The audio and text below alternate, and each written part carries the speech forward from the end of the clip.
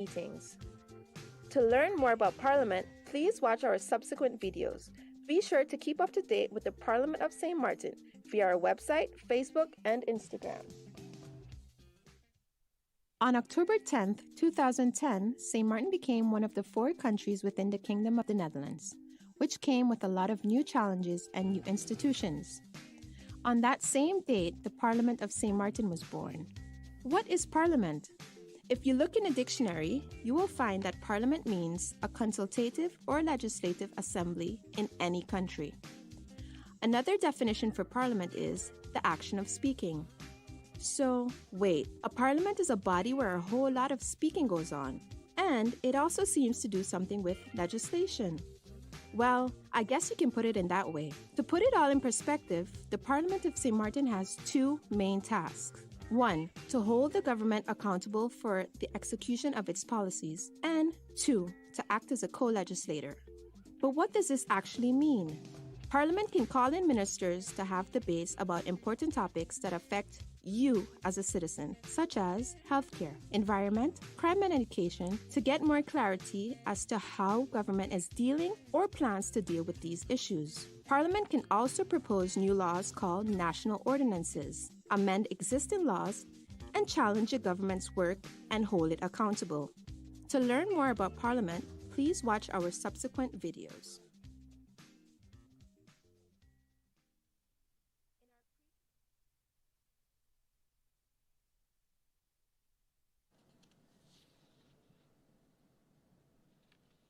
Good evening and welcome back to the 2024 parliamentary election results and coverage here from the House of Parliament. I'm Ronnie Busby, and we are awaiting the results from some of the polling stations. As you've heard from the main voting bureau chairlady, that there are some tabulations taking place right now, and as soon as we receive them, we will pass them on to you, and hopefully that will be in a few minutes and not too long from now. We know people are very anxious about getting the results, and so we are busy working on getting those numbers to you. During this evening, what you're gonna see very great slides and videos that will show the total votes cast per party. You're going to also see the votes cast per individual candidates and the overall performance per polling stations, among other slides, as you can see right now. So it will be a very interactive evening, hopefully a very engaging evening, and we have put together a very competent team of panelists who will also support us tonight with information, and we're going to hear from them in just a few. Mackie? Yes, I also want to indicate that we are aware that some viewers are trying to access this stream via YouTube. We are currently working on that, but please do encourage your friends, family, and loved ones to tune in to the stream via Facebook. It is active on the government's Facebook page, so if you are watching, please encourage others to follow this. Now, as Ronnie mentioned, we have a very engaging evening planned for everyone. I want to echo the sentiments of Ms. Tackling of the Central Voting Bureau. What is happening in this building right now is a full-on production. You see Ronnie and I here, but there are many people supporting us. We have the team of the Department of Communications. We also have the team of Parliament. We are sitting in the House of Parliament, so we thank them greatly for facilitating us this evening. Additionally, in the building, we have the members of the Central Voting Bureau. They are receiving the results from the individual polling stations. They're tabulating and reviewing the votes information made available to them, and then they're supplying us with that information so that we can make it available to you. Now, of course, we are definitely here to hear about the results of today's elections, but we're also here to have a conversation about the democracy that is St. Martin in light of this election process. So to help us further expand these discussions, we have some really fantastic persons to help us engage with you about this information. So if I may start to my right, we have Mr. Chris Johnson. He is no stranger to St. Martin. Though a son of the soil of Saba, he is a former Island Council member, both on St. Martin as well as in the, just on Saba, rather. However, he has been on St. Martin for some time, always engaged. Wait, do I have to turn this on? Yeah. It's not working for me? Yes.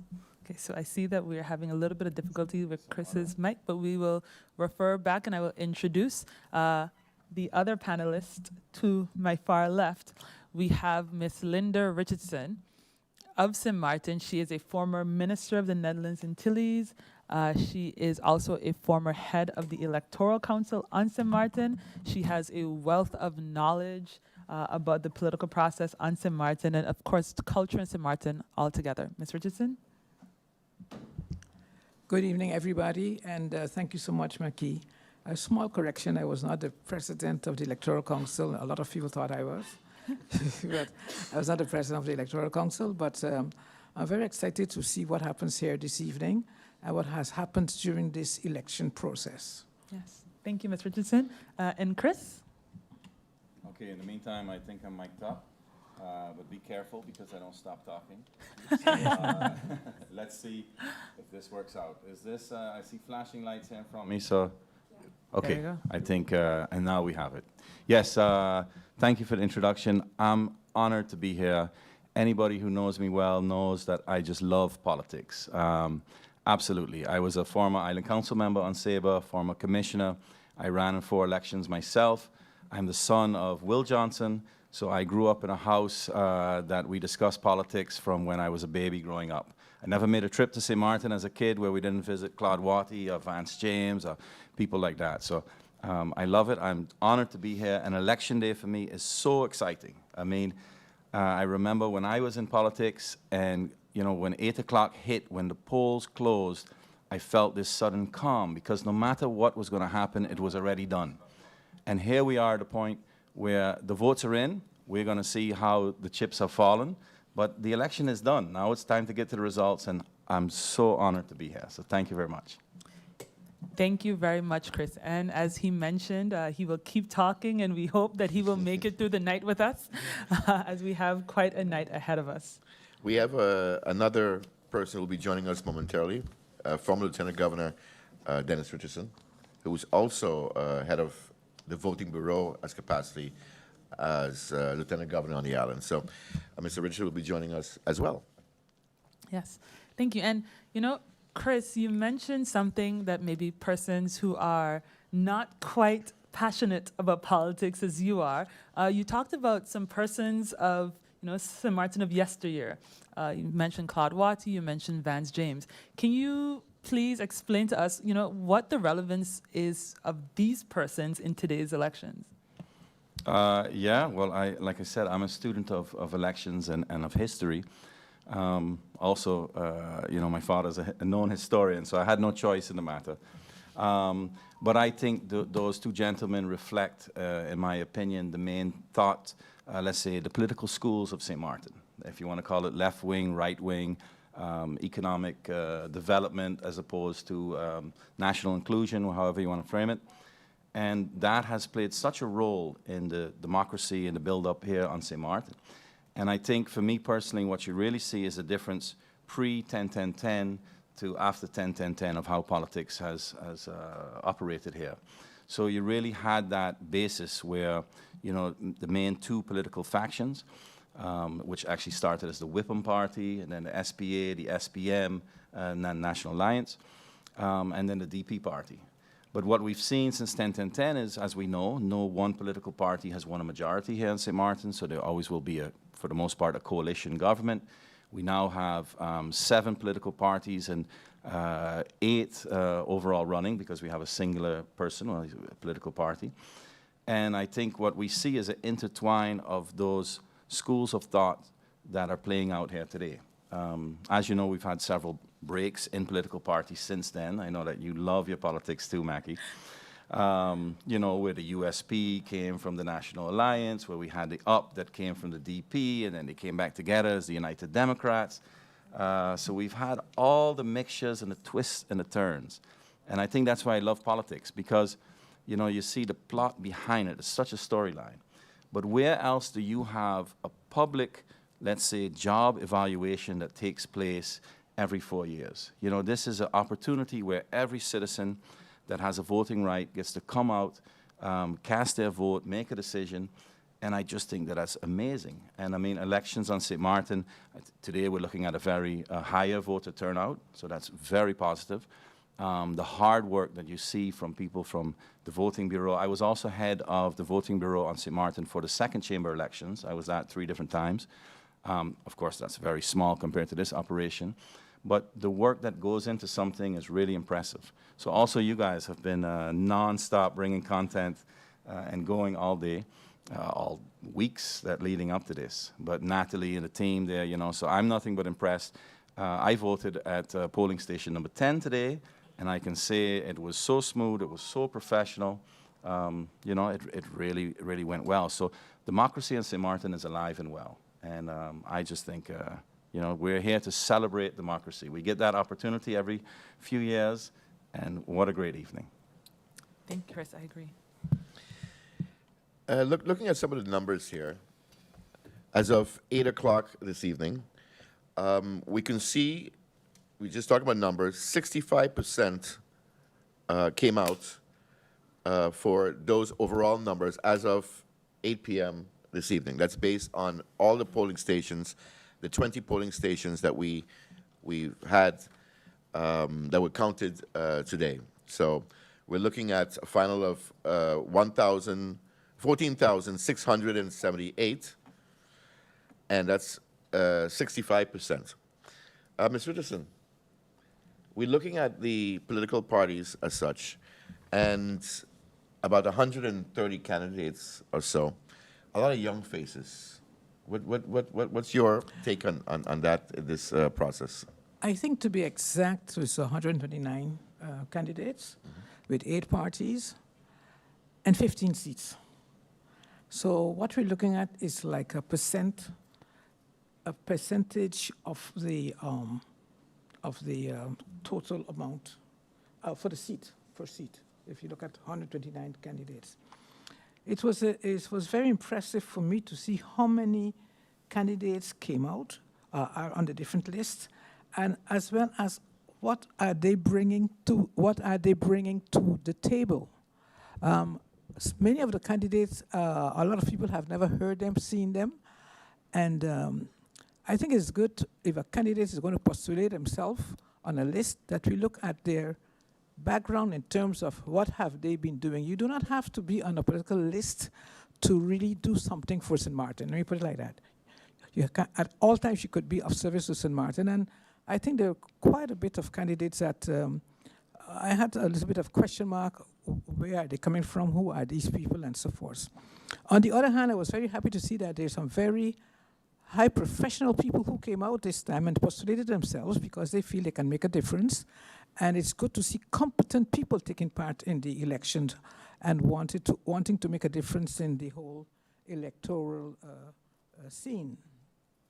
I also think that normally when a political party go and get registered, and I'm going to talk here a bit as in my capacity as former electoral council member, the idea of establishing an electoral council at the time was to ensure that you have parties running, not individuals. And a party is an association that has members, and it has to be a living something, not only during the time of election. And I would like to see much more of that happening, that you have really parties. I do not want to use the word ideology here too much because often people don't really understand that, but it should have some kind of vision or some kind of a direction on where they want to take this country, each party. And so in looking at the candidates and look at the party, I think the first thing one has to do, I think someone said it here today, indeed, look first at the party, see what it stands for, and then you pick a good, competent candidate on that party. We can no longer be in the age of you're going to vote for someone because they are your cousin, because they are your brother and sister, but they are incompetent.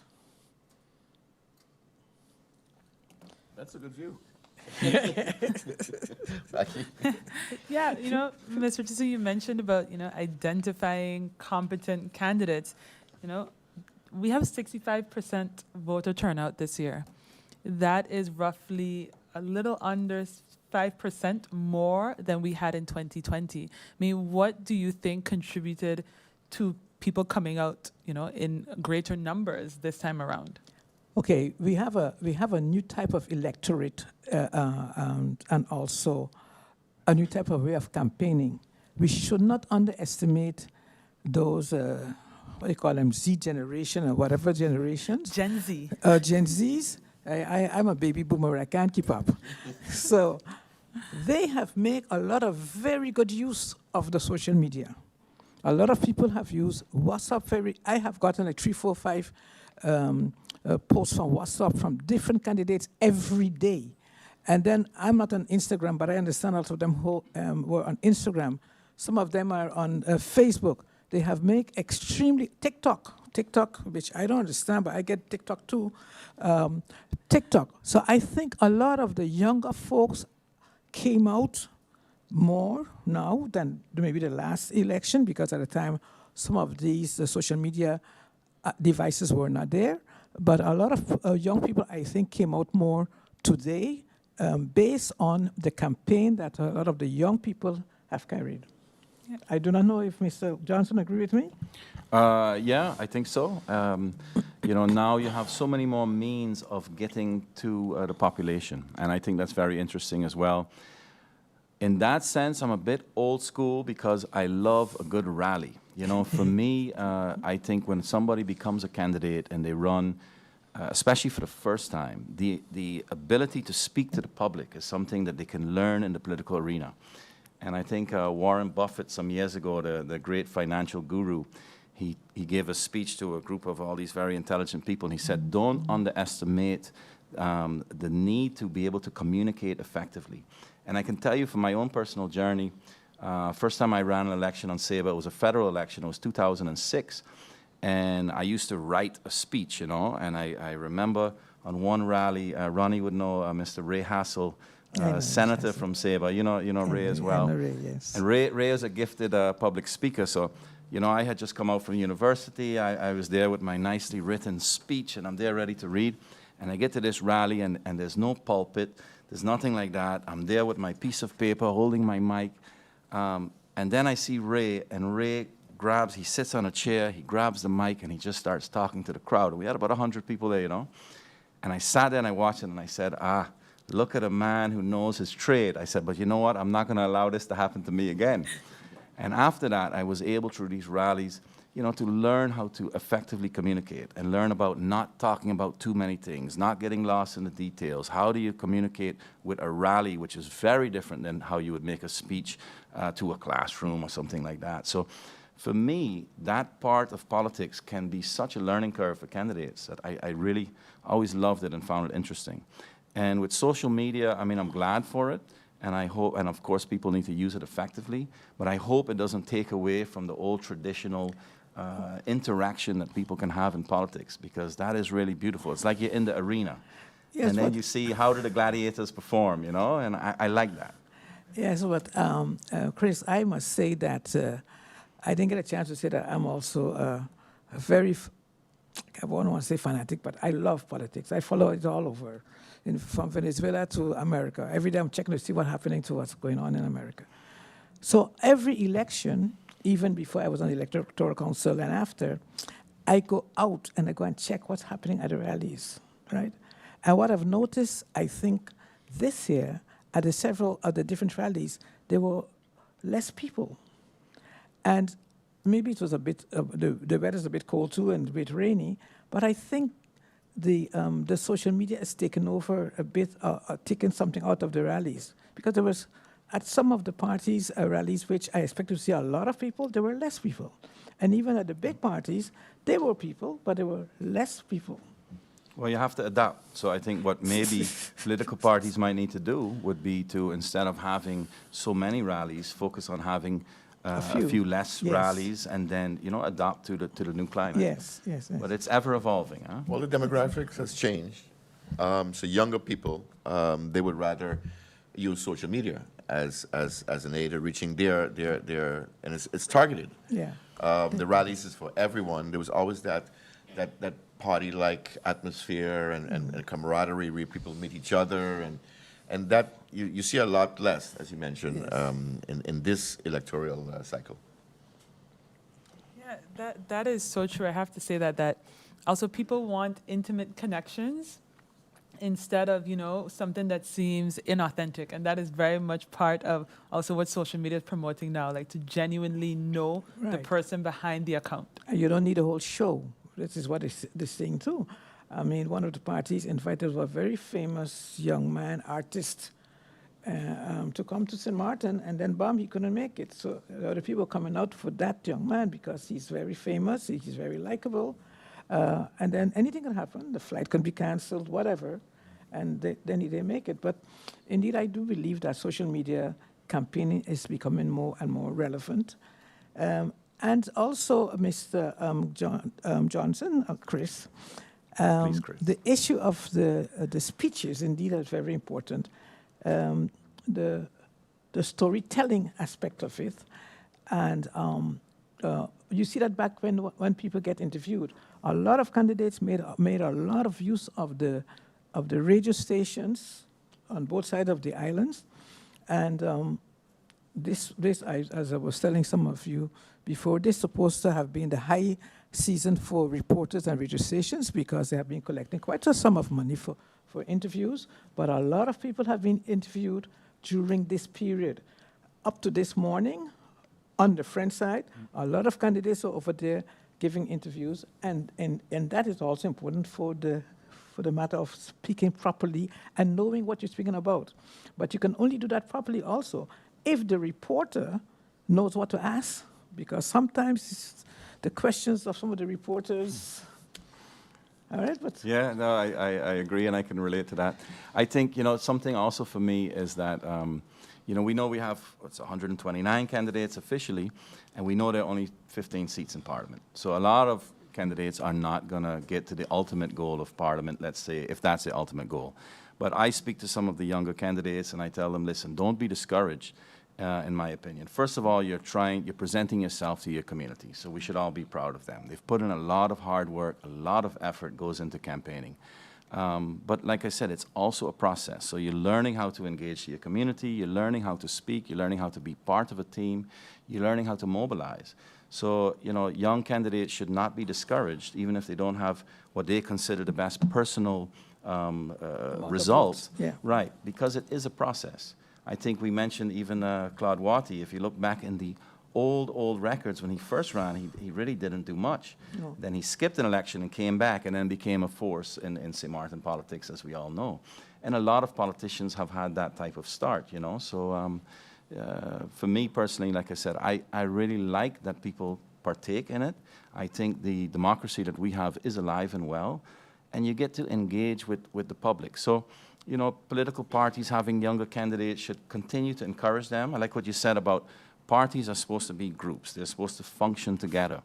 So I hope that tonight, especially when results come in, that maybe some candidates might be elated with results, but maybe some will say, it's not what I expected.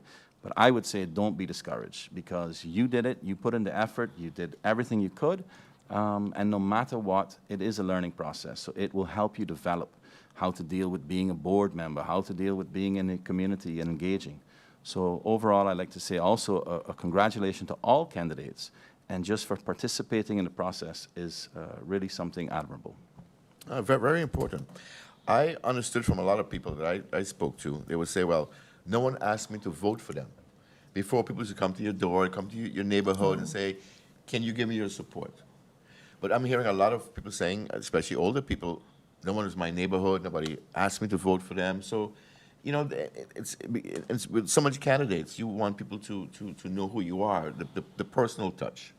And I would have thought that too many candidates would have been overrunning the people's doorsteps because there's so many candidates. But Chris, I like what you say, because I am certain that some of the candidates will have a little depression after tomorrow. So I like the hope that you're giving them.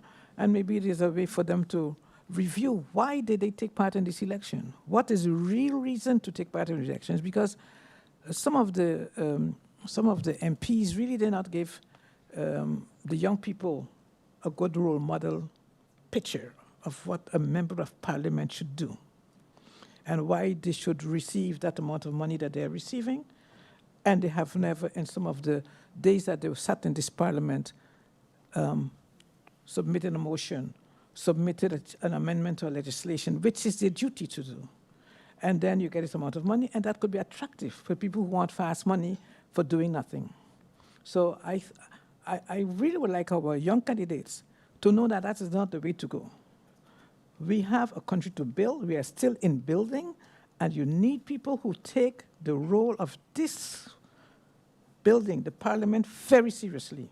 And that is passing legislation and controlling the government to ensure that the government follows the policies and the laws that should be enacted.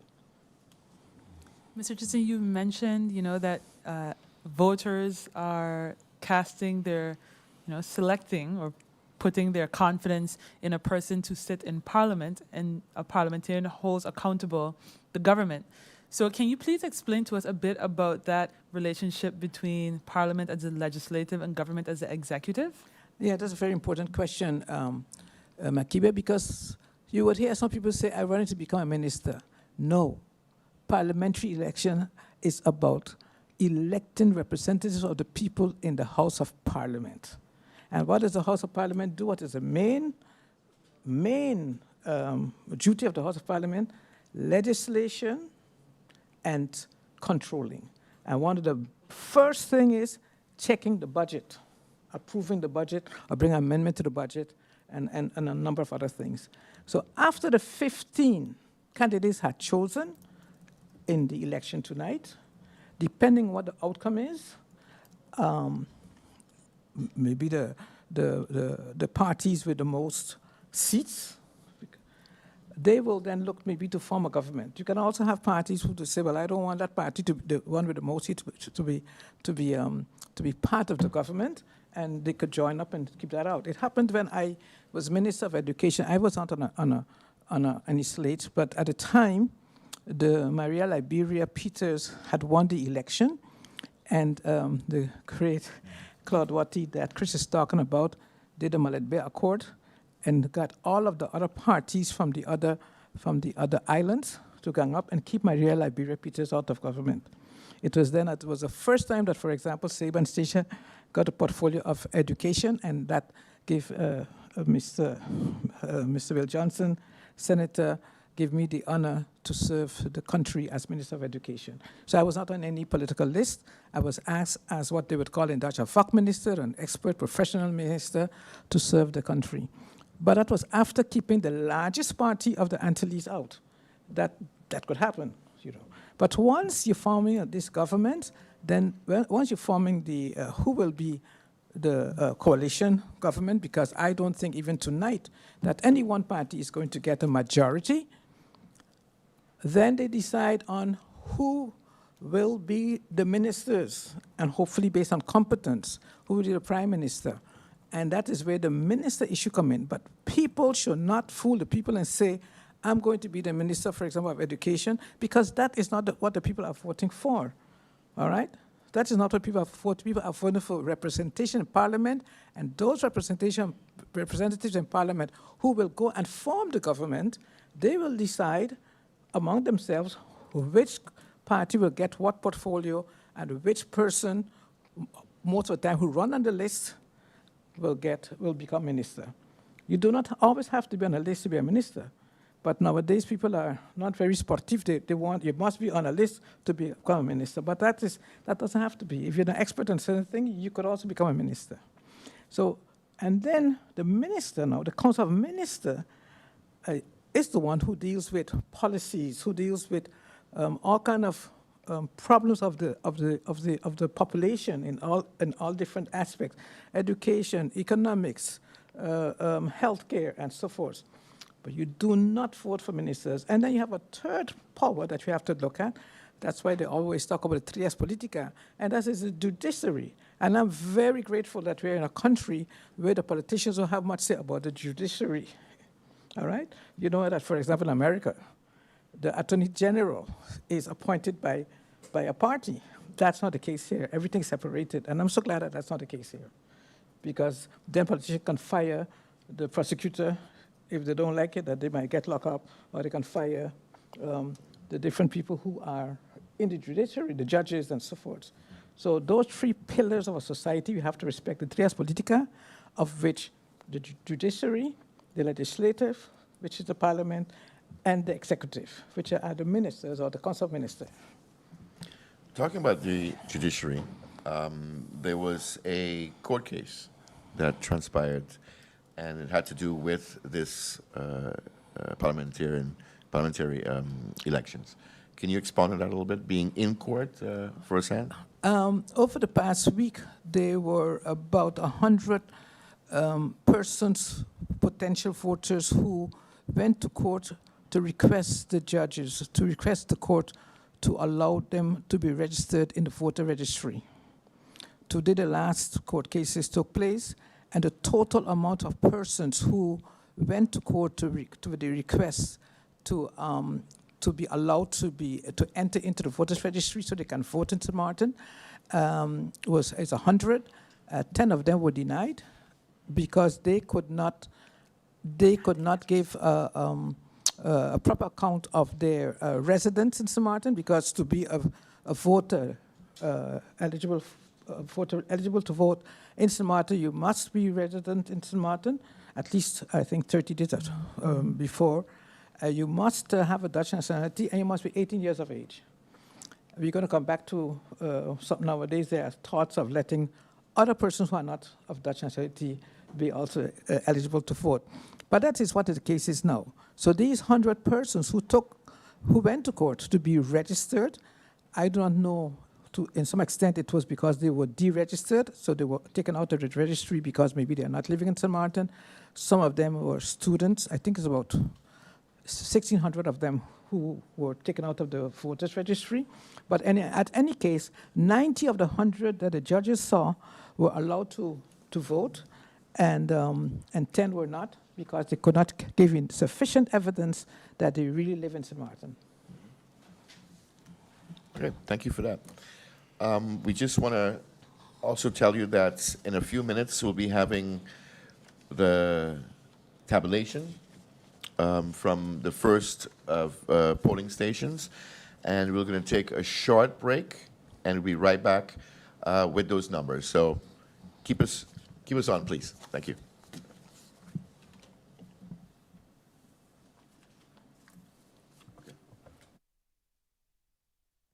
What are the eligible voting numbers? The total eligible voters numbers for 2024 are 22,553 voters. In a technical, legal sense, who can vote? Technical. It's every Dutch person that is registered in the basic administration before the 23rd of October 2023. However, the technical part is when they become 18 on January 11, 2024. So to make it simple, is if everyone that was born before January 11, 2006, and they are Dutch and they are registered, they will be able to vote. Who cannot vote? Please explain why. Okay, there's the ordinance where it mentions who is excluded from the registry. I think it's Article 3 of the Electoral Ordinance by court decision. So it has to do with a decision of the judge to remove you from the voting registry. Can persons with permanent residency also vote? No. The law is very clear on this point. It is that you have to have the Dutch nationality. That means that you naturalize, that's possible, or you were born Dutch.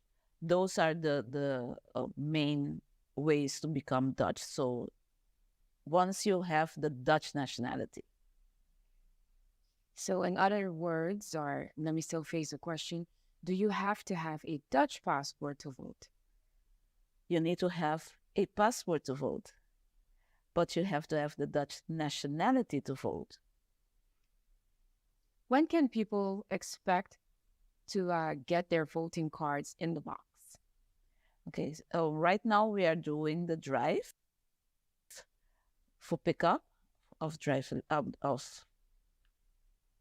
voting cards, and we are expecting to give those voting cards on December 4th to the post office of St. Martin, and they will deliver the cards.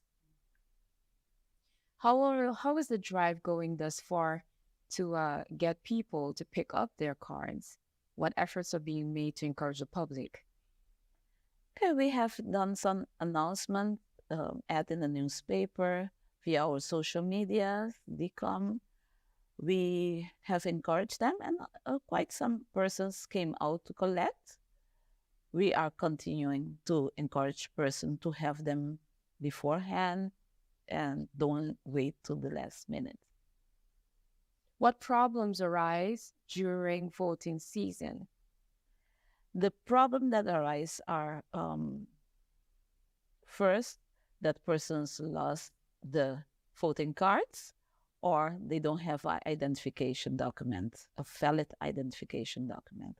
Those are the main problems that we see every time with election. We want to avoid those things. So for that also, we have walk-ins days for ID card on Saturdays. So please come and renew your ID card to have a valid document for the election day. Depending on this issue, situation, for example, wrong name, no voting card, voter off registry, etc., how long does it take to solve? To solve, each situation is different, so it depends on the situation. We have persons that they didn't receive the voting card, but what was the issue? Maybe they was not on the correct address, so the voting card went to the previous address, what they have in the system. So that can be remedied. We cannot change the voting location for them, so the polling station will remain on the last address that they have in the civil registry. However, we can print a duplicate if you didn't receive it. So that is a process, but a short few minutes process that we can do. We don't encourage a lot of persons to do that, so that's why the pickup of voting card is very important.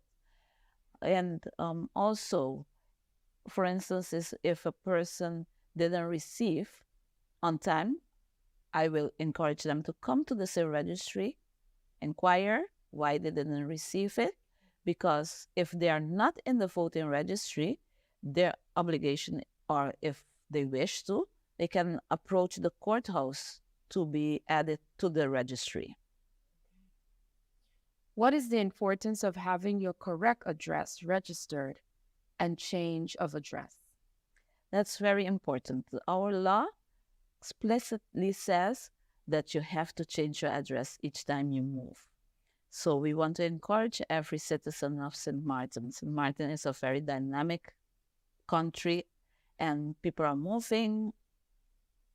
I encourage them to come and change their address as fast as possible, as soon as possible, because that will help not only the civil registry, but all entities within government to send you letters or any notification on the correct address. Number of the population, St. Martin. Right now, St. Martin has 57,062 persons registered up to this morning. And to mention, we did this, the government of St. Martin did the census household count, and there's still a gap. So we are still working and asking persons. We are sending the letters of whereabouts just to verify, are you still on the island, yes or no? And if so, please, if you receive the letter, to come to our department and just inform us that you are there. We might ask for a landlord form to just check if that's the correct address. We will update your information, remove the note that we have in the system that we sent you the letter, and then you can come and receive every other document that you need. But if you don't react, after the 4 weeks that we have by law, we will send you a second letter. That second letter gives us another 4 weeks. If you don't react, we will remove you from our system. And you might say, hey, but I was here. Why did you remove me? But you didn't react. Okay. What are eligible voters? Can you give a breakdown of the number of this or for these numbers? Well, what we have is per district. Don't forget, we have 20 districts. However, 2 of the districts are districts that are pure for persons that are on a particular address, like the prison and the St. Martin home.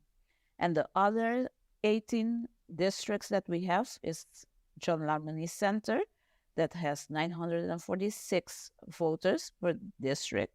The Sunday School has 1,389 persons. St. Martin Senior Recreation Center, that's Hope Estate, that's district number 3. That's 1,445 persons.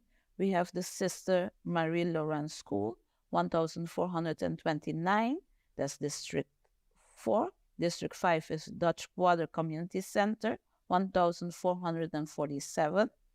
We have District 6 is MPC, Milton Peters College, and that we have 1,419.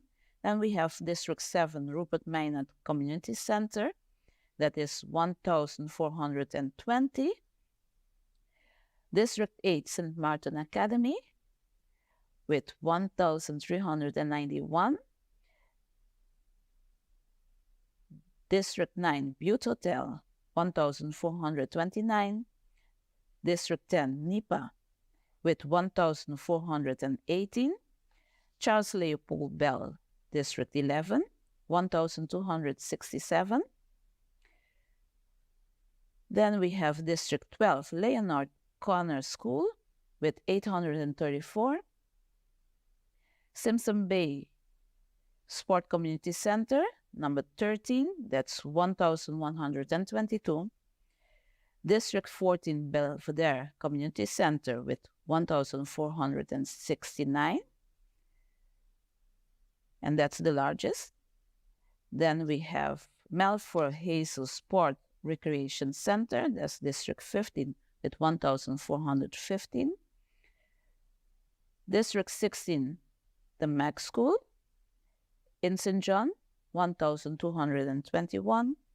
We have Dutch Quarter Community Help Desk, District 17, with 480. Seventh-day Adventist School, that's number 18, with 914. So that, with the other 2, will sum to the 22,553 eligible voters. How do you know if you are registered and can vote, but do not get a card? Okay, I think that to start with, if that question can come more if someone just naturalized. For instance, we had certain naturalization ceremony from the governor lately. So if you know that you got the Dutch nationality just before the 23rd of October, that means that you are part of it. If you just came to St. Martin to live and it was during the October time, and you know that you registered before the 23rd of October, you will be in the registry.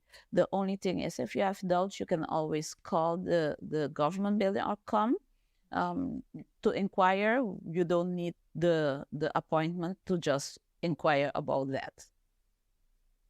What other vital stats are there at the civil registry? Quite some stats we have. To start with, we have the stats of how much births we have per day, month, year. We have stats about how much debt we have. We have stats about marriage, children, how much children on the island. We have how much senior citizens on the island. So officially from our department to other department, we do give a lot of stats, information to give them or help them with their own execution of certain project that they have. Police community centers or community officers, they do ask us, for instance, how much person in this particular area. We can give them a count of the persons, and that's where, again, a good updated system comes in place. If we have persons doing the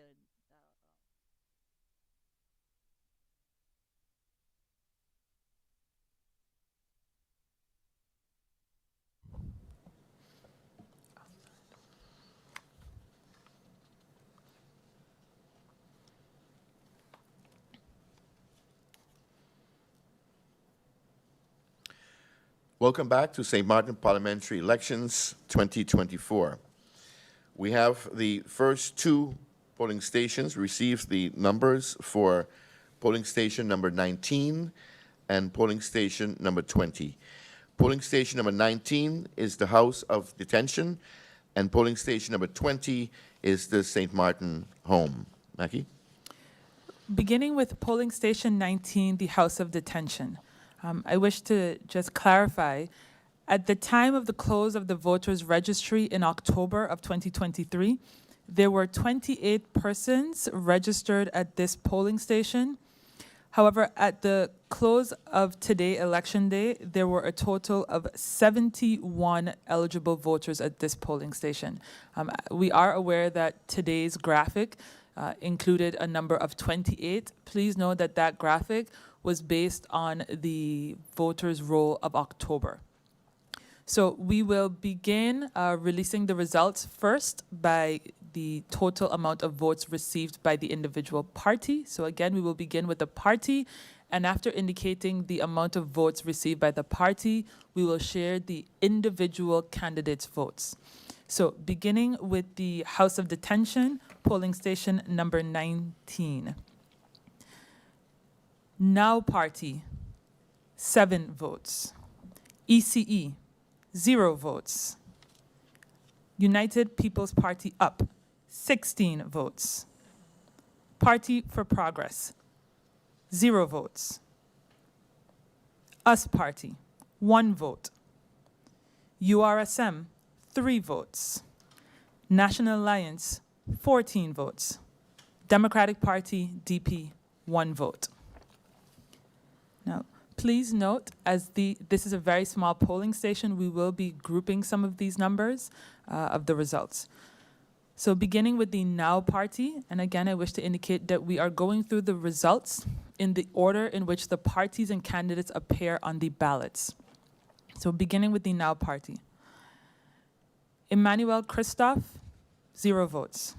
Boncamper Claudius, 5 votes. Carly Naila, 0 votes. Mingret Kevin, 1 vote.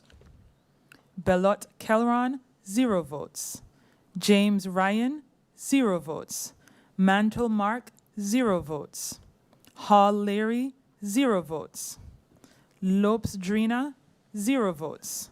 Lewis Linden, 1 vote. And as we previously indicated, as we will be grouping the votes for these candidates at this polling station, candidates 11 through 21, there were 0 votes. So again, candidates 11 through 21 on the Now Party received 0 votes. So for the Now Party, the total number of votes at polling station number 19 was 7 votes. ECE, candidate Wigley Nigel, 0 votes. We move now to the Party for Progress. As previously indicated, there were 0 votes for this party at the House of Detention.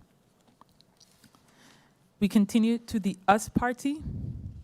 Candidates 1 through 10 all received 0 votes. Candidate 11, Wilson Gromyko, received 1 vote. The US Party, 1 vote at the House of Detention. URSM, Marcelina Luke, 0 votes. Waver Christopher, 0 votes. Janssen Webster Veronica, 0 votes. Martina Herbert, 1 vote. Roseburg Shamira, 2 votes. All other candidates, 6 through 19 of the URSM, received 0 votes. Again, URSM, 3 votes at the House of Detention. We go now to the National Alliance. Jacob Silveria, 0 votes. Doran Egbert, 12 votes. Arian Artwell, 0 votes. Marlon Cloyd, 1 vote. Samuel Rudolph, 0 votes. Pompier Charlin, 0 votes. Richardson Anna, 1 vote. All other candidates, 8 through 23 for the National Alliance, received 0 votes at this polling station. With that, the National Alliance received 14 votes at the House of Detention. We move to the Democratic Party. All but 1 candidate received 1 vote. So candidates 1 through 21 received 0 votes. Candidate 22, Flanders Patricia, received 1 vote. Candidate Richardson Action received 0 votes. So at the House of Detention, there was a total of 1 vote for the Democratic Party. Oh, and the UP Party, my apologies. Candidate Bryson R, 0 votes. Candidate Otley, number 2, 12 votes. Candidate Leonard Tamara, 0 votes. Candidate Mingo Mark, 1 vote. Candidate number 5 through 7 all received 0 votes. That includes candidate Bijlani, Arundel, and Brownville, 0 votes. Candidate number 8, Hedenveen Y, 1 vote. Candidate number 9, Peterson S, 0 votes. Candidate Supriana C, 1 vote. Candidate Chatelier J, 0 votes. Candidate Patrick R, 0 votes. Candidate Hilaire S, 0 votes. Candidate Brown C, 0 votes. Candidate Maida A, 0 votes. Candidate Blair K, 0 votes. Candidate Ramirez Abel, 0 votes. Candidate Wilson W, 1 vote. Candidate Patrick F, 0 votes. Candidate Chase E, 0 votes. Candidate Winkler, 0 votes. Candidate Hodge I, 0 votes. And candidate La Cruz, 0 votes. The total number of votes received by the UP Party at the House of Detention was 16 votes. And with that, we have shared the results of polling station number 19, the House of Detention. Please note, at the House of Detention, a total of 42 votes were cast at this polling station. Thank you, Mackie. We now go on to polling station number 20, which is the St. Martin home. Again, at the closing of the registry in the year 2023, the eligible voters were 70. As of the closing of the registry today, the total 68 eligible voters. Polling station number 20, 40 votes were cast. We now go over to the numbers for the individual parties as per that polling station number 20. For the Now Party, 2 votes. For the ECE Party, 0 votes. For the UP Party, 2 votes. For the PFP, 1 vote. For the US Party, US Party, 2 votes. For the USRM Party, 4 votes. For the NA party, 15 votes. And for the Democratic Party, DP party, 15 votes. Now we go on to the individual candidate numbers in that particular polling station, which is polling station number 20, St. Martin Home. Christophe Emmanuel, 1 vote. Kevin Mingret, 1 vote.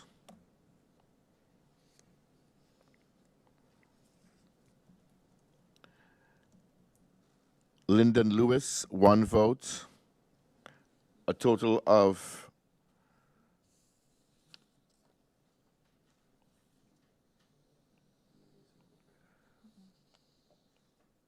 no, let's go over that again.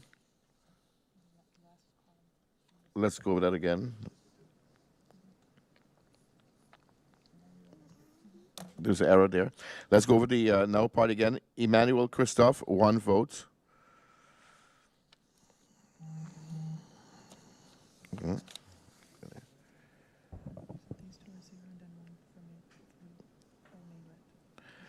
Kevin Mingret, 1 vote. And the total number for the Now Party, 2 votes. Once again, the St. Martin Home, 2 votes. 1 for Christopher Emmanuel and 1 for Kevin Mingret.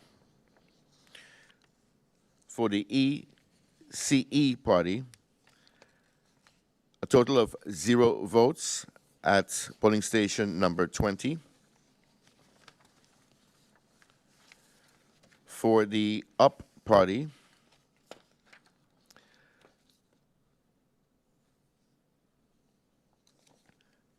T. Leonard, 1 vote.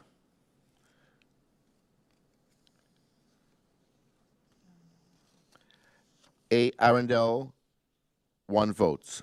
Total of 2 votes for the UP party. We now go to the individuals on the PFP list.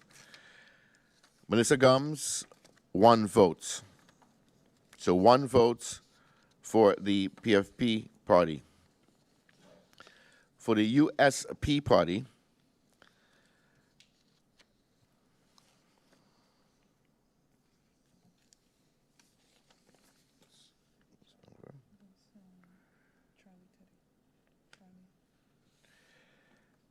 Charlie Teddy, 1 vote, and 1 vote for Gromiko Wilson. So a total of 2 votes for the USP party at polling station number 20.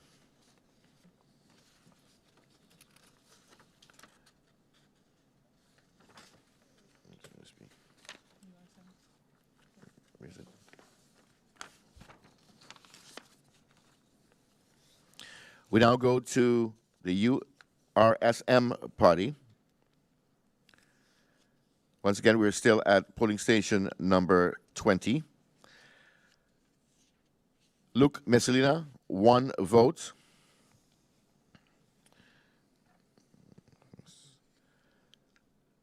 Semira Rosenberg,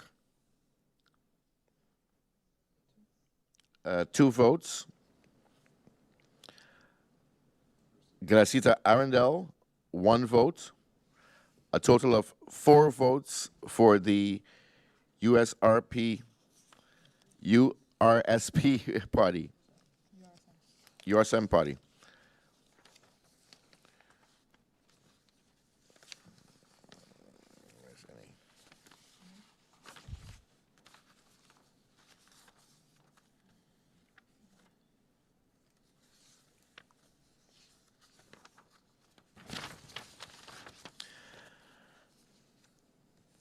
For the NA party, Silveira Jacobs, 5 votes. Albert Duran, 2 votes.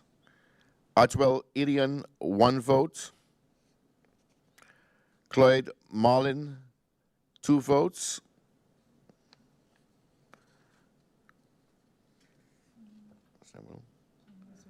Rudolph Samuel, 1 vote.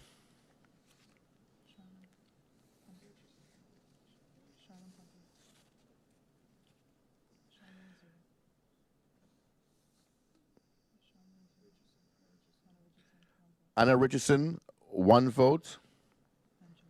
Angelique Rumo, 1 vote. Del York, 2 votes.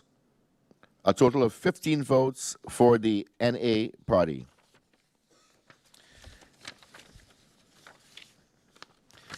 For the DP party, Sarah Westcott Williams, 12 votes.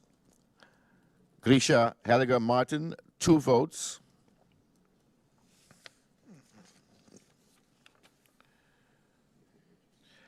David Richardson, 1 vote. A total of 15 votes for the DP party at the St. Martin home, which is polling station number 20.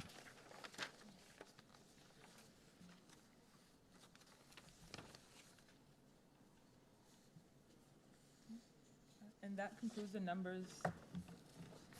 And that concludes the numbers for polling station number 20, the St. Martin home. So at polling station number 20, again, the Now party received 2 votes. ECE received 0 votes. UP party received 2 votes. PFP received 1 vote. US party 2 votes. URSM 4 votes. National Alliance 15 votes. And DP 15 votes. Now, that is a total of 83 votes cast between the 2 polling stations, polling station number 19 and polling station number 20. Now, I have a question for the gentleman who has just joined our panel, former Lieutenant Governor, Mr. Dennis Richardson. Good evening. Now, Gezag, we were previously discussing, youth engagement. So, for example, the St. Martin home is largely for senior citizens, many who are unable to care for themselves. How can some of the newer parties and the newer candidates engage with those persons to get the vote? Because we see that it is still a bit of a stronghold for some of the, I guess, more seasoned parties such as DP and NA. Well, in the first place, it is at the very early stage of the voting, and with a very limited amount of votes cast. We're talking about, in total, I believe, 82 at max. And you really can't draw no firm conclusions from that as yet. But if the division, so as you mentioned, over the parties, DP and National Alliance, is an indication that they have a stronger pull on the elderly than the other younger parties. Well, there could be many reasons for it. Could be reasons for that. The other parties did not invest enough time and effort into that electoral group. That is a possibility. It could be that the younger parties members are not known to the elderly in that group, as far as that is concerned. That would not go for the prison in principle, but I think the main reason here would be where the attention of the newer parties, was focused on. I think that would have an effect here as far as the division is concerned, between new parties and the more seasoned parties who have a long experience in campaigning in all groups as far as we are concerned. That would be my impression for now. Yeah, maybe just to add, I think what Gezag said is very true. And we see this every election, that the 2 first polling stations coming in are very small. So it's hard to draw real conclusions from there. It's like having the appetizer before the main course.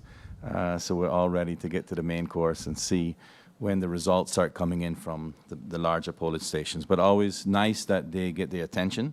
Again, a sign of good democracy on St. Martin that both of these polling stations receive the attention and that you have a good turnout as well there. So yeah, I think for myself, like I said, it's hard to draw any real conclusions, but it's still very good to see the participation in both of those places.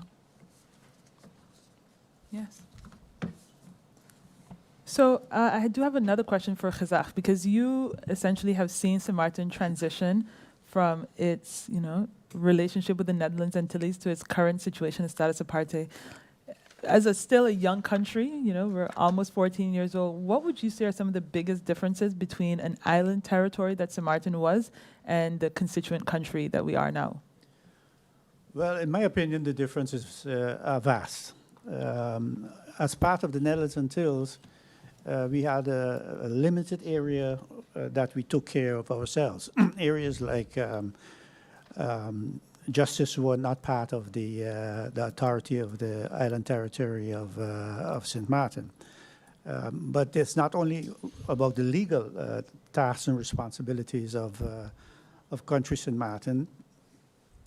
In fact, apart from the legal tasks like justice, the responsibilities of St. Maarten has now full-blown into total responsibility as a country. In that sense, we have to deal with everything that normally we probably might not have dealt with if we were part of the Netherlands Antilles, because the country was then the Netherlands Antilles, and they had total responsibility for all the areas that were part of the Netherlands Antilles. We have total responsibility now for St. Maarten, and that means that it's a different ball game altogether as far as I'm concerned. Yeah. So we just got notification that we do have some polling numbers that just came in from polling stations. We will take a brief break so that we can bring those numbers to you. On October 10th, 2010, St. Maarten became one of the 4 countries within the Kingdom of the Netherlands, which came with a lot of new challenges and new institutions. On that same date, the Parliament of St. Maarten was born. What is Parliament? If you look in a dictionary, you will find that Parliament means a consultative or legislative assembly in any country. Another definition for Parliament is the action of speaking. So, wait, a parliament is a body where a whole lot of speaking goes on, and it also seems to do something with legislation. Well, I guess you can put it in that way. To put it all in perspective, the Parliament of St. Maarten has 2 main tasks. 1, to hold the government accountable for the execution of its policies, and 2, to act as a co-legislator. But what does this actually mean?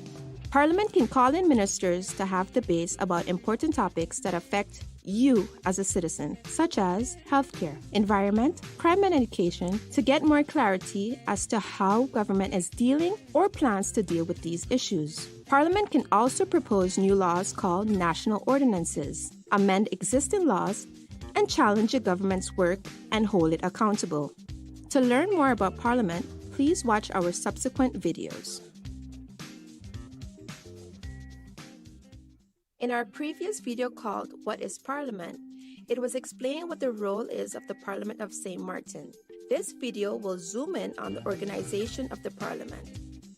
How many members does the Parliament have? The Parliament of St. Maarten currently has 15 members. This is regulated in our Constitution. However, in case the population increases, the number of members can also increase to 17 at first, then 19, and ultimately 21. What is the role of the President and Vice Presidents? The Parliament elects its President and Vice Presidents from among its members. The President and Vice President form the Presidium. The Presidium meets regularly to supervise the work of the Secretariat. It is the job of the President of Parliament to keep order in the House of Parliament during meetings. One of the President's tasks is to represent the Parliament on the island and internationally. The Vice Presidents replace the President when he or she is unavailable. How do members of Parliament get the job done? Members of Parliament are supported by the Secretariat of Parliament. The Secretariat is under the leadership of the Secretary-General, who is appointed by Parliament. The tasks of the Secretariat include the registration and distribution of documents, live streaming and recording of meetings, public relations and protocol activities, events planning, facility management, legal advice, and budget management. The staff of the Secretariat is impartial and independent. Members of Parliament who belong to the same faction can also hire faction staff to assist and support them from a political perspective. Do political parties have a role to play in Parliament? Members of Parliament that belong to the same political party are called a faction. Each faction has a leader. The faction leaders meeting consists of leaders of the different factions. In this forum, political matters are discussed before they are handled in a public meeting. The faction leaders meeting is chaired by the President of Parliament. To learn more about Parliament, please watch our subsequent videos. Be sure to keep up to date with the Parliament of St. Martin via our website, Facebook, and Instagram. In our previous videos, several topics related to Parliament were highlighted. This video will zoom in on the work method of Parliament. How does Parliament actually work? For Parliament to get its work done, it holds several types of meetings: public meetings, central committee meetings, and committee meetings. Laws called national ordinances, amendments, and motions can only be voted on and accepted or rejected in public meetings. The same goes for advices concerning the composition of permanent and ad hoc committees, appointment of members of the High Councils of States, such as the Ombudsman and General Audit Chamber, and the appointment of members of other bodies, such as the Monument Council, etc. Central committee meetings and committee meetings are intended to investigate, discuss, and debate topics in depth and at length before they are brought to the public meeting for final decision-making. It is for this reason that, contrary to public meetings, there is no maximum speaking time. In almost every meeting, the rules of order of Parliament are mentioned. But what are they? Our Constitution stipulates that the Parliament establishes its rules of order for its meetings. Rules of order are guidelines for Parliament about how meetings should be called and conducted, who is allowed to speak and when a meeting can start, what the tasks are of the President and Vice Presidents, when and how motions and amendments can be presented, how to vote, etc. Only Parliament is bound to its own rules of order. But why don't meetings always start at the scheduled time? For public meetings, there have to be at least 8 members signed in on the attendance list in order for a meeting to start. This is called the quorum. For central committee meetings, this is the same unless there are third parties, for example, ministers, invited to the meeting. Are all meetings accessible to the public? Public meetings of Parliament are accessible to the public, unless it's a closed-door meeting. A closed-door meeting can only be held if the President deems it necessary, or at the request of at least 4 members if it's a public meeting. In case of a committee or central committee meeting, the request can come from a member of the committee or a minister. What does immunity entail? All members of Parliament, ministers, and other persons that participate in meetings of Parliament cannot be persecuted or held liable for that which they have said in these meetings, or what they have provided in writing in these meetings. To learn more about Parliament, please watch our subsequent videos. Be sure to keep up to date with the Parliament of St. Martin via our website, Facebook, and Instagram. In our first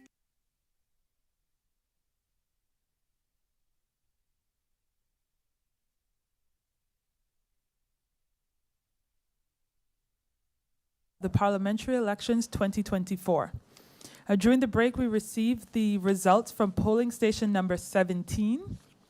Polling station number 17 is the Dutch Quarter Community Help Desk. At polling station number 17, there was a total eligible voter number of 480 voters. So again, there were 480 eligible voters at this polling station.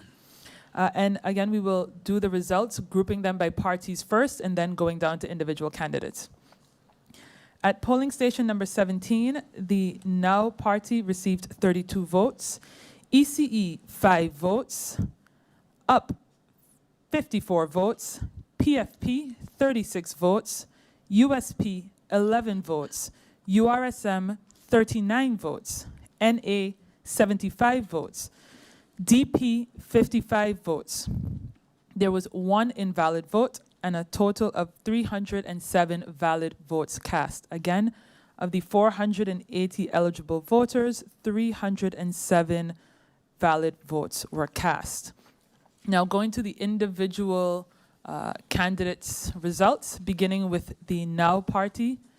Emmanuel Christoph, 9 votes. Bonkamper Claudius, 1 vote.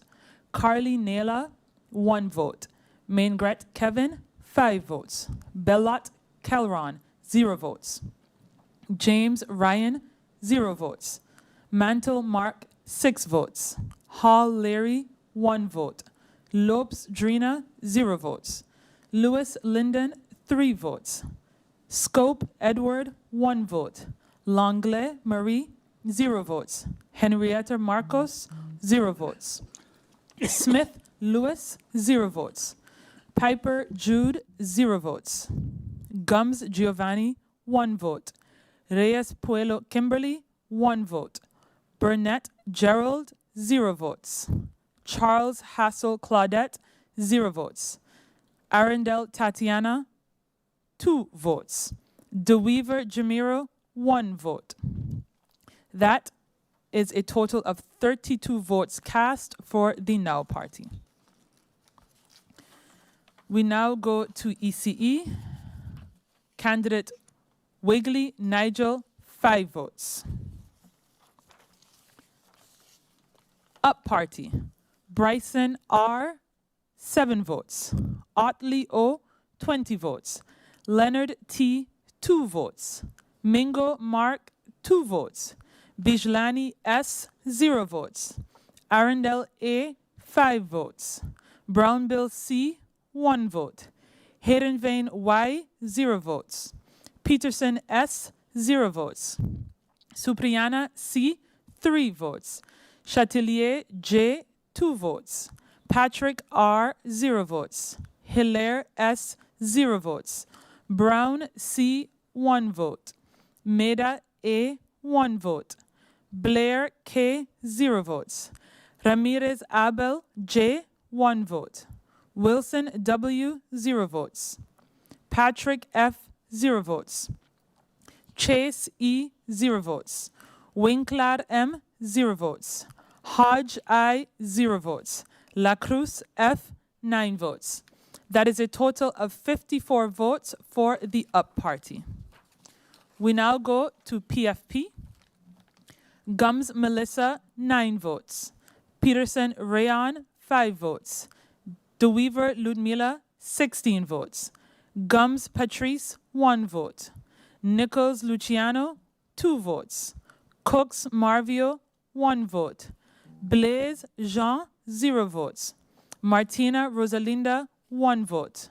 Hodge Marlon, 0 votes. Solomon David, 1 vote. That is a total of 36 votes for PFP. We move now to the US Party. Gordon Carty Pamela, 1 vote. Nicholas Cecil, 1 vote. Boston Addison, 2 votes. Flanders Elvis, 0 vote. Jeffers Jean-Luc, 0 votes. Wilson Martin, 0 votes. Williams Oliver, 0 votes. Charlie Teddy, 1 vote. Thomas Curtis, 1 vote. Thomas Charles, 1 vote. Wilson Gromiko, 4 votes.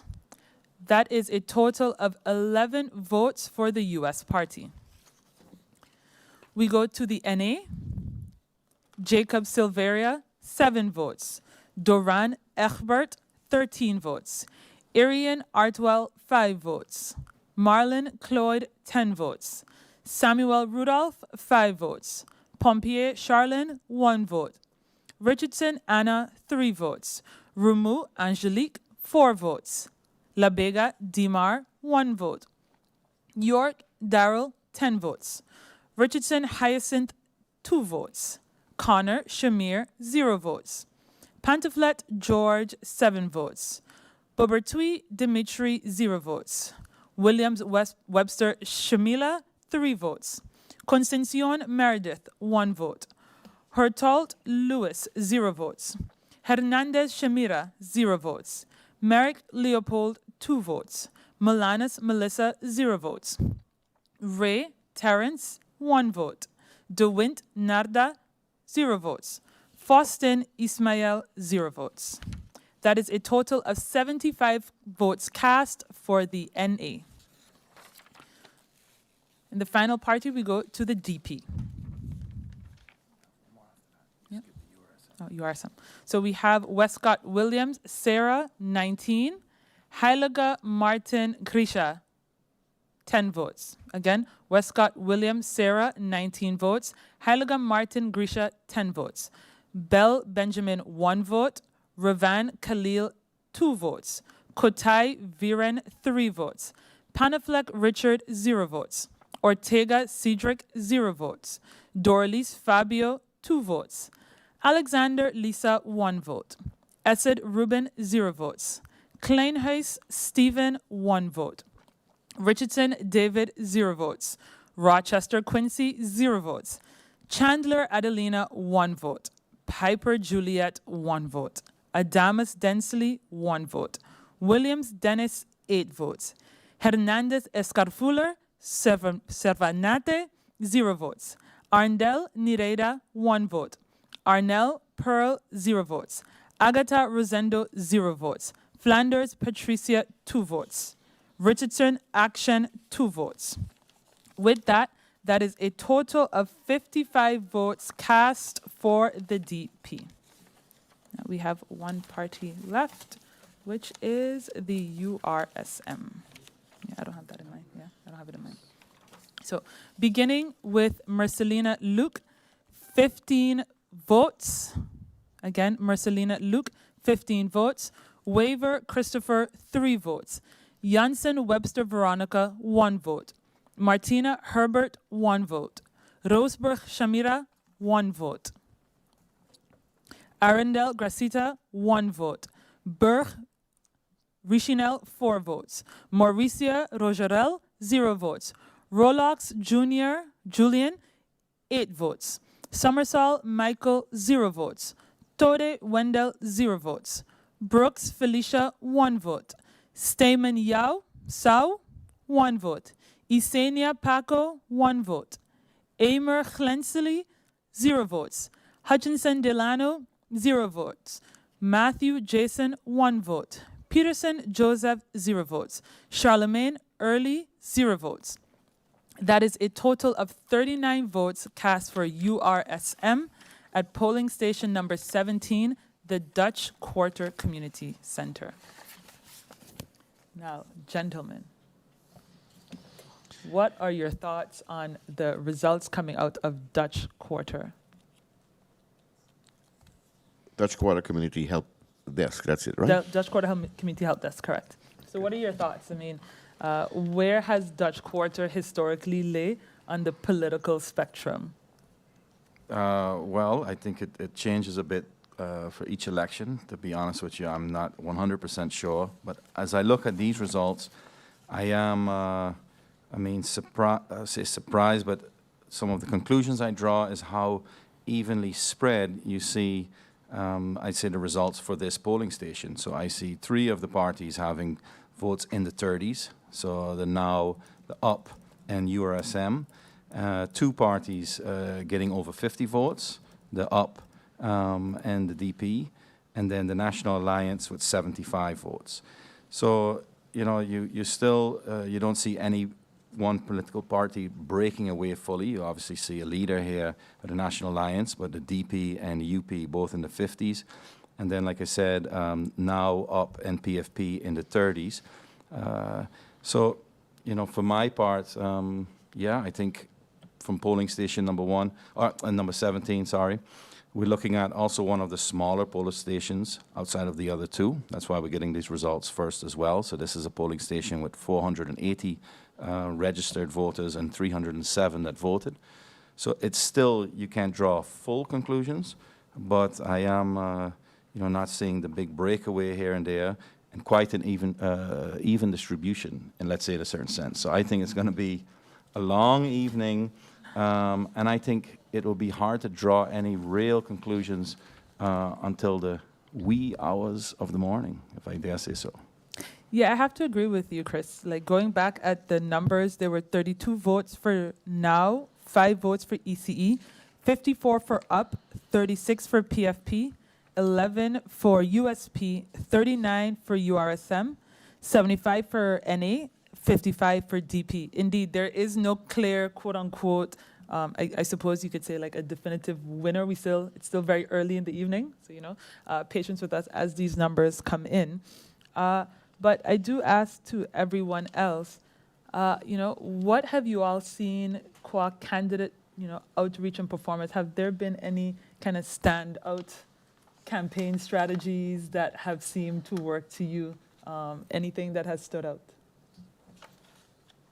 Well, I think you're seeing that there's more results that are coming in, so I'm very excited to see what those are. I think one of the questions was the DP, coming with a full slate of candidates, like we said, the DP with its history that it's had in St. Martin, and then going through some of the last elections, coming back as the UD, before in between, and now being back, let's say. So the question was, how will the old guard of the DP do? So for me, a standout to see 55 votes for the DP on polling station number 17. I'm impressed by that right off the bat.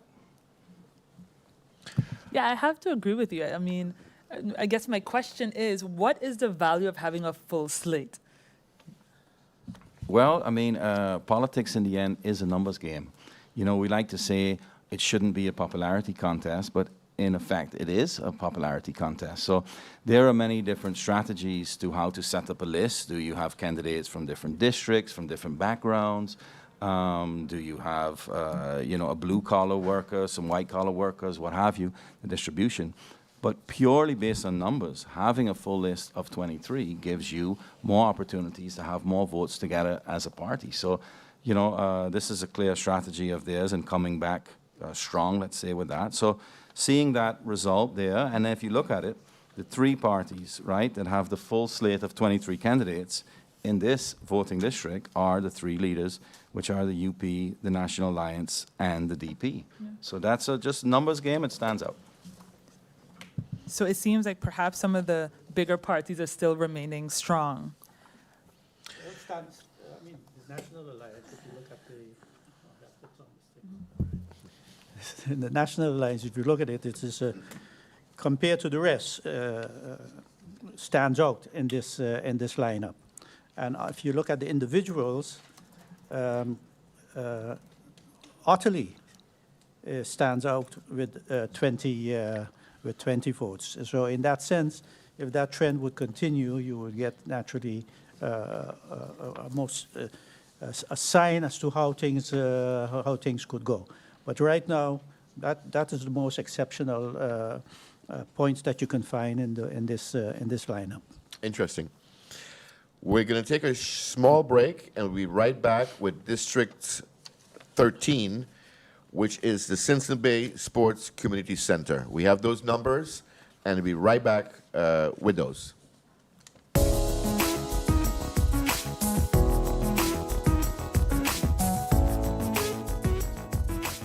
Can you explain the organizational structure of Parliament of St. Martin?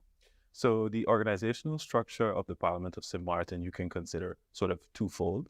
You have the President of Parliament, who is the head of the Presidium. And normally in the Presidium, you have one acting president, vice president, or 2 vice presidents. It depends. And then on the other side, you have the Secretary General, who is the head of the Secretariat, or in Dutch, you use the word Griffie.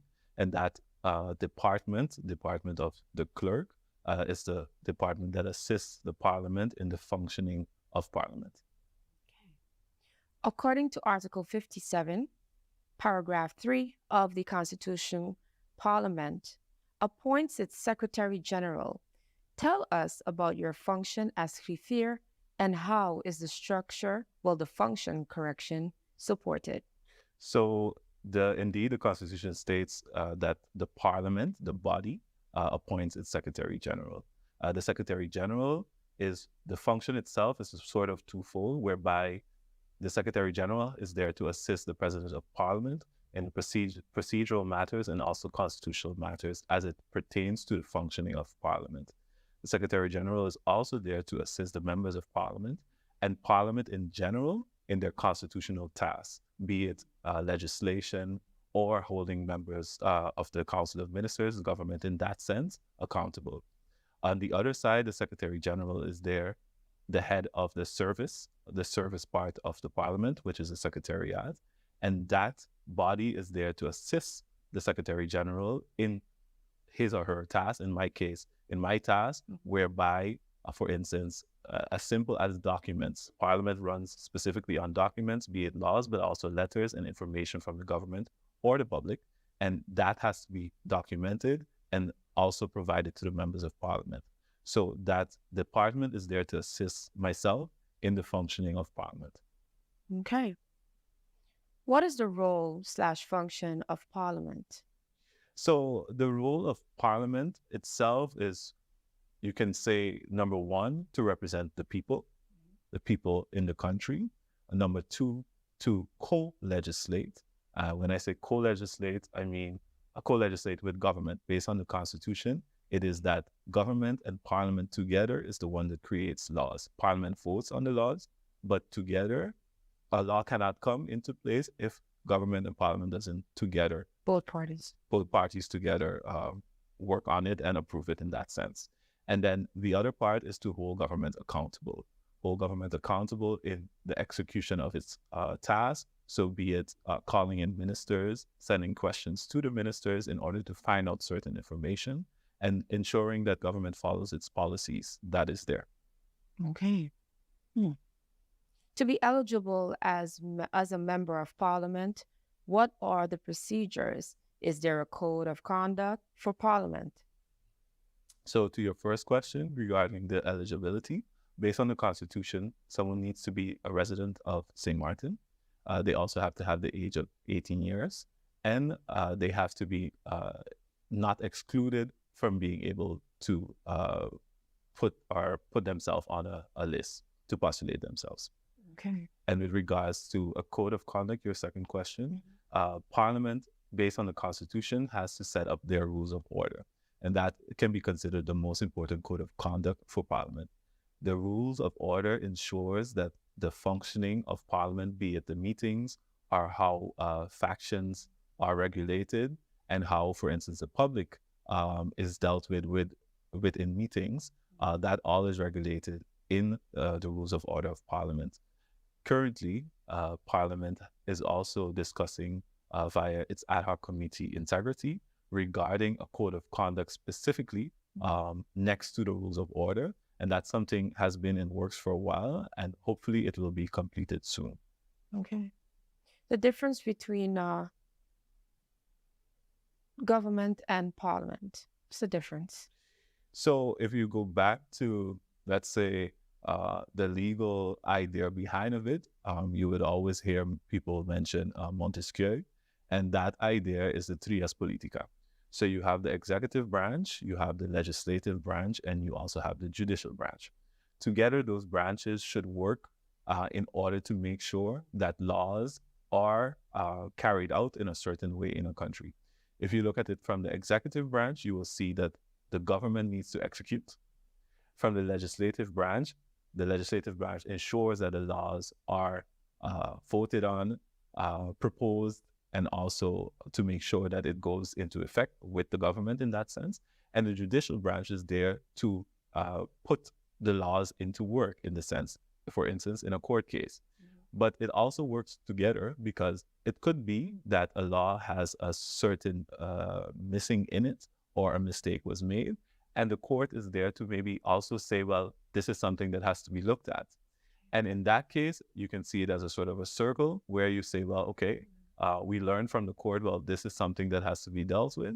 And then the government or Parliament can then propose a law to make certain adjustments if necessary.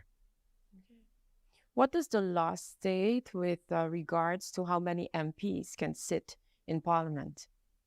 Yes, so the Constitution of St. Martin stipulates that a Parliament consists of 15 members.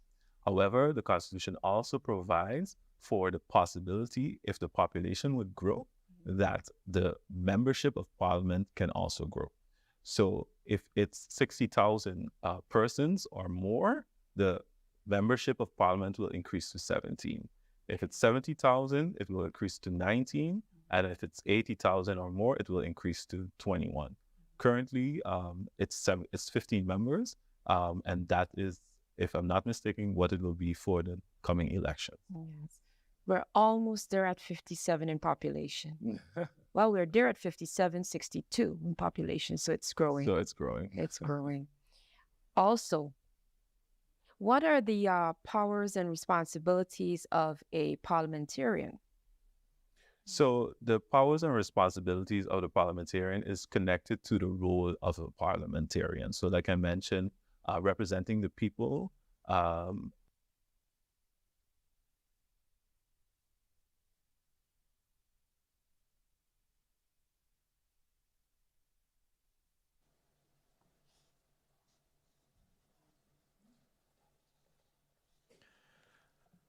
Welcome back to the parliamentary elections for 2024 here in St. Martin.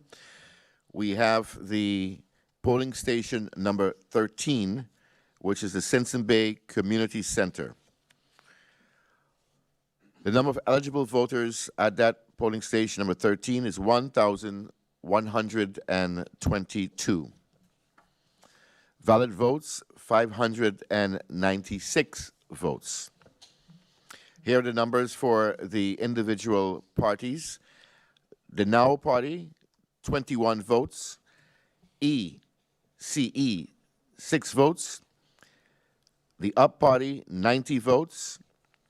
PFP, 179 votes. USP, 14 votes. URSM, 126 votes. NA, 77 votes. And the DP, 83 votes. There was one invalid vote. So that's polling station number 13 with the total amount of eligible voters, 1,122. We now go on to the individuals. For the Now Party, Emmanuel Christophe, 2 votes. Claudius Boncampa Claudius, 3 votes. Kati Naila, 0 votes. Kevin Mingret, 4 votes. Bellat Kelron, 1 vote. James Ryan, 1 vote. Mantle Mark, 0. Hall Leary, 0. Lopes Drina, 0. Lewis Linden, 8. Scope Edward, 0. Langlaise Marie, 0. Henrietta Marcos, 0. Smith Lewis, 0. Piper Jude, 1. Gums Giovanni, 1. Reyes Pueblo Kimberly, 0. Burnett Gerald, 0. Charles Claudette, 0. Arundel Tatiana, 0.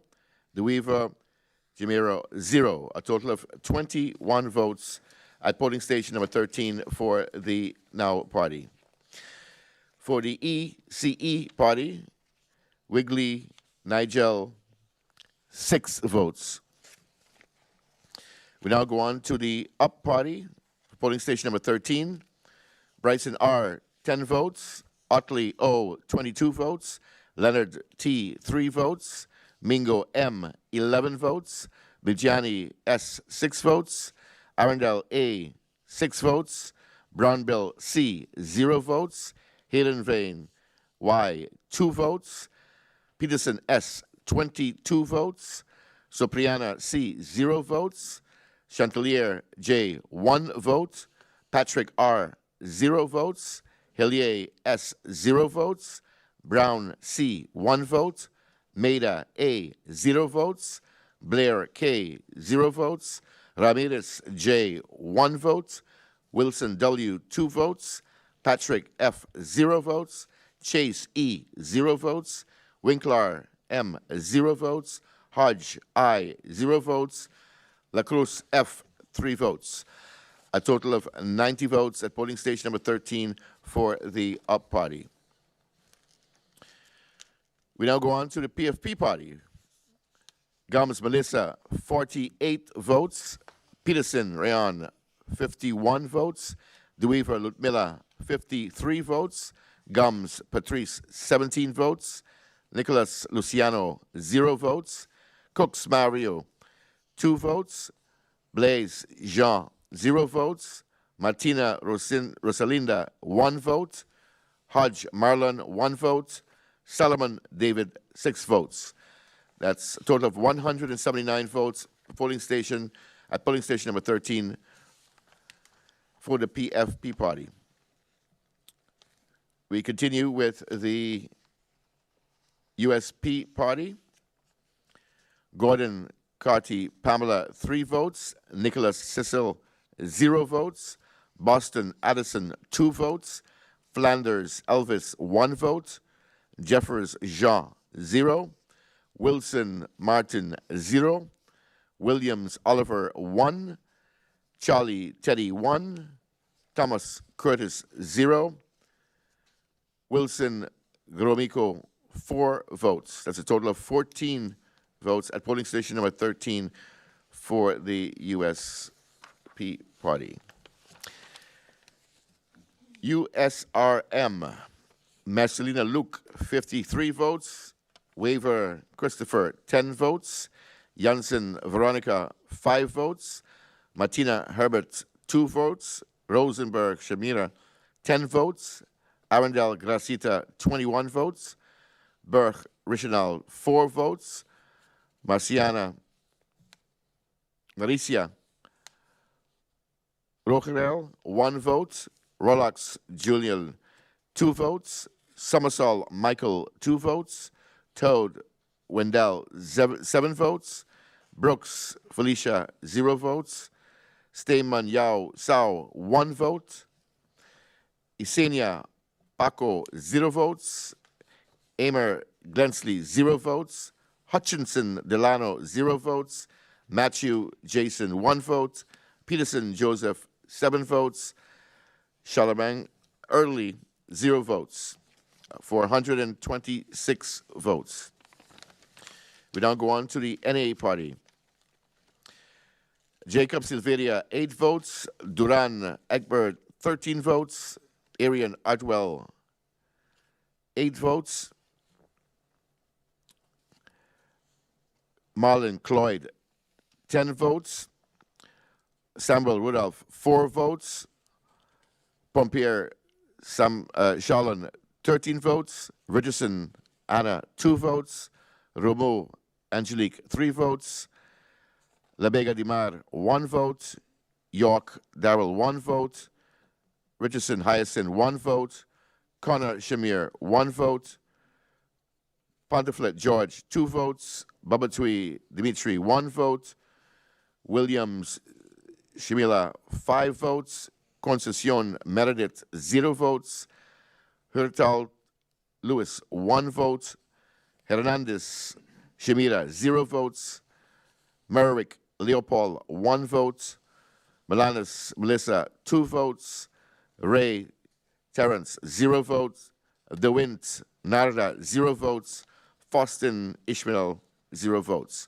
For a total of 77 votes at polling station number 13 for the NA party. And we now go to the DP party. Westcott Williams, Sarah, 33 votes. Halliger Martin Grisha, 19 votes. Bell Benjamin, 0 votes. Revan Khalil, 5 votes. Kotai Verin, 8 votes. Pontefract Richard, 0 votes. Ortega Cedric, 0 votes. Doralis Fabio, 0 votes. Alexander Lisa, 1 vote. Asset Ruben, 1 vote. Kleinhuis Stefan, 0 votes. Richardson David, 1 vote. Rochester Quincy, 3 votes. Chandler Adelina, 4 votes. Piper Juliet, 2 votes. Adamus Densley, 5 votes. Williams Dennis, 1 vote. Hernandez Cervante, 0 votes. Arndell Neriada, 0 votes. Arnell Pearl, 0 votes. Agata Rosendo, 0 votes. Flanders Patricia, 0 votes. Richardson Akin, 0 votes. For a total of 83 votes at polling station number 13 And there we have it for polling station number 13, which is the Simpson Bay Community Center. So indeed, so from a total eligible of 1,122 votes, a number of 596 votes were cast in the Simpson Bay Community Center. This polling station represents much of Simpson Bay, as well as voters in Maho, Lowlands, Kupakoi, everything in that direction. So we have back with us Ms. Richardson. Ms. Richardson, what are your thoughts on the results coming out of polling station number 13, Simpson Bay Community Center? Actually, I think this is one of the very interesting results, because here you will see, for example, that the Party for Progress, with only, I think, 11 candidates on their list, has doubled the amount of votes in comparison to some of the existing parties, traditional parties with 20 or 21 candidates on the list. So I think here the PFP has performed very well. I've seen that the leader has done well as the first three candidates on that party. Did extremely well. The other party that did very interestingly well was the party of the Dr. Benchilina, who did. Personally, he did also well. He's now leading most of the other leaders also. And that party did very well. They come in like second, 126 votes. And I think that is also interesting to see how those votes are divided in the Simpson Bay area. And then we got the up. The up here has outvoted, for example, both the DP and the National Alliance. So I think it's going to be very interesting. It would be good to see at this point in time what is the total amount of votes that have been cast so far, and see if we could start to develop any kind of conclusion. On the other hand, we know that, for example, in the Simpson Bay, and we know that Rehan Peterson of the Party for Progress, that's one of his stomping grounds. But we've also seen now that Ludmila de Wever, she did also extremely well down in Simpson Bay. And I thought I would have seen a better performance of, for example, Gracita Arundel, because that's a place that she has also been her stomping ground, but she has not done as well as I would have expected. But I think it's time to get very interesting, the manner in which this voting is taking place. Something don't really surprise me, but some others did. I did not expect the Party for Progress to shoot up like that at this point in time. Yes, indeed. I must say we have a little bit of a historical look. You mentioned from the Party for Progress, Mr. Rajan Peterson, number 2 on the Party for Progress. In 2020, he also did relatively well in that polling station in that area, also? correct? Yes. So indeed, some candidates are relatively consistent. Yes. Their stomping ground remains their stomping ground. And at that time, don't forget, the Party for Progress had the headquarters in Simpson Bay area also, down that side. Now they have also a headquarters at the entrance of Guana Bay.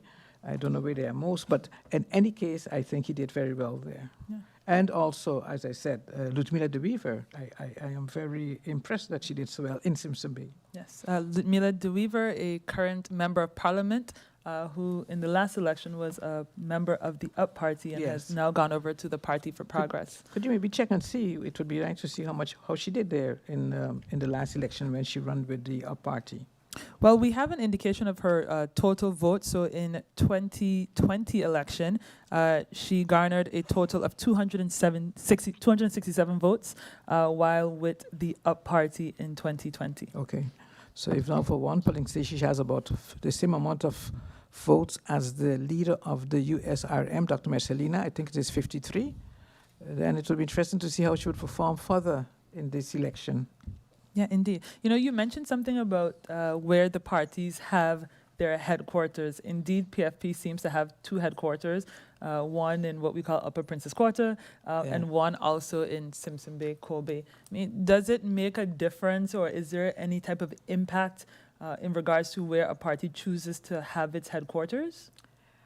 I am not certain because in the case of Rehan does not only have a headquarters. He has a business down there. That's his stomping ground, that area. The entrance to Guana Bay, where is the other headquarters, I'm not certain if they have so much attraction. So you might have to look at what happens at the polling stations in that area, which would be the Hope Estate. Yes, in the Sucker Garden area. In the Sucker Garden area, or I don't know, the Sundial School area. So we'd have to look and see how they are performing in those areas also. Yes, just for the viewers to know, in that geographic area, kind of the entrance to Guana Bay heading into Sucker Garden, the polling stations in that area would be, I suppose, Melford Hazel Sports and Recreational Center. That is on Soaliga Boulevard. Additionally, you have the St. Martin Senior Citizens Recreational Center. That's in Hope Estate. Yes. And indeed, Sundial to a certain extent at the head of town. Yes. So we have to look and see if that had any effect. But don't forget that the Weaver families also are really political tigers, that we put like that, who will be all over. Yeah. So it'd be great. It'd be great to see the numbers just now, because I'm looking at the numbers for the Up Party. And specifically the number 1 and number 2 candidates. If you look at polling station number 17 and number 13, where the number 2 candidate got more votes than the number 1 candidate, Mr. Bryson, both in polling station 13 and 17. Mr. Otley did very well, as opposed to the numbers for the leader of the party there. So we hope to have those numbers soon, so we can make some comparisons here and get a deeper look based on the polling stations that we have counted so far, which is House of Detention, polling station number 19, polling station number 20, St. Martin Home, polling station number 17, the Dutch Quarter Community Help Desk, and the recent one, polling station number 13, the Simpson Bay Community Center.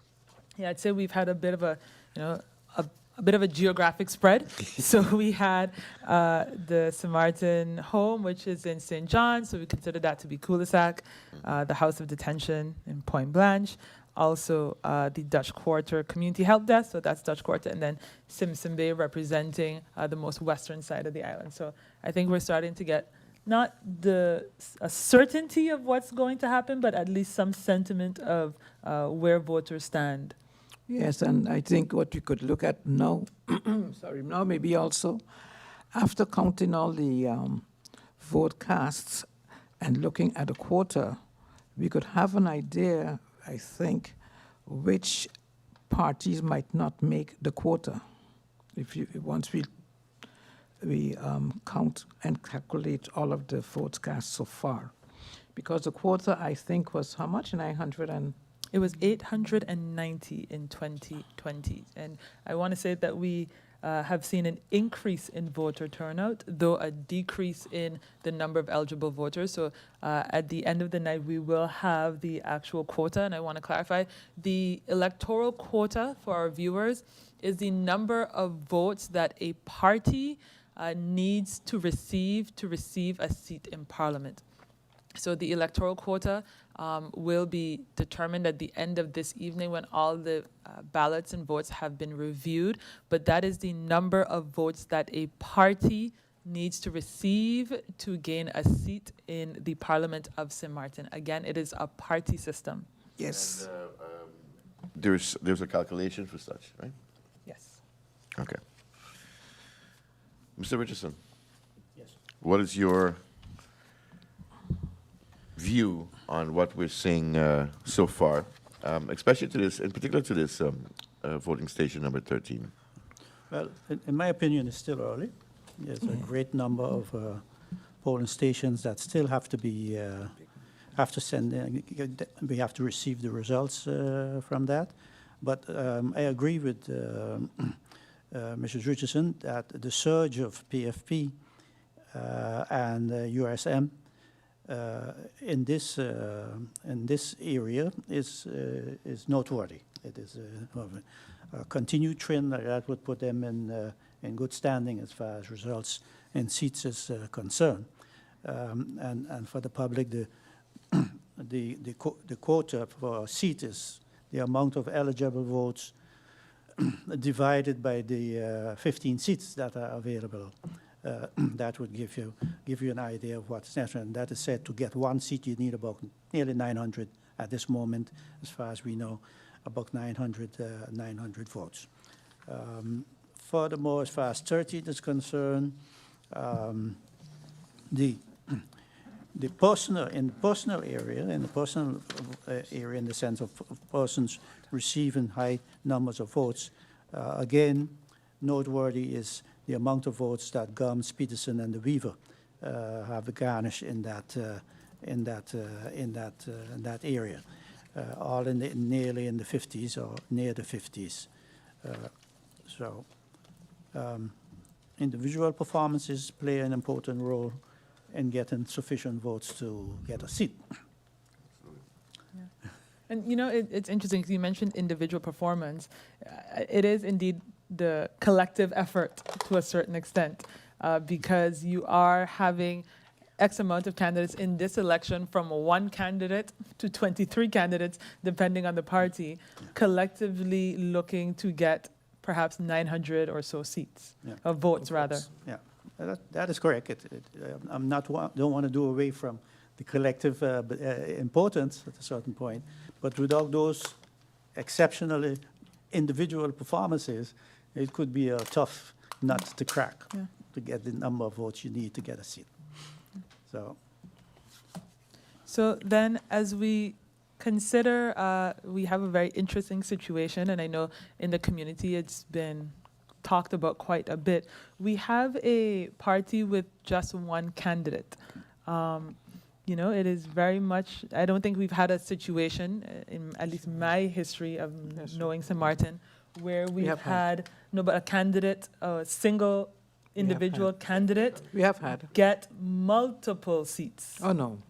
Yes, so I know a lot of people have asked the question. We don't have a historical precedence for it, but we have had situations, and Ms. Richardson is already speaking about that, to candidates on, individual candidate and one-man party, we call them. Yeah, that was at the time Mr. Mock, I do not remember his party. Mr. Priest as well, I believe. And Mr. Priest as well, but Mr. Mock, Jacinta Mock, and as a matter of fact, he did well.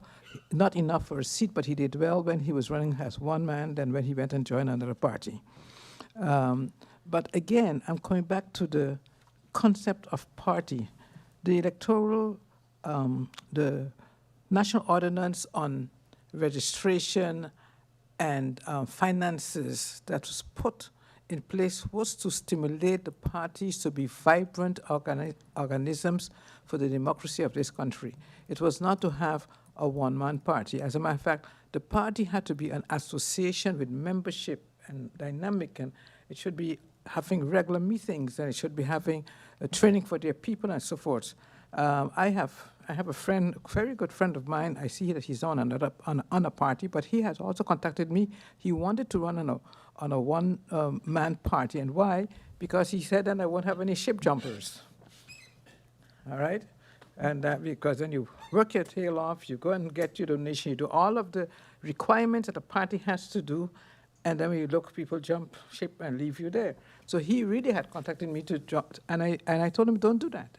That is not, you might get the votes for a seat, I've never seen it, but you need a party, you need a board, a proper board, you need a membership, you need to do all of the things to get a party vibrant, and I'm yet to see a good, vibrant party. What happens to the party after the elections?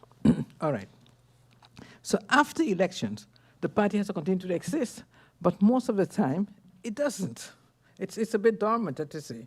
Now, after elections too, the individual candidates are obliged to submit 30 days after the election date their donations. How many donations did they get? That's the individual candidates. But by the 1st of February, the parties have to submit an overview of all donations received. And again, by the 1st of April of the following year, and of every year, parties, like other associations, have to submit financial statements to the Electoral Council. Now, when you are a ship jumper, you don't have those obligations. And I think sometimes that ship jumpers get rewarded for ship jumping because they do not have the same obligations as parties, but they have the same, they enjoy the same fruits because a ship jumper becomes a faction leader and has the same power as his faction, as the leader of the faction from which he jumped. He gets a faction office with faction staff and so on and so forth. So I know that there have been talk about electoral reform. I think we have to look very seriously at all aspects of electoral reform. Interesting. Interesting. Mr. Richardson, in the capacity as Lieutenant Governor in those days, you were also the head of the main voting bureau as such. What kind of support did you have in those days, if any? Well, it wasn't much different than what is happening at the moment. Although we were just an island territory, yeah, the voting happened, whether it's for the Parliament of the Netherlands until, or whether was it for the Executive Council, took place in the same manner, as it were. And therefore, we had the support that is now presently also given at the moment. So you had the main voting bureau, you had the staff of the gezaghebber who would then give him the necessary support in preparing whatever needs to happen, and also the civil registry. So nothing has changed fundamentally in the sense that as compared to now, just that maybe now with the more responsibilities that we have, with the responsibilities that we have, that that it's more work, simply also because there are more people involved in the whole process of voting as well. So that it will take more resources to be able to deal with the amount of people participating in the election. Ms. Richardson, I noticed that a lot of parties now are involving consultants or other people to consult with their party candidates in particular about parliamentary procedure, ethics, and the like. I'm seeing that more and more, that parties are, before, you never had that before, but now they're bringing in people to help in terms of procedures. I'm not certain about the different consultants, but I do know that the parties and those who are very conscientious have been coming, for example, here to Parliament, and Parliament gives them a training or information about how Parliament works. They have been going to the Integrity Chamber. When I was very much involved with the Electoral Council, we made it a point to educate the parties on their obligations and the candidates too, to educate them, because if they fail to comply with some of the requirements, they could be penalized. We have penalized several parties for not complying or meeting deadlines or not sending in their donation registration and so forth. So I think it behooves every party on a regular basis to seek training, and get informed. And also, I believe that once these candidates and those elected are much more informed and educated, we will have a better function in everything. Okay, from even I understand that even table ethics, etiquette. I understand that I was told by a politician that once they went out to a certain conference and there was a certain member of Parliament, I think, that didn't know how to eat with fork and knife properly and slurped his soup. So, you know, when we're looking for representation, it has to be representation at the highest level in all aspects. Maybe it was a noodle soup which you customary slurp. If I may, we just received results from polling station number 18. So again, this is polling station number 18, and polling station number 18 is the Seventh-day Adventist school. That is the Seventh-day Adventist school in Kolbe. So following the same order of events, we will begin with the totals for the parties, beginning with the Now party. Yes. At polling station number 18, the Now Party received 86 votes, ECE 8 votes, UP 120 votes, PFP 68 votes, USP 23 votes, URSM 68 votes, NA 105 votes, and DP 74 votes. Again, the Now Party received a total of 86 votes, ECE 8 votes, UP Party 120 votes, PFP 68 votes, USP 23 votes, URSM 68 votes, NA 105 votes, and DP 74 votes. Now, at the polling station number 18, the Seventh-day Adventist School, there are a total of 916 eligible voters at that polling district. There were 532 votes cast. So now we will go down and share the results of the individual candidates per party, beginning with the Now Party. Emmanuel Christoph, 23 votes. Bonkamper Claudius, 10 votes. Carty Naila, 1 vote. Mingret Kevin, 39 votes. Bellot Kelron, 2 votes. James Ryan, 3 votes. Mantle Mark, 3 votes. Hall Larry, 0 votes. Lopes Drina, 2 votes. Lewis Linden, 1 vote. Scope Edward, 0 votes. Longley Marie, 0 votes. Henriette Marcos, 0 votes. Smith Lewis, 0 votes. Piper Jude, 0 votes. Gums Giovanni, 0 votes. Reyes Puelo Kimberly, 0 votes. Burnett Gerald, 1 vote. Charles Hassel Claudette, 0 votes. Arundel Tatiana, 0 votes. DeWeaver Jamiro, 1 vote. That is a total of 86 votes for the Now Party. We go over to ECE. Candidate Wigley Nigel, 8 votes. So of course with candidate Wigley Nigel's 8 votes, that is a total of 8 votes for ECE. Moving now to the UP Party. Bryson R, 13 votes. Otley O, 49 votes. Leonard T, 3 votes. Mingo M, 7 votes. Bijlani S, 2 votes. Arundel A, 9 votes. Brownbill C, 1 vote. Hayden Vane Y, 1 vote. Peterson S, 2 votes. Supriyana C, 2 votes. Chatelier J, 4 votes. Patrick R, 3 votes. Hilaire S, 3 votes. Brown C, 0 votes. Mera A, 1 vote. Blair K, 0 votes. Ramirez Abel J, 1 vote. Wilson W, 0 votes. Patrick F, 0 votes. Chase E, 0 votes. Winkler M, 1 vote. Hodge I, 0 votes.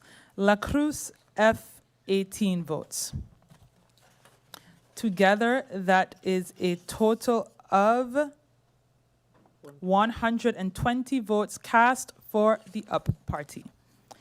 We now move to PFP, beginning with Gums Melissa, 14 votes. Peterson Rayon, 18 votes. DeWeaver Ludmila, 16 votes. Gums Patrice, 9 votes. Nichols Luciano, 2 votes. Cooks Marvio, 2 votes. Blaise Jean, 1 vote. Martina Rosalinda, 0 votes. Hodge Marlon, 0 votes.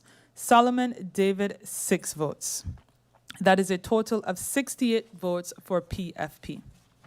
We move now to USP, beginning with Gordon Carty Pamela, 7 votes. Nicholas Cecil, 0 votes. Boston Addison, 2 votes. Flanders Elvis, 1 vote. Jeffers Jean-Luc, 0 votes. Wilson Martin, 1 vote. Williams Oliver, 0 votes. Charlie Teddy, 6 votes.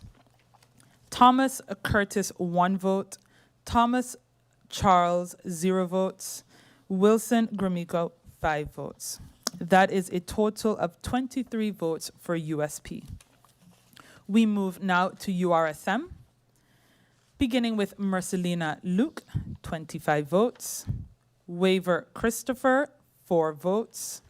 Janssen Webster Veronica, 3 votes. Martina Herbert, 1 vote. Roseburg Shamira, 2 votes. Arundel Gracita, my apologies. Roseburg Shamira, 10 votes. Arundel Gracita, 2 votes. Berg Richinel, 3 votes. Mauricia Rogerel, 3 votes. Rolox Julian, 10 votes. Summersall Michael, 0 votes. Tode Wendell, 1 vote. Brooks Felicia, 1 vote. Stamen Yao Sao, 1 vote. Isenia Paco, 1 vote. Amer Glensley, 0 votes. Hutchinson Delano, 0 votes. Matthew Jason, 2 votes. Peterson Joseph, 1 vote. Charlemagne Early, 0 votes. That is a total of 68 votes for URSM. We move now to NA, beginning with Jacob Silveria, 22 votes. Doran Egbert, 7 votes. Irian Artwell, 12 votes. Marlon Cloyd, 22 votes. Samuel Rudolph, 2 votes. Pompier Charlene, 5 votes. Richardson Anna, 3 votes. Rumu Angelique, 2 votes. Labega Dimar, 4 votes. York Darrell, 10 votes. Richardson Hyacinth, 5 votes. Connor Shamir, 0 votes. Pantoflet George, 0 votes. Bobertui Dimitri, 4 votes. Williams Webster Shamila, 0 votes. Constitucion Meredith, 1 vote. Hertalt Lewis, 0 votes. Hernandez Shamira, 1 vote. Merrick Leopold, 0 votes. Milanes Melissa, 1 vote. Ray Terrence, 0 votes. DeWint Narda, 0 votes. Faustin Ismail, 4 votes. That is a total of 104 votes for the NA. We go on now to the DP, beginning with Westcott Williams Sarah, 25 votes. Heiliger Martin Grisha, 7 votes. Bell Benjamin, 2 votes. Revan Khalil, 2 votes. Kotai Viren, 19 votes. Panaflek Richard, 2 votes. Ortega Cedric, 0 votes. Doralice Fabio, 1 vote. Alexander Lisa, 3 votes. Esset Ruben, 3 votes. Kleinhuis Stephen, 0 votes. Richardson David, 2 votes. Rochester Quincy, 0 votes. Chandler Adelina, 2 votes. Piper Juliet, 0 votes. Adamus Densley, 1 vote. Williams Dennis, 0 votes. Hernandez Severante, 0 votes. Arndell Nireda, 0 votes. Arnell Pearl, 0 votes. Agatha Rosendo, 4 votes. Flanders Patricia, 0 votes. Richardson Action, 1 vote. That is a total of 74 votes cast for the DP. And again, we'll just reconfirm the totals for polling station number 18, the Seventh-day Adventist School. So the party totals are as follows. Now Party 86 votes, ECE 8 votes, UP 120 votes, PFP 68 votes, USP 23 votes, URSM 68 votes, NA 105 votes, and DP 74 votes. Ladies and gentlemen, those are the results of polling station number 18, the Seventh-day Adventist School in Cole Bay. Mackie, I would like to go back to polling station number 13, which is the Simpson Bay Sports Committee Center. In error, I neglected to add Mr. Thomas Charles, who got 2 votes in that particular district, which is Simpson Bay Sports Community Center. So I'm looking at the U.S. party. The U.S. party at district number 13, candidate number 10, Thomas Charles, received 2 votes in that particular. So we just want to make a correction there. So once again, that's polling station number 13. Okay, so far we have 5 polling stations so far, and hopefully they'll flowing a little faster, so we can get these numbers out in a good amount of time. Yeah, I want to again. The chair lady of the voting bureau said it, but I want to reiterate again our deepest gratitude to the workers at the polling stations, particularly those who are also employees at the civil registry. They have been working tirelessly for multiple weeks preparing for this election. I want to note that they are civil servants that have their regular duties as staff of civil registry. Of course, that is, getting us all our ID cards, our passports, any type of excerpts we need. They have been doing that all while preparing for this election. So we do extend our deepest gratitude to them, and indeed those who are also working at the polling stations. Do we see any trends on that last station that we had there? I want to say that, we think of Colby and Simpson Bay as 2 separate areas, but in this case, it seems like Colby and Simpson Bay may be moving along the, similar line, because if you look at, for example, the Party for Progress, though it does not have a full slate, it did not do terribly well for a party with only 10 candidates. It has far fewer candidates than USP does, and it garnered 68 votes at this polling station as opposed to USP's 23 votes. So it almost follows the line as we saw at the Simpson Bay Community Center. Interesting. I have an observation that at this point in time, one of the largest vote getters, it looks at, from all the polling stations right now, seems to be Mr. Otley. If he is far out voting the leader of his party, and I think the leader of most of the parties, from the numbers we have seen coming in right now. We don't have the total calculated yet, but at a first glance, that looks like it will be the case. Yeah, I see that we do have some indications of where some candidates do stand now, based off of 5 polling stations. We kind of are able to give some totals for the individual candidates, which I would be pleased to do. Starting with the totals for the parties.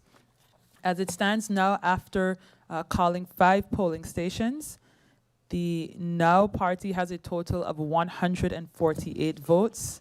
ECE has 19 votes. The Up party has 282 votes. PFP, 284 votes.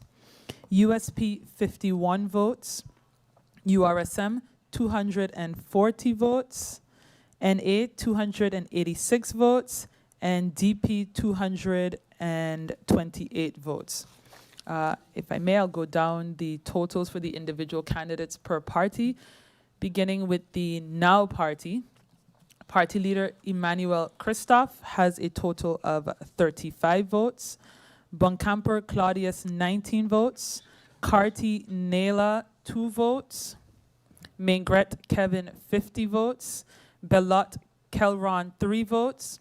James Ryan, 4 votes. Mantle Mark, 9 votes. Hall Larry, 1 vote.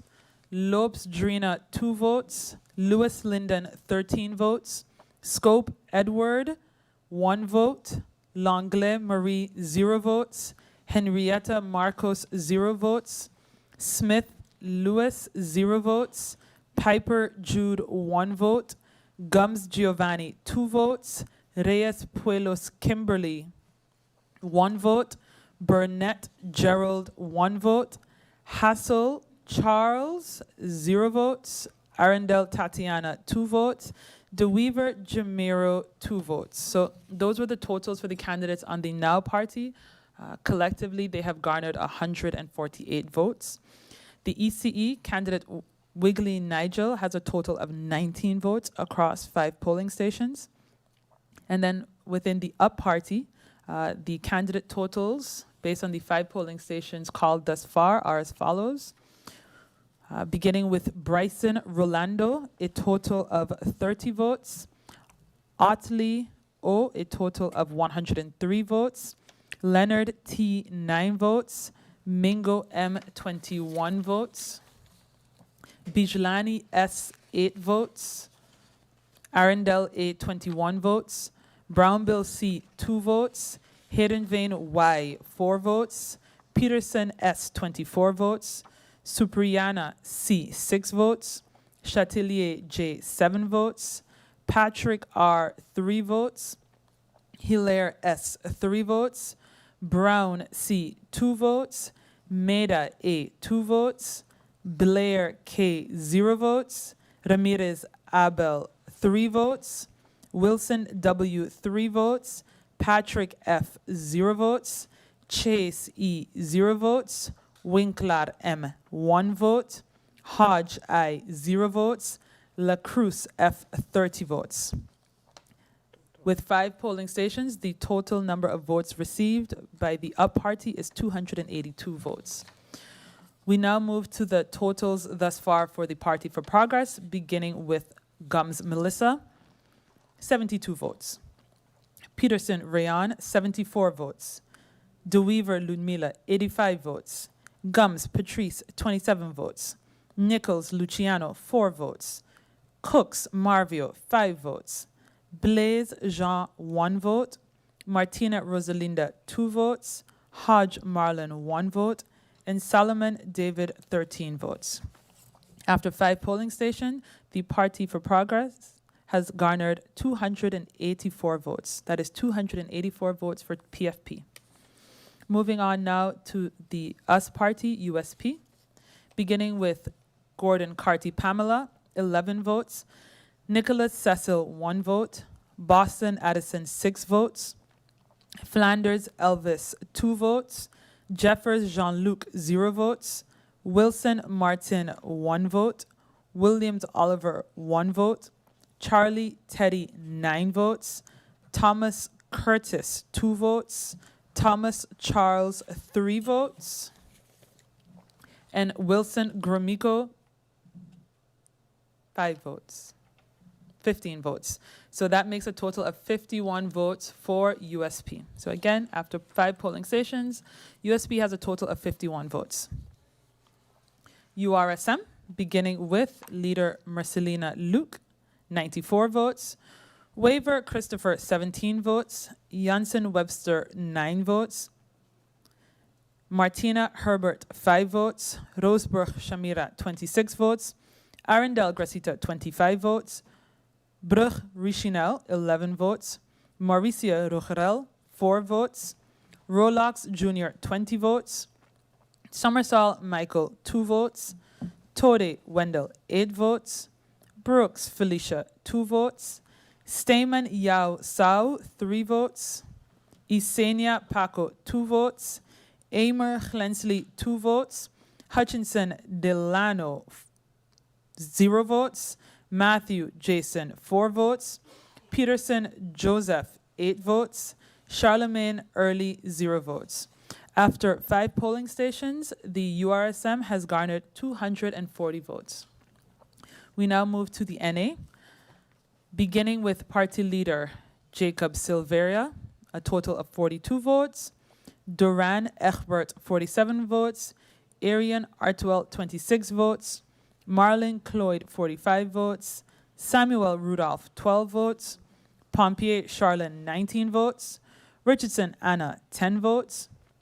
Rumu Angelique, 10 votes. Labega Dimar, 6 votes. York Darrell, 23 votes. Richardson Hyacinth, 8 votes. Connor Shamir, 1 vote.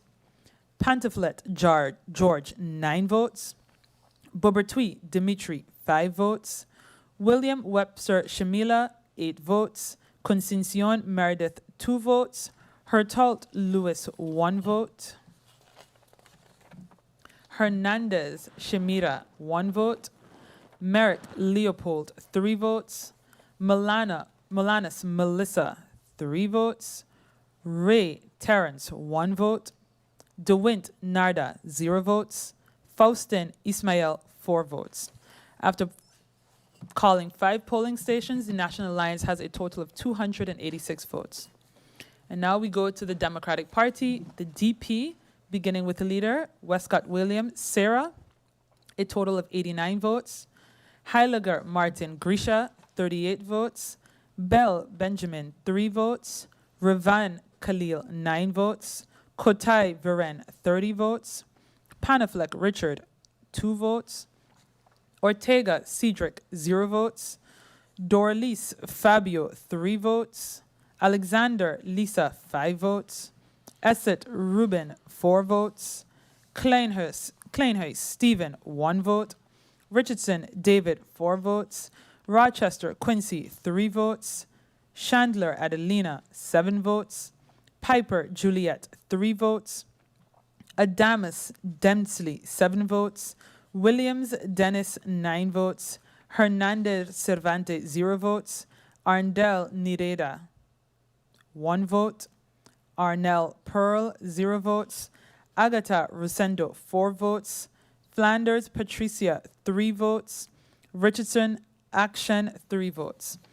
After 5 polling stations, the Democratic Party has a total of 228 votes. Thus far, we have a total voter count of 1,538 votes across the 5 polling stations that have been called thus far. So again, the running totals now. Now Party has a total of 148 votes. ECE a total of 19 votes. Up a total of 282 votes. PFP a total of 284 votes. USP a total of 51 votes. URSM a total of 240 votes. NA a total of 286 votes. And the DP a total of 228 votes. Now, we also have an indication of what the percentage of votes each party has received, starting from the highest to the lowest.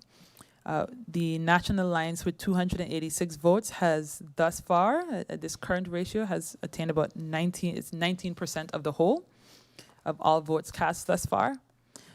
Following closely behind, the UP party has 18% of the votes cast thus far. Also tied there very close behind is a Party for Progress with 284 votes. Again, that's a 2-vote differential. Then we have URSM with 240 votes, representing roughly 16% of the votes cast thus far. The Now Party with 148 votes, representing roughly 10% of the votes cast thus far.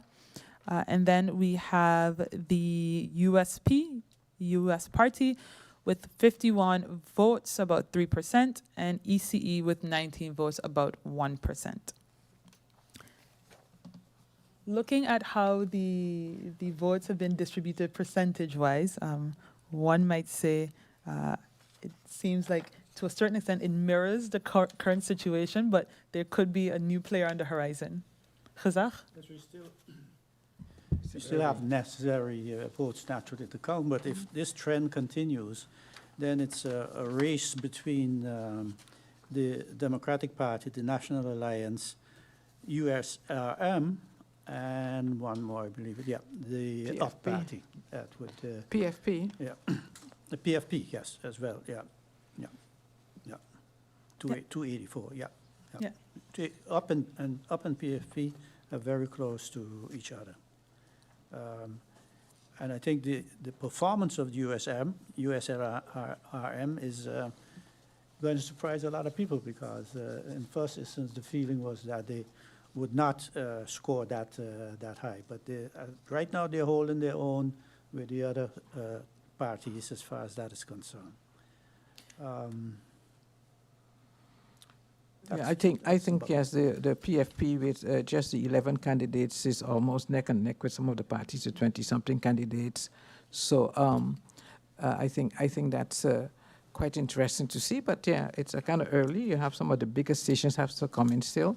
Yeah. What we're also seeing is on several parties, the individual candidates are coming closer or outvoting their leaders, and that's also an interesting thing to see. So yeah, I think we should continue to see what else develops. You said you had 5 now, and now we need the following polling station. Which one is that? It's a big one. We believe we have shortly incoming polling station number 1, as well as polling station number 12. So polling station number 1 is the John Larmony Center that is in Great Bay. And polling station number 12, which is the Leonard Connor School, which is in Cole Bay. We will take one brief to review these polling station numbers and come back with them in full. Thank you.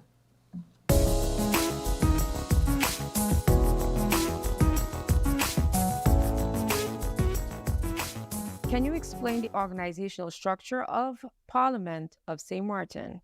So the organizational structure of the Parliament of St. Martin, you can consider sort of twofold. You have the President of Parliament, who is the head of the Presidium. And normally in the Presidium, you have one acting president, vice president, or 2 vice presidents, it depends. And then on the other side, you have the Secretary General, who is the head of the Secretariat, or in Dutch, you use the word 3 and that department of the clerk, is the department that assists the Parliament in the functioning of Parliament. Okay. According to Article 57, Paragraph 3 of the Constitution, Parliament appoints its Secretary General. Tell us about your function as greffier and how is the structure, the function, supported? So indeed, the Constitution states that the Parliament, the body, appoints its Secretary General. The Secretary General the function itself is a sort of twofold, whereby the Secretary General is there to assist the President of Parliament in procedural matters and also constitutional matters as it pertains to the functioning of Parliament. The Secretary General is also there to assist the members of Parliament and Parliament in general in their constitutional tasks, be it legislation or holding members of the Council of Ministers, government in that sense, accountable. On the other side, the Secretary General is there, the head of the service part of the Parliament, which is the Secretariat, and that body is there to assist the Secretary General in his or her task. In my case, in my task, whereby, for instance, as simple as documents. Parliament runs specifically on documents, be it laws, but also letters and information from the government or the public, and that has to be documented and also provided to the members of Parliament. So that department is there to assist myself in the functioning of Parliament. Okay. What is the role/function of Parliament? So the role of Parliament itself is, you can say, number 1, to represent the people in the country. And number 2, to co-legislate. When I say co-legislate, I mean co-legislate with government. Based on the Constitution, it is that government and Parliament together is the one that creates laws. Parliament votes on the laws, but together, a law cannot come into place if government and Parliament doesn't together. Both parties together work on it and approve it in that sense. And then the other part is to hold government accountable. Hold government accountable in the execution of its tasks. So be it calling in ministers, sending questions to the ministers in order to find out certain information, and ensuring that government follows its policies. That is there. Okay. To be eligible as a member of Parliament, what are the procedures? Is there a code of conduct for Parliament? So to your first question regarding the eligibility, based on the Constitution, someone needs to be a resident of St. Martin. They also have to have the age of 18 years. and they have to be not excluded from being able to put themselves on a list to postulate themselves. Okay. And with regards to a code of conduct, your second question, Parliament, based on the Constitution, has to set up their rules of order. And that can be considered the most important code of conduct for Parliament. The rules of order ensures that the functioning of Parliament, be it the meetings or how factions are regulated, and how, for instance, the public is dealt with within meetings, that all is regulated in the rules of order of Parliament. Currently, Parliament is also discussing via its ad hoc committee integrity regarding a code of conduct specifically next to the rules of order. And that's something has been in works for a while, and hopefully it will be completed soon. Okay. The difference between government and parliament. What's the difference? So if you go back to, let's say, the legal idea behind of it, you would always hear people mention Montesquieu, and that idea is the trias politica. So you have the executive branch, you have the legislative branch, and you also have the judicial branch. Together, those branches should work in order to make sure that laws are carried out in a certain way in a country. If you look at it from the executive branch, you will see that the government needs to execute. From the legislative branch ensures that the laws are voted on, proposed, and also to make sure that it goes into effect with the government in that sense. And the judicial branch is there to put the laws into work in the sense, for instance, in a court case. But it also works together because it could be that a law has a certain missing in it or a mistake was made. And the court is there to maybe also say, well, this is something that has to be looked at. And in that case, you can see it as a sort of a circle where you say, well, okay, we learned from the court, well, this is something that has to be dealt with. And then the government or parliament can then propose a law to make certain adjustments if necessary. What does the law state with regards to how many MPs can sit in parliament? Yes, so the Constitution of St. Martin stipulates that Parliament consists of 15 members. However, the Constitution also provides for the possibility, if the population would grow, that the membership of Parliament can also grow. So if it's 60,000 persons or more, the membership of Parliament will increase to 17. If it's 70,000, it will increase to 19. And if it's 80,000 or more, it will increase to 21. Currently, it's 15 members, and that is, if I'm not mistaken, what it will be for the coming election. Yes. We're almost there at 57 in population. Well, we're there at 57, 62 in population, so it's growing. So it's growing. It's growing. Also, what are the powers and responsibilities of a parliamentarian? So the powers and responsibilities of the parliamentarian is connected to the role of a parliamentarian. So like I mentioned, representing the people, also acting as co-legislator, and also holding government accountable. With those roles, the members of parliament can ask ministers questions. That's regulated in the Constitution.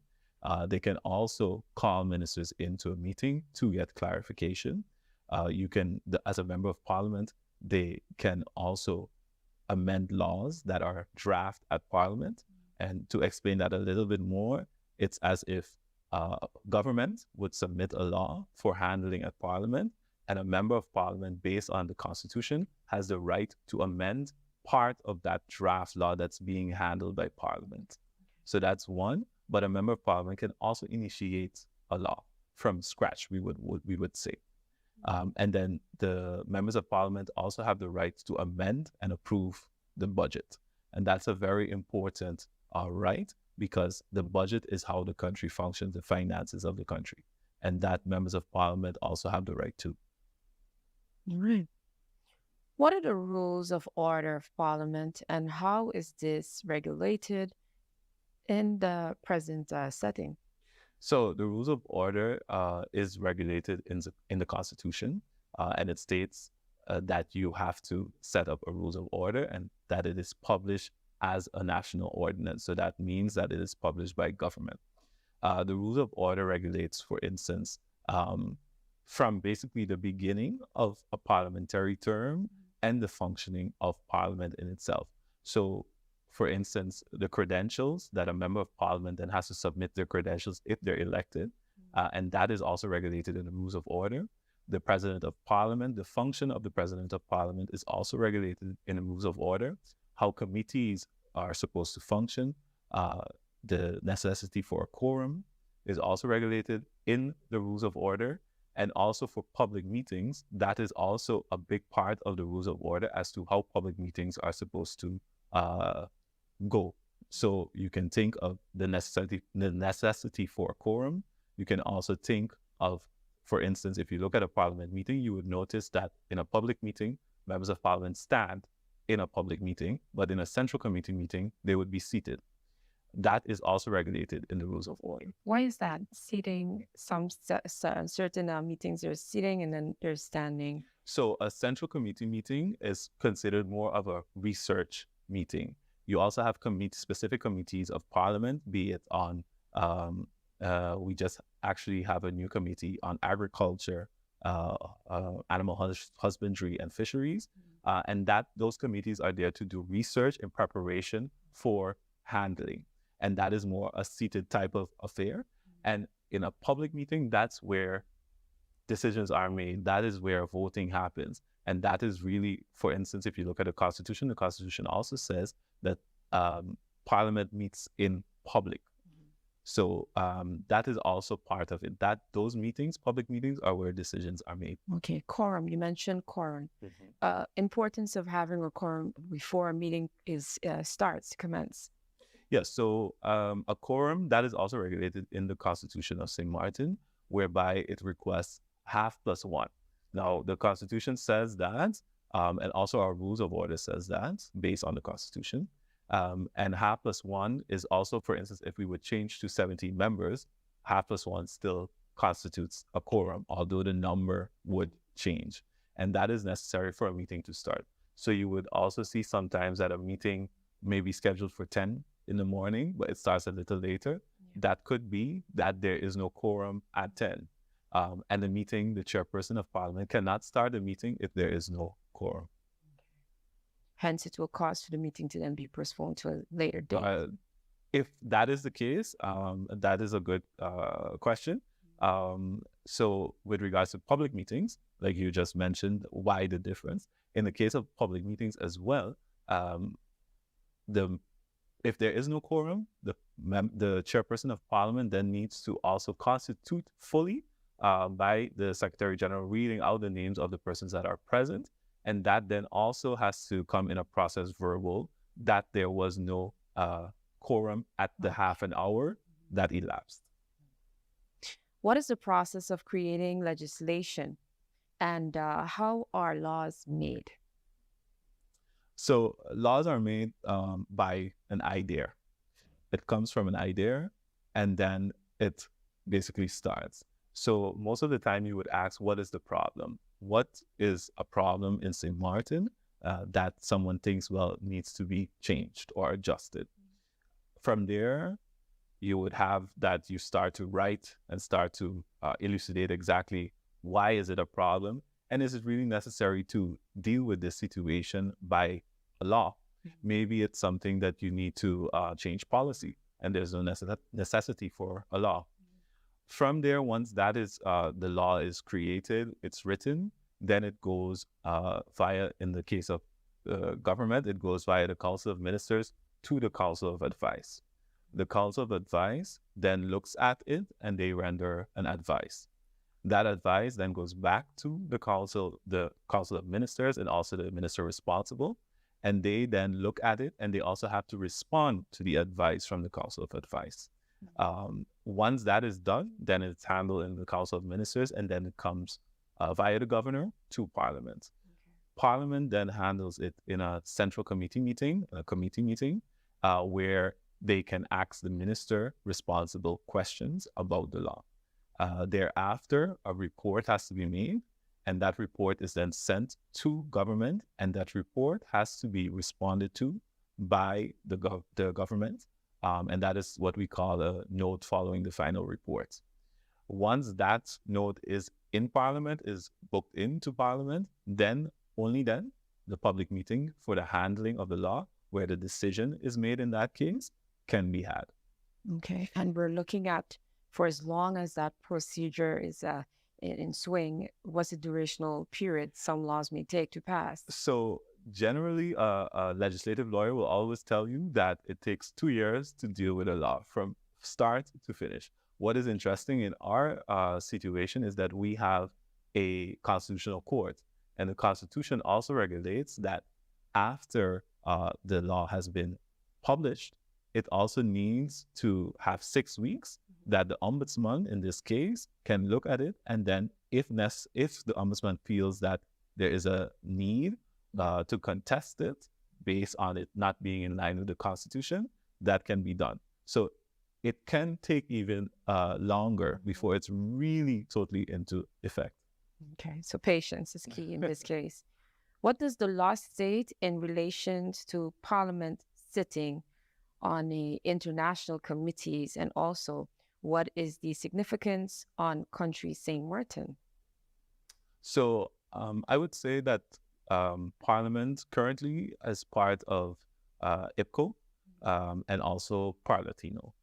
So IPCO is a parliamentary body, we can call it, between the kingdom partners, so Aruba, Curacao, St. Martin, and the Netherlands, where members of Parliament meet every 6 months to discuss topics of mutual interest with regards to the kingdom. So that's one platform, parliamentary platform that St. Martin's Parliament is part of. The other, like I mentioned, is Parlatino, and that is a Parliament of the Latin America and the Caribbean.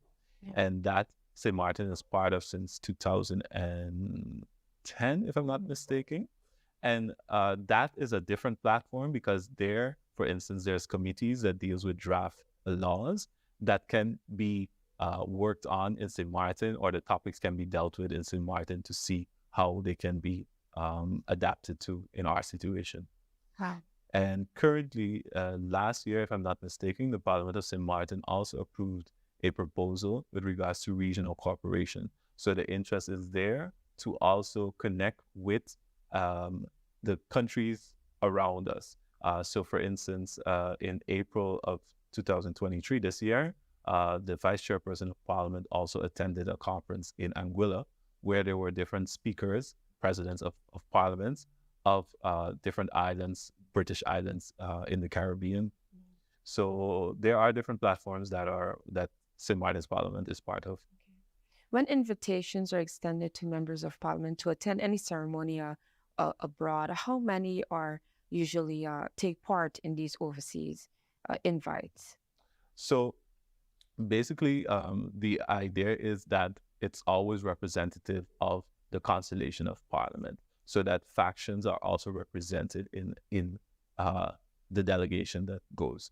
With regards to national holidays, the rule is that there's 4 members of Parliament that would attend, and that should be of different factions. So you can't have that 4 members are of the same faction and that they all 4 go to such a national event. With regards to other events, so for instance, if you take IPCO, that is then represent, each faction is part of the Committee for Kingdom Affairs and Interparliamentary Relations. And that committee is the one that then travels to IPCO. So then the idea is that all factions are represented when travel abroad with certain situations or certain events like that. What role does Parliament play in assuring government accountability? What role does Parliament play in assuring government's accountability?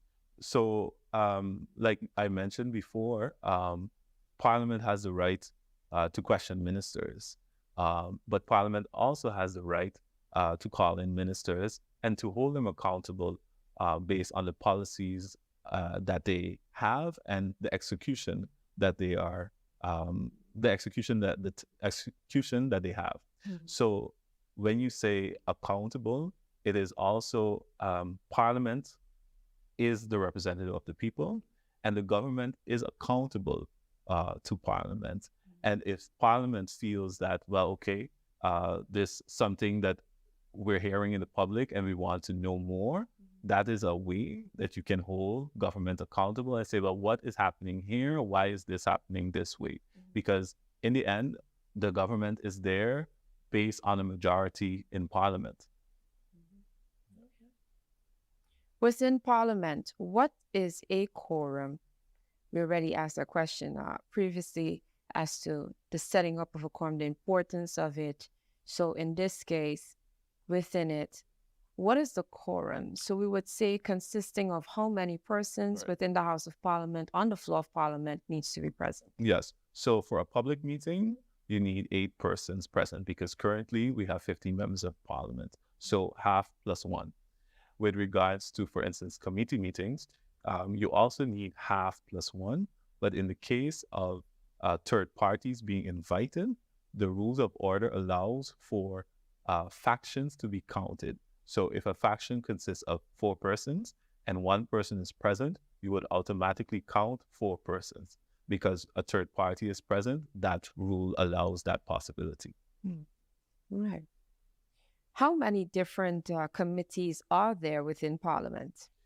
So currently we have 17 committees. We have, based on the Constitution, a committee for petitions.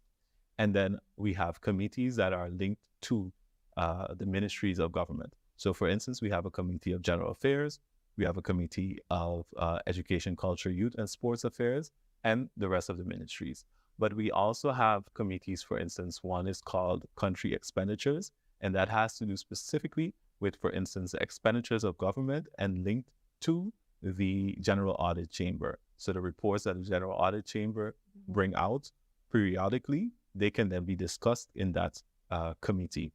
We also have ad hoc committees, and ad hoc committees are committees that are there for a specific time. So we have, for instance, an ad hoc committee of integrity. We also have an ad hoc committee of electoral reform, but we also have an ad hoc committee for a new parliament building. So those are committees that are there for a specific goal, and once that goal has been achieved, then they no longer need to be there.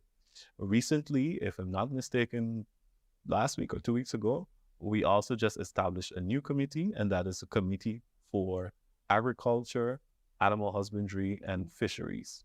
So there you see an increase in committees, but those committees are there to do the research and meet with stakeholders, and then in order to ask government questions, and also eventually if there's any decisions that have to be made, those can be made. After new members of Parliament are sworn in, what is the composition of the committees that take place? So based on the rules of order, every year, every parliamentary year, the committees of Parliament, be it permanent or ad hoc committees, the composition needs to be established. So normally what happens is that the President of Parliament sends a letter to the faction leaders. They then indicate to the President of Parliament which members of their faction would like to be in which committees. And that proposal is then handled in a central committee meeting, and then the decision is taken in the public meeting that these persons, these members of Parliament, are in which committees. However, with regards to your question, for elections, that is something different, whereby, again, although it's not at the beginning of the new parliamentary year, that whole system, or that whole system has to take place again. So with the new elections, we would then have that members of Parliament will then indicate which committees they would like to be in, and that will then be decided on via a central committee meeting in a public meeting, and then those members will be part of that committee. And with regards to one specific committee, which is the Sea Care Committee, it is always composed of faction leaders. That is always the case. How often are parliamentary meetings held, and what are the different types of meeting convened? So based on our schedule, we normally have meeting weeks, and that is every other week. And basically, in those meeting weeks, we have meetings of Parliament, and they can be public meetings, but they can also be committee meetings, be it central committee meetings that consist of all members of Parliament, or committee meetings that consist of less numbers of Parliament, because members can choose to be on certain committees that they, if they so wish. And those committee meetings also take place in the meeting week. Okay. Are all meetings open to the public? Yes. However, the Constitution also allows for meetings to be held behind closed doors. And that counts for public meetings, but it also counts for committee meetings. The parliamentary year, whenever that takes place, is which month of the year? The opening of the parliamentary year takes place on the second Tuesday in September, and that is also regulated in the Constitution. It's a very important day for Parliament, but also for the country, because that is a day where Parliament then hears from the government what their plans are for the coming year. And that is also a way of how Parliament can hold government accountable, because although the governor, based on the Constitution, is the person that gives the speech, that is based on what the government is planning on carrying out. And that is a very important instrument for which Parliament can use in order to hold government accountable and carry out one of their tasks as Parliament.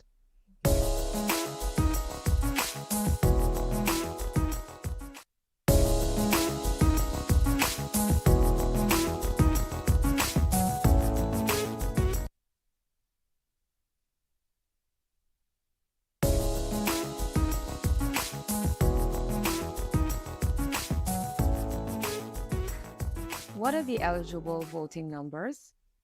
The total eligible voters numbers for 2024 are 22,553 voters.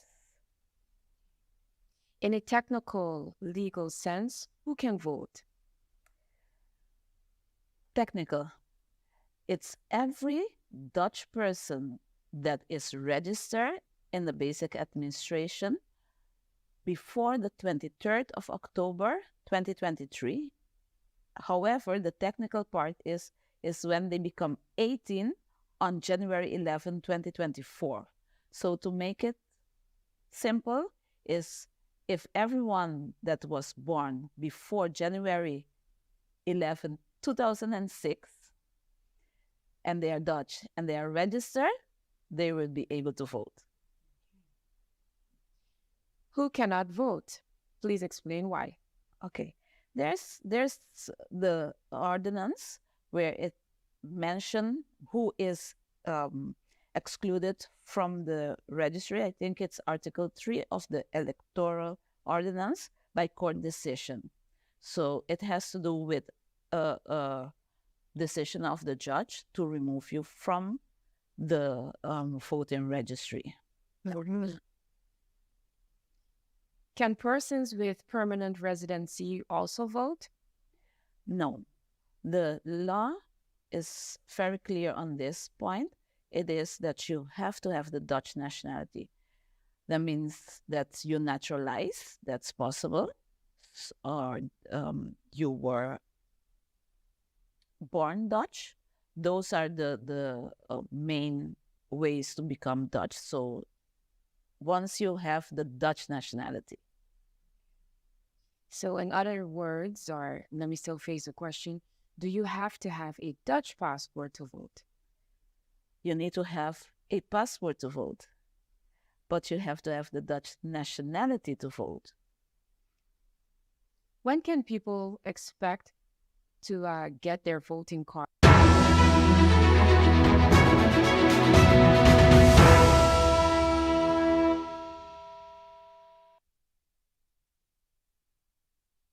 Parliamentarian elections 2024.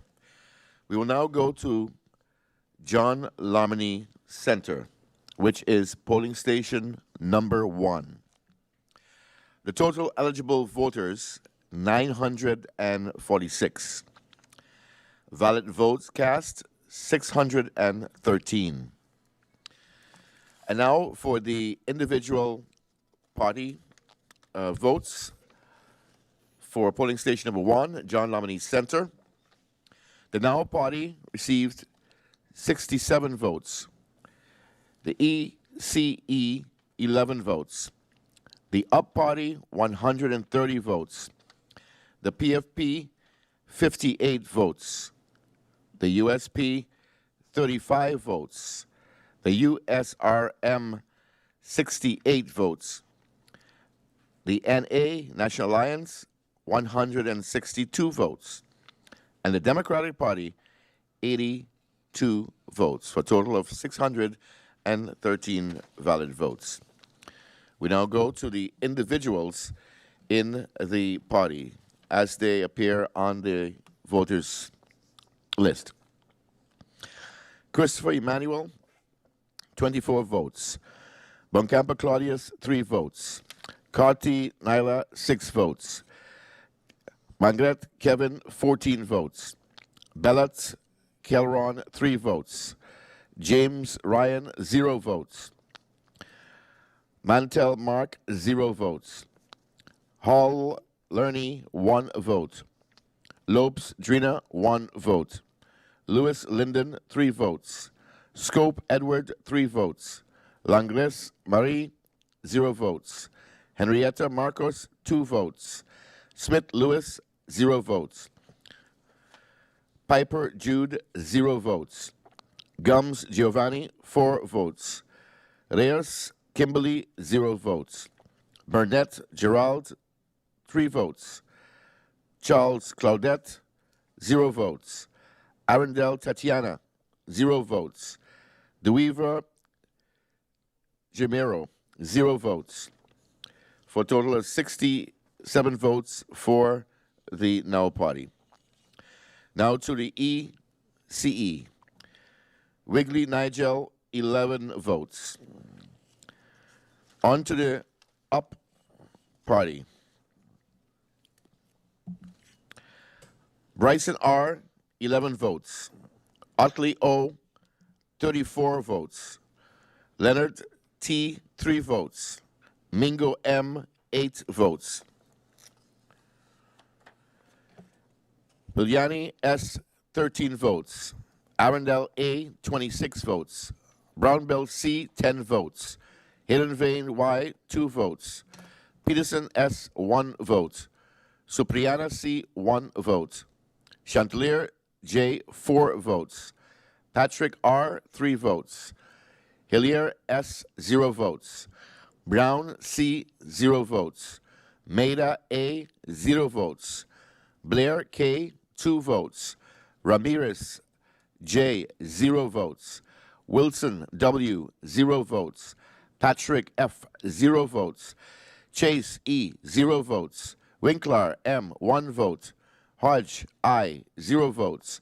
La Cruz F., 11 votes, for a total of 130 votes for the Up Party at polling station number 1, John Lomini Center. On to the PFP. Gums Melissa, 7 votes. Peterson Rayon, 4 votes. DeWeaver Lutmilla, 28 votes. Gums Patrice, 6 votes.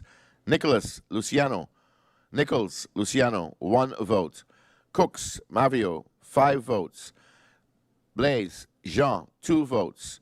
Martina Rosalinda, 0 votes. Hodge Marlon, 1 vote. Solomon David, 4 votes, for a total of 58 votes for the PFP party. USP party.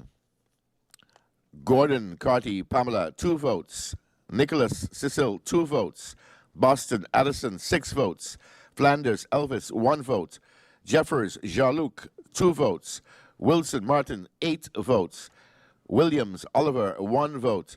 Charlie Teddy, 1 vote. Thomas Curtis, 0 votes. Thomas Charles, 5 votes.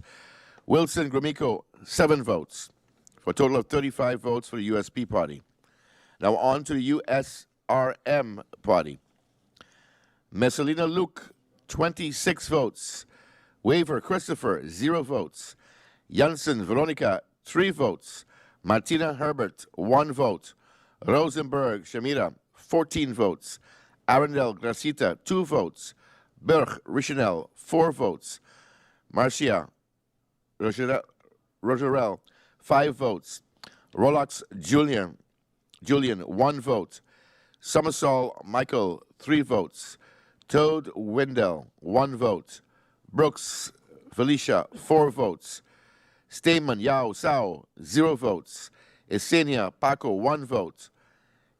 Amer Glensley, 2 votes. Hutchinson Delano, 0 votes. Matthew Jason, 0 votes. Peterson Joseph, 1 vote. Charlemagne Early, 0 votes, for a total of 68 votes for the USRM party.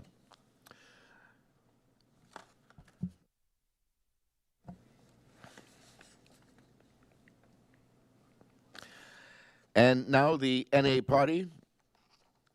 At polling station number 1, the John Lamany Center.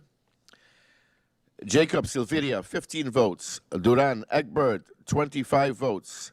Irion Adwell, 13 votes. Marlon Cloyd, 25 votes.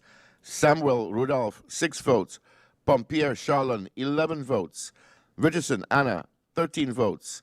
Rameau Angelique, 7 votes. Labega Dimar, 14 votes. York Darrell, 14 votes. Richardson Hyacinth, 9 votes. Connor Shamir, 0 votes. Ponteflet George, 3 votes. Babatry Dimitri, 1 vote. Williams Shamira, 0 votes. Concession Meredith, 2 votes. Hertalt Lewis, 2 votes.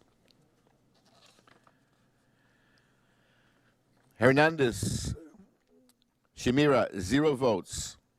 Merrick Leopold, 0 votes. Molanas Melissa, 0 votes. Ray Terrence, 1 vote. DeWint Narda, 0 votes. Faustin Schmel, 1 vote. For a total of 162 votes for the NA party. On to the DP party. Westcott Williams, Sarah, 18 votes. Halliger Martin Grisha, 26 votes. Bell Benjamin, 1 vote. Rivon Khalil, 7 votes. Kotai Verin, 15 votes. Pantoflek Richard, 0 votes. Ortega Cedric, 2 votes. Doralis Fabio, 1 vote. Alexander Lisa, 1 vote. Esed Ruben, 1 vote. Kleinhurst Stefan, 0. Richardson David, 0. Rochester Quincy, 1 vote. Chandler Adeline, 3 votes. Piper Juliet, 0 votes. Adamus Densley, 0 votes.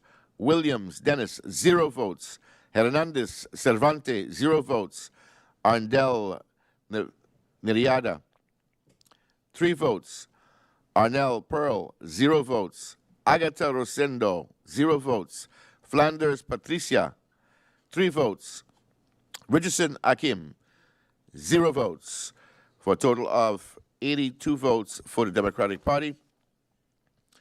At polling station number 1 at the John Lamany Center, where there were total eligible voters 946 and valid votes cast 613.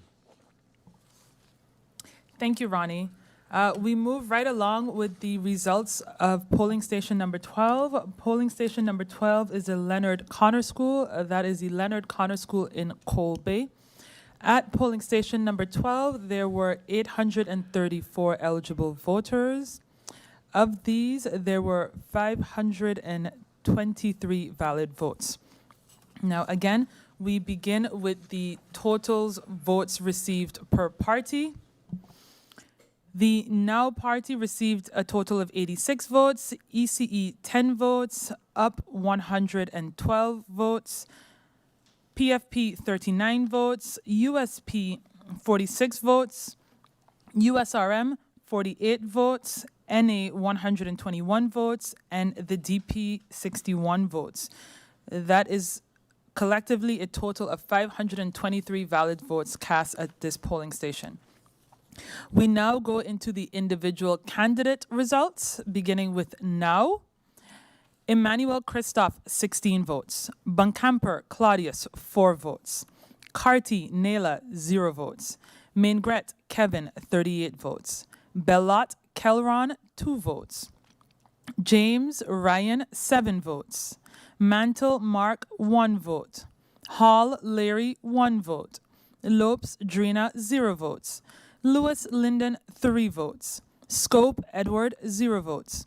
Langlais Marie, 0 votes. Henrietta Marcos, 0 votes. Smith Lewis, 0 votes. Piper Jude, 0 votes. Gums Giovanni, 1 vote. Reyes Puelo Kimberly, 0 votes. Burnett Gerald, 12 votes. Charles Hassel Claudette, 0 votes. Arundel Tatiana, 1 vote. DeWeaver Jamiro, 0 votes. At polling station number 12, that was a total of 86 votes for the Now Party. We move on to ECE. Candidate Wigley Nigel, 10 votes. That is a total of 10 votes at polling station number 12 for ECE.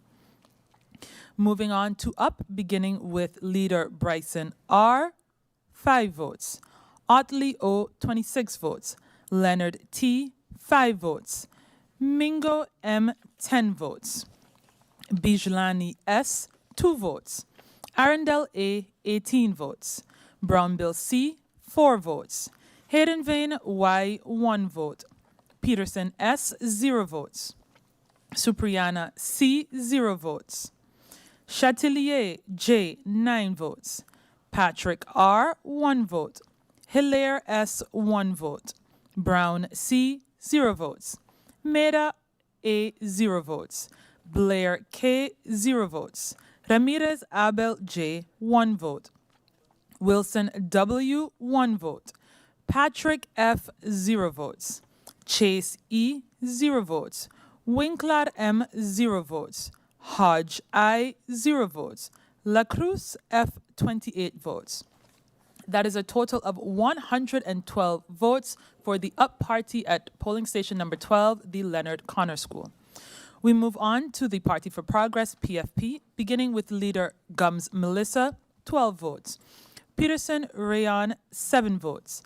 DeWeaver Ludmila, 11 votes. Gums Patrice, 3 votes. Nichols Luciano, 0 votes. Cooks Marvio, 2 votes. Blaise Jean, 1 vote. Martina Rosalinda, 0 votes. Hodge Marlon, 1 vote. Solomon David, 2 votes. That is a total of 39 votes for the Party for Progress at the Leonard Connor School. We move on to U.S. Party, beginning with leader Gordon Carty Pamela, 6 votes. Nicholas Cecil, 7 votes. Boston Addison, 4 votes. Flanders Elvis, 2 votes. Jeffers Jean-Luc, 0 votes. Wilson Martina, 0 votes. Williams Oliver, 0 votes. Charlie Teddy, 16 votes. Thomas Curtis, 5 votes. Thomas Charles, 0 votes. Wilson Gromiko, 6 votes. That is a total of 46 votes for the United St. Martin Party at the Leonard Connor School, polling station number 12. Moving along to USRM, beginning with the leader Marcelina Luke, 20 votes. Waver Christopher, 2 votes. Janssen Webster Veronica, 7 votes. Martina Herbert, 0 votes. Roseburg Shamira, 4 votes. Arundel Gracita, 1 vote. Brugge Richinel, 1 vote. Mauricia Rogerel, 1 vote. Rolox Julian, 3 votes. Summersall Michael, 0 votes. Tode Wendell, 1 vote. Brooks Felicia, 0 votes. Stamen Yao Sao, 0 votes. Isenia Paco, 1 vote. Amer Glensley, 0 votes. Hutchinson Delano, 2 votes. Matthew Jason, 3 votes. Peterson Joseph, 2 votes. Charlemagne Early, 0 votes. That is a total of 48 votes for the Unified Resilient St. Martin movement. Moving along to the NA, National Alliance, beginning with party leader Jacob Silveria, 40 votes. Doran Egbert, 12 votes. Irian Artwell, 20 votes. Marlon Cloyd, 11 votes. Samuel Rudolph, 5 votes. Pompier Charlene, 9 votes. Richardson Anna, 4 votes. Rumu Angelique, 3 votes. La Vega Dimar, 1 vote. York Darrell, 2 votes. Richardson Hyacinth, 4 votes. Connor Shamir, 0 votes. Pantoflet George, 1 vote. Bobertui Dimitri, 2 votes. Williams Webster Shamila, 4 votes. Concepcion Meredith, 0 votes. Hertalt Lewis, 0 votes. Hernandez Shamira, 0 votes. Merrick Leopold, 0 votes. Malanas Melissa, 0 votes. Ray Terrence, 0 votes. Wint Narda, 0. Faustin Ismail, 3. That is a total of 121 votes cast for the National Alliance at polling station number 12, the Leonard Connor School. We move on to the DP, the Democratic Party, beginning with leader Westcott Williams Sarah, 12 votes. Haliger Martin Grisha, 12 votes. Bell Benjamin, 3 votes. Revan Khalil, 15 votes. Kotai Viren, 1 vote. Panaflek Richard, 0. Ortega Cedric, 0. Dorlis Fabio, 5 votes. Alexander Lisa, 0. Esset Ruben, 1. Kleinhuis Stephen, 0. Richardson David, 2. Rochester Quincy, 0. Chandler Adelina, 2. Piper Juliet, 1 vote. Adamus Densley, 1 vote. Williams Dennis, 0 votes. Hernandez Cervante, 1 vote. Arndel Nirera, 1 vote. Arnell Pearl, 0 votes. Agatha Rosendo, 0 votes. Flanders Patricia, 3 votes. Richardson Action, 1 vote. That is a total of 61 votes cast at polling station number 12, the Democratic Party.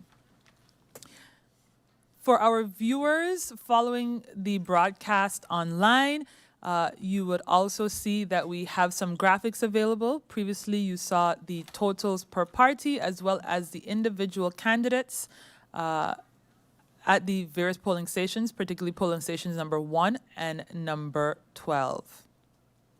Now we have a general idea of where things are as the totals. So going from party with the highest vote to the party with the lowest number of votes thus far, the National Alliance has received 569 votes. That represents 21% of the votes cast thus far, 21% of the valid votes cast thus far, followed closely by the the United People's Party. They have 524 votes, representing 20% of the valid votes cast thus far. And then we have PFP. They have received a total of 381 votes, representing 14% of the valid votes cast thus far. The DP, the Democratic Party, has a total of 371 votes, representing roughly 14% of the valid votes cast. We have the URSM with 356 votes. That represents 13% of the valid votes cast thus far. Now, with 301 votes representing 11%, USP with 132 votes representing 5% of the votes cast thus far, and ECE with 40 votes representing approximately 1% of the votes cast thus far. So I want to reiterate, thus far, we have had about a total of 2,674 votes cast thus far. Oh, wow. So I have even more coming in. Oh, okay. So.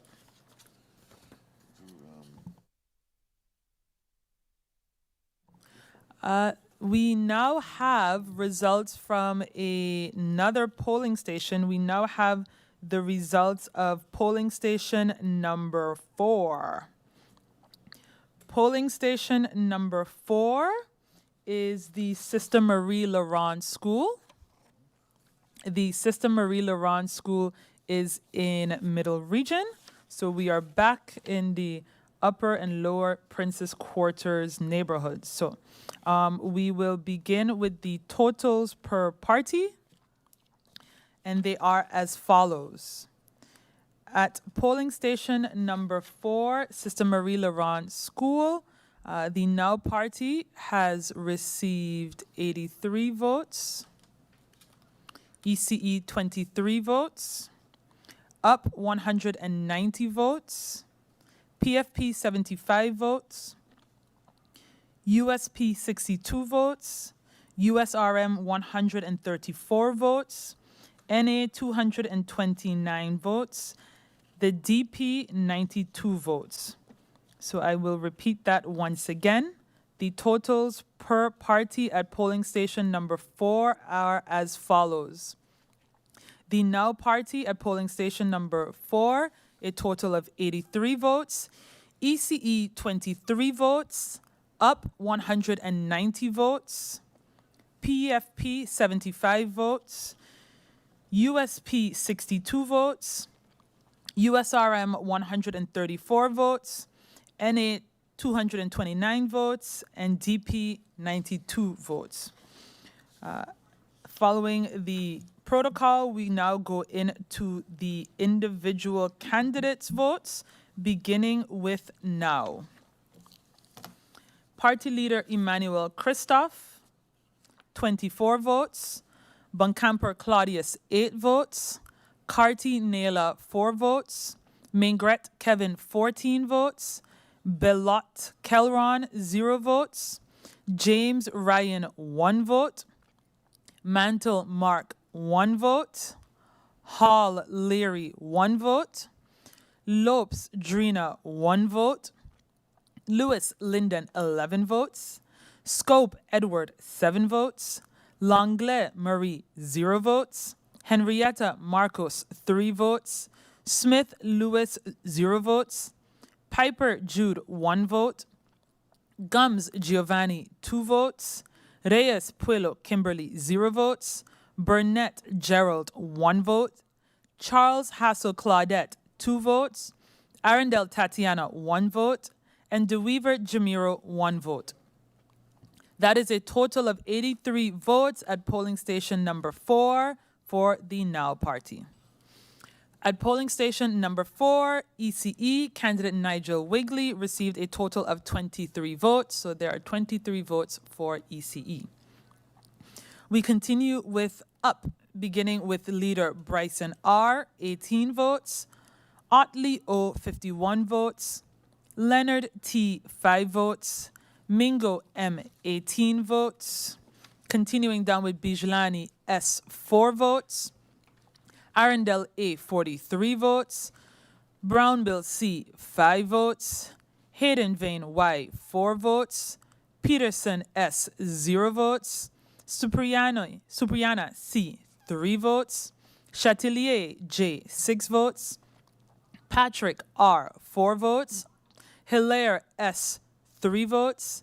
Brown C, 5 votes. Meda A, 0. Blair K, 0. Ramirez Abel J, 0. Wilson W, 0. Patrick F, 4 votes. Chase E, 0. Winkler M, 0. Hodge I, 0. LaCruz F, 17 votes. That is a total of 190 votes for the UP party. We continue with PFP, the Party for Progress, beginning with the leader Gums Melissa, 20 votes, Peterson Rayon, 16 votes, DeWeaver Ludmila, 26 votes, Gums Patrice, 3 votes, Nichols Luciano, 2 votes, Cooks Marvio, 2 votes, Blaise Jean, 4 votes, Martina Rosalinda, 1 vote, Hodge Marlon, 0 votes, Solomon David, 1 vote. That is a total of 75 votes for PFP. Moving to U.S. Party, beginning with Party Leader Gordon Carty Pamela, 9 votes. Nicholas Cecil, 3 votes. Boston Addison, 11 votes. Flanders Elvis, 0. Jeffers Jean-Luc, 1 vote. Wilson Martin, 12 votes. Williams Oliver, 4 votes. Charlie Teddy, 3 votes. Thomas Curtis, 2 votes. Thomas Charles, 1 vote. And Wilson Gromyko, 16 votes. That is a total of 62 votes for USP. Continuing to USRM, beginning with leader Marcelina Luke, 48 votes. Waiver Christopher, 6 votes. Janssen Webster Veronica, 9 votes. Martina Herbert, 3 votes. Roseburg Shamira, 15 votes. Arundel Gracita, 5 votes. Brug Richinel, 12 votes. Mauricia Rogerel, 6 votes. Rolox Jr., 17 votes. Summersall Michael, 2 votes. Tore Wendell, 0. Brooks Felicia, 3 votes. Stamen Yao Sao, 0. Isenia Paco, 8 votes. Amer Glensley, 0. Hutchinson Delano, 0. Matthew Jason, 0. Peterson Joseph, 0. Charlemagne Early, 0. That is a total of 134 votes for USRM. We move to NA, beginning with leader of the party, Jacobs Silveria, 16 votes. Doran Egbert, 49 votes. Irian Artwell, 14 votes. Cloyd Marlin, 37 votes. Samuel Rudolph, 22 votes. Pompier Charlin, 4 votes. Richardson Anna, 11 votes. Rumu Angelique, 4 votes. La Bega Dimar, 4 votes. York Darrell, 29 votes.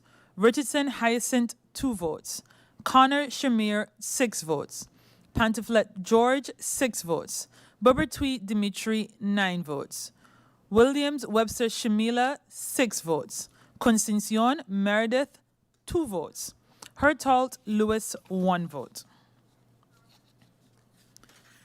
Continuing, Hernandez Shamira, 1 vote. Merrick Leopold, 4 votes. Milanis Melissa, 1 vote. Ray Terrence, 0. DeWint Narda, 0. And Faustin Ismail, 2 votes. That is a total of 229 votes cast for the NA. Moving to the Democratic Party, starting with the leader Westcott Williams Sarah, 22 votes. Heiliger Martin Grisha, 20 votes. Bell Benjamin, 2 votes. Ravan Khalil, 11 votes. Kotai Varen, 8 votes. Panaflek Richard, 0. Ortega Cedric, 0. Doralice Fabio, 12. Alexander Lisa, 1. Esset Ruben, 0. Kleinhuis Stephen, 0. Richardson David, 1 vote. Rochester Quincy, 0. Chandler Adelina, 3 votes. Piper Juliet, 4 votes. Adamus Densley, 0. Williams Dennis, 6 votes. Hernandez Cervante, 0. Arndel Nireda, 0. Arnell Pearl, 0. Agatha Rosendo, 1 vote. Flanders Patricia, 0 votes. Richardson Action, 1 vote. That is a total of 92 votes cast for the Democratic Party. Again, we repeat the totals for polling station number 4. Polling station number 4 is the Sister Marie Laurence School in Middle Region. There were a total of 1,429 eligible voters at this polling station. There were a total of 888 valid votes cast, and they were as follows to the parties. Now received 83 votes, ECE 23 votes, UP 190 votes, PFP 75 votes, USP 62 votes, USRM 134 votes, NA 229 votes, and DP 92 votes. Yes. Thank you, Mackie. That was a mouthful. We have polling station number 3, which is the St. Martin Senior Citizens Recreational Center. However, we're going to take a short break, and we'll come back with those numbers.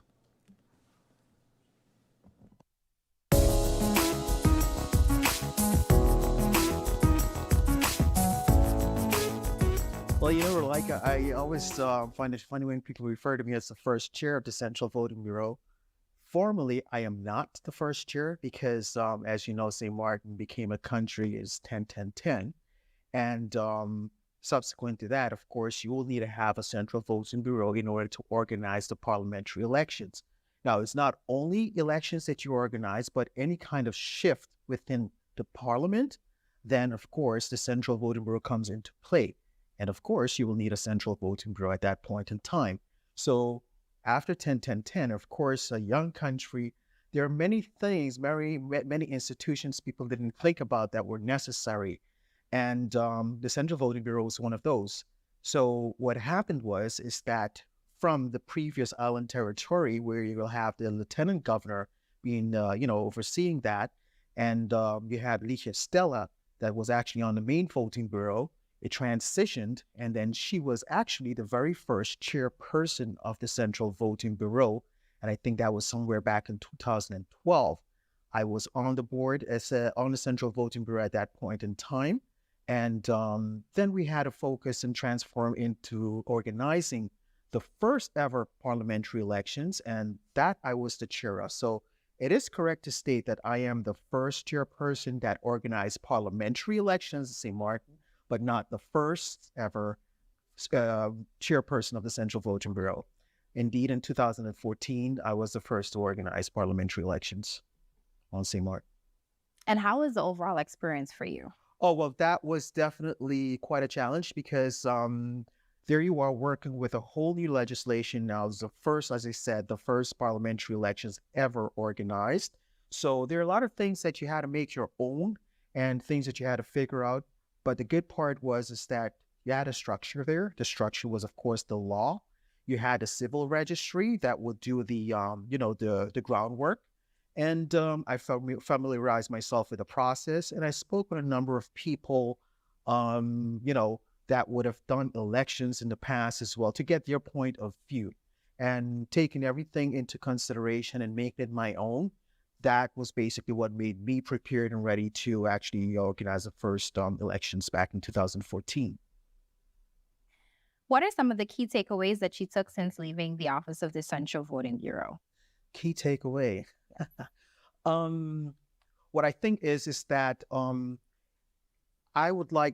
I do have a vision where the Central Voting Bureau is concerned.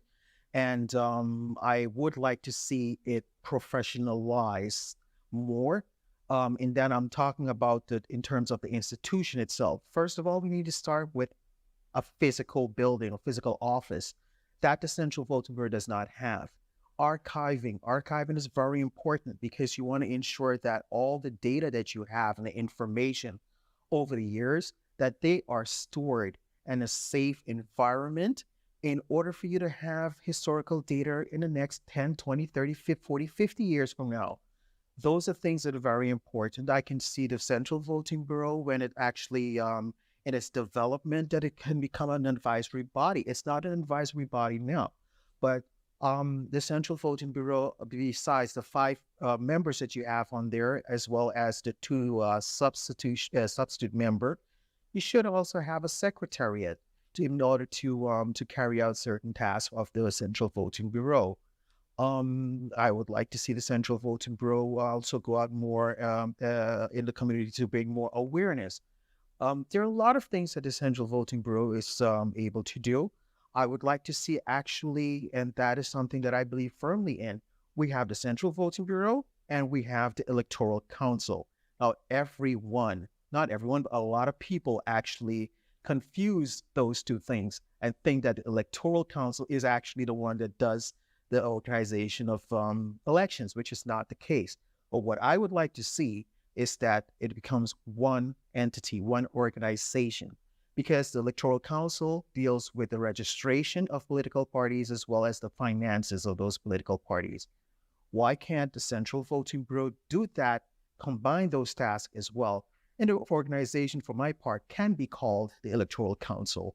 But then you have different tasks and responsibilities in terms of what the Central Voting Bureau does now, but as well as the registration and the financing of the political parties. It can be one, strong organization together. And I think that's also easier and less confusing for the people.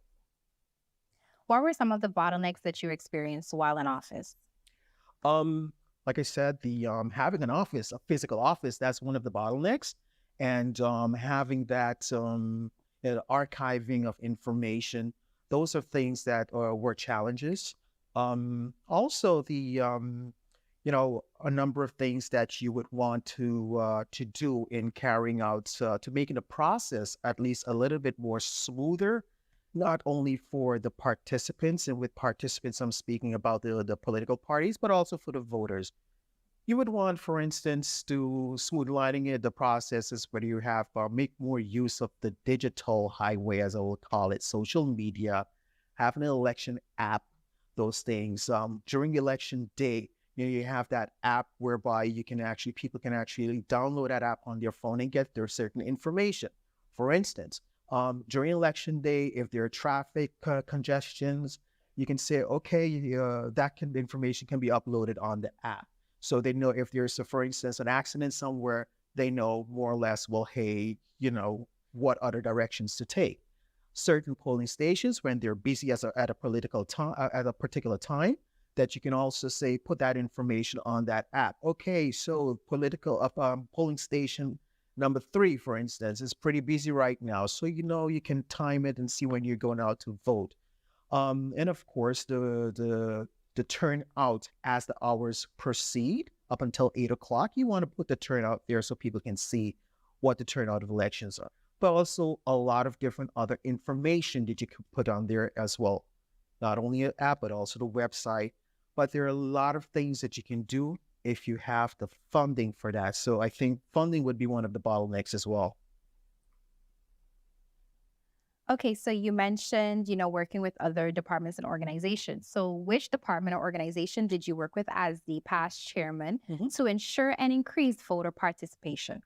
I think, Relaika, how I would want to answer that question is because it's a 2-part question in terms of the organizations and departments that I would work with during election. I think it's important to mention it because they have also worked hard and, they've given their support 100%. But then also there are particular organizations you work with in order to increase the turnout. Now, in terms of the organizations that we would have worked with, is that, of course, the Civil Registry, we work with them. They are the ones that do the groundwork for the Central Voting Bureau. And the young ladies and young men of that department, they are incredible. They do a really good job in doing what they do in order to assist us. A lot of people don't see the background work that they do, but that is definitely, there's no election without the Civil Registry.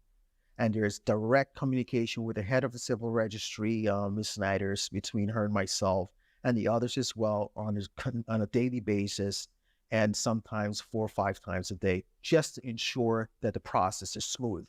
So you have the Civil Registry. Of course, we will then deal with Parliament as well, the SG of Parliament. That's in order to ensure that the facilities are there, the rooms and all, and where we actually would hold the public meetings and election day itself. We will deal with I've had close contact with the Chief of Police called John and Mr. Hout as well in order to ensure the public safety during the day of election, but also postulation day and other public events that we will have. We will deal with, we have contact with the Department of Public Works from FOMI. Those are the ones that actually would set up the polling stations. We'll deal with various departments. You deal with the post office because you want to ensure that the voting cards are sent out on time. And all of this is done with the assistance, of course, of the Civil Registry as well.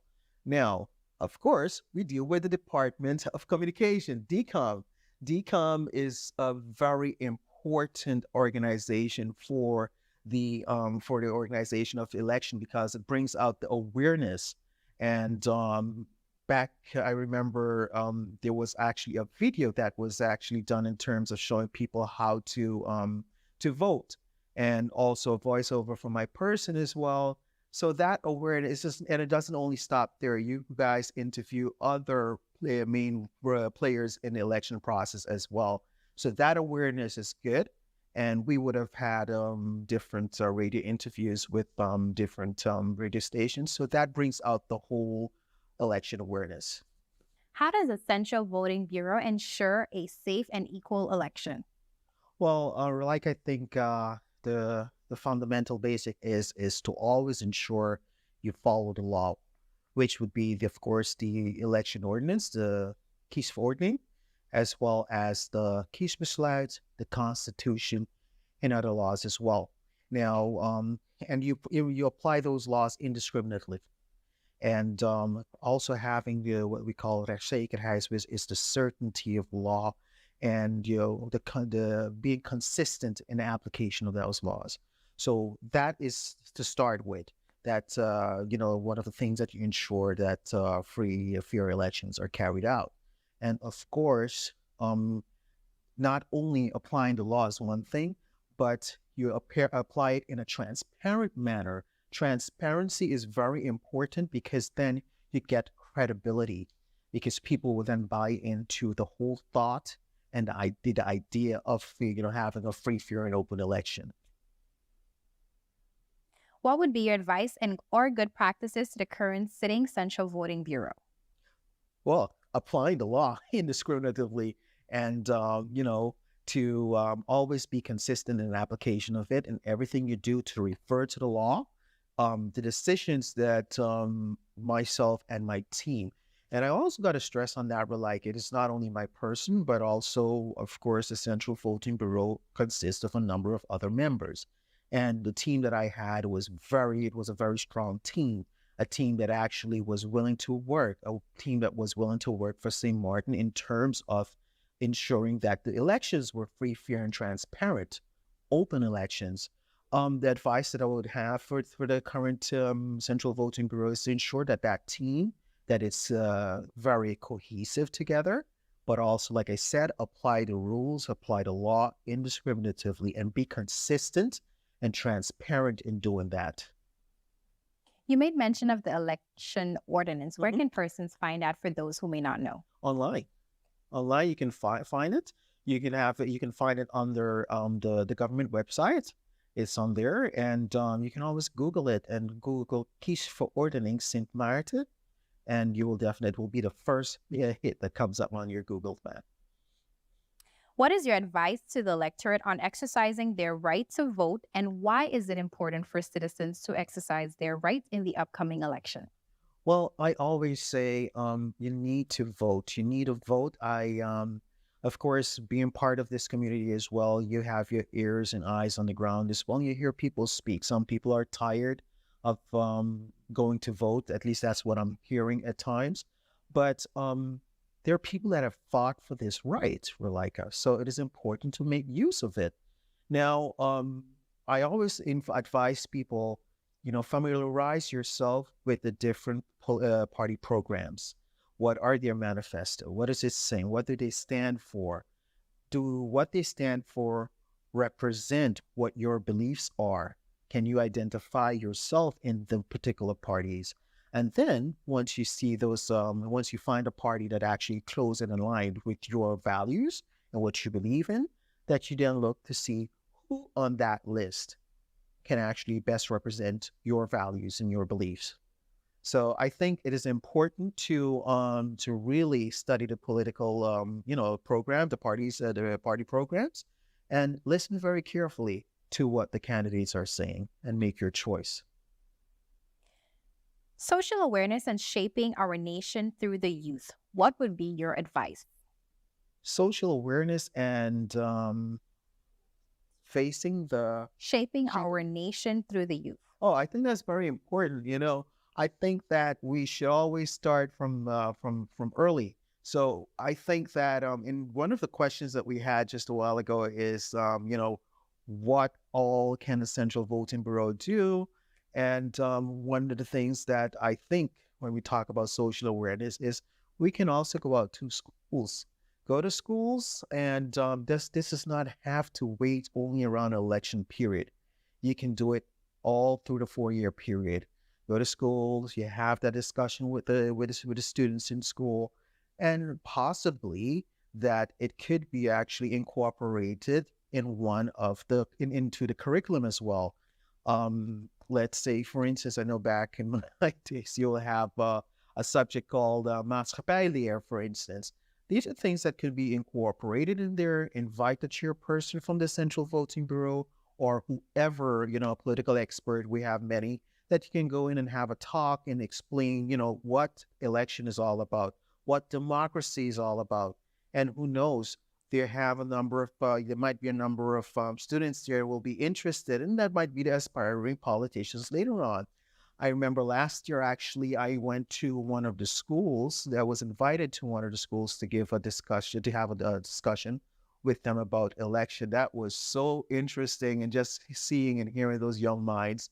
It was 45 minutes, but it went so quickly. And I think we should be doing more of that. Mr. Rogers, in the past, again, as the former chair, we had a lot of invalid ballots. Would you say that the electorate was trying to make a statement in these invalid votes? That's an answer that I'm sure I still owe the people, because I don't know if this was really a statement or not. But there were, I think it is something that you need to take into consideration, and also definitely give it some kind of a value in terms of why did we have so many invalid votes indeed. And of course, when you go and do a recount of those invalid votes, you would see that some of the voters would actually put a text on those invalid on those ballots, which makes them invalid. And some of the text that will be written, you can ask yourself, is this not indeed a statement that they're trying to make? Because why would you actually stand in line, go in there just to write that, or to even make a drawing on the ballot? So that is likely a statement. What that statement is, I am not certain of. Speaking of education, how better does the electorate need to be informed on our Constitution and politics in general to make those informed decisions? Well, I think it's a collaborative approach. Everybody has to do their own, make an effort in order to achieve that goal. So the political parties, they have to play their role and trying to involve people and educate them, not only around political time, election time, but through the entire 4-year period. Continue involving the people and keeping in touch with them, because then you're making them aware of what is going on and also about the election process. The Central Voting Bureau has to do its job as well, which I know it's doing as well, but also continuing the process of awareness. And for that too, funding is needed in order for the Central Voting Bureau to be doing, to carry out those tasks and responsibilities. I think government needs to do that as well. Everybody in that link, in that process, has to do their role in order to keep that notion alive. So we're going to move a bit off, and this is more of a personal opinion. So as a citizen lawyer and general observer of society, how is the functioning of St. Martin's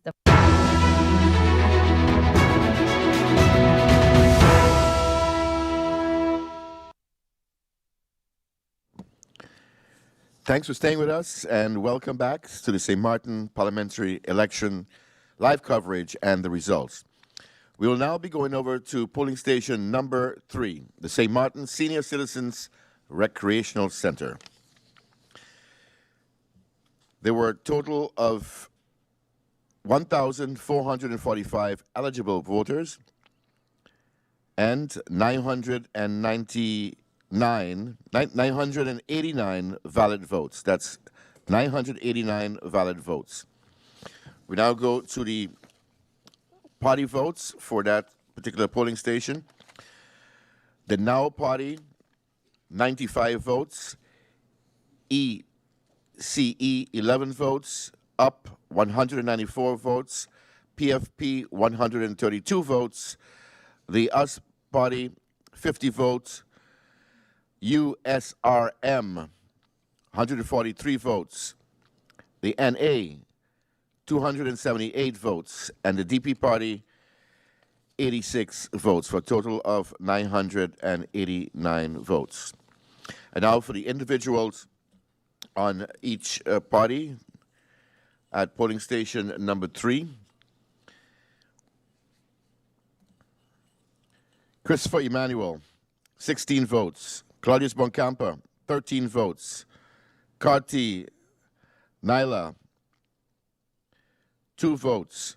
Margaret Kevin, 13 votes. Bellot Kelron, 2 votes. James Ryan, 5 votes. Mantel Mark, 4 votes. Hall Leary, 1 vote. Lopes Drina, 1 vote. Lewis Linden, 21 votes. Scope Edward, 5 votes. Langles Marie, 0 votes. Henrietta Marcos, 1 vote. Smith Luis, 1 vote. Piper Jude, 0 votes. Gums Giovanni, 7 votes. Reyes Kimberly, 0 votes. Burnett Gerald, 3 votes. Charles Claudette, 0 votes.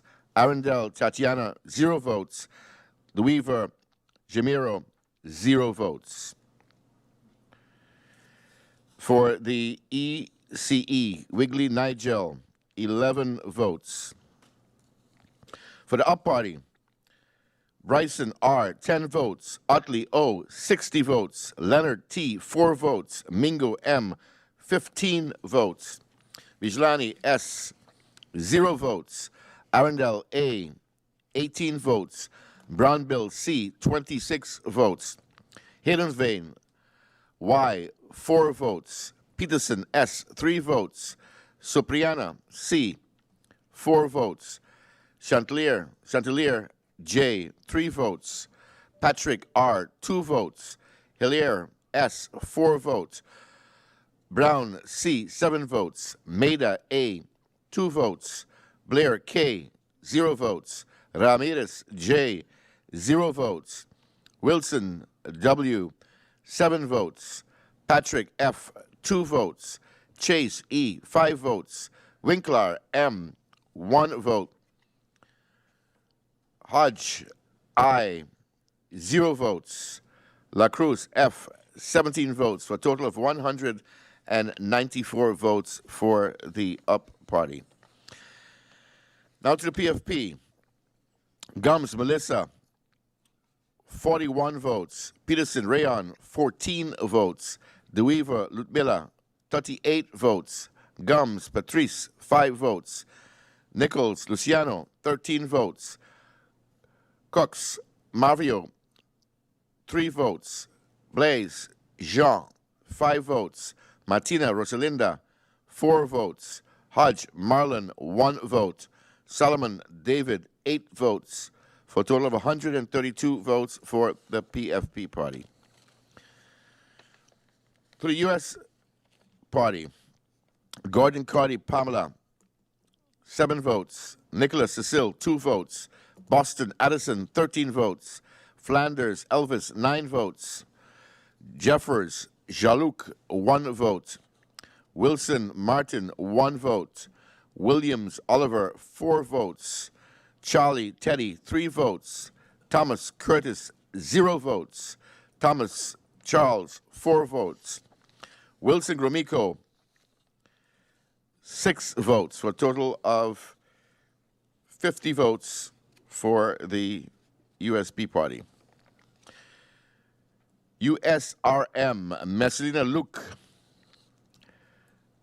36 votes. Waver Christopher, 9 votes. Janssen Webster, 9 votes. Martina Herbert, 0 votes.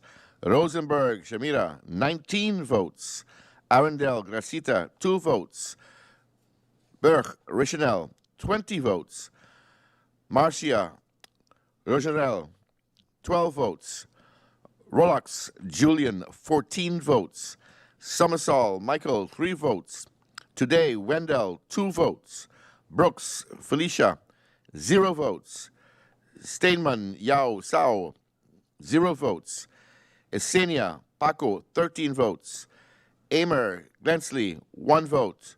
Hutchinson Delano, 0 votes. Matthew Jason, 3 votes. Peterson Joseph, 0 votes.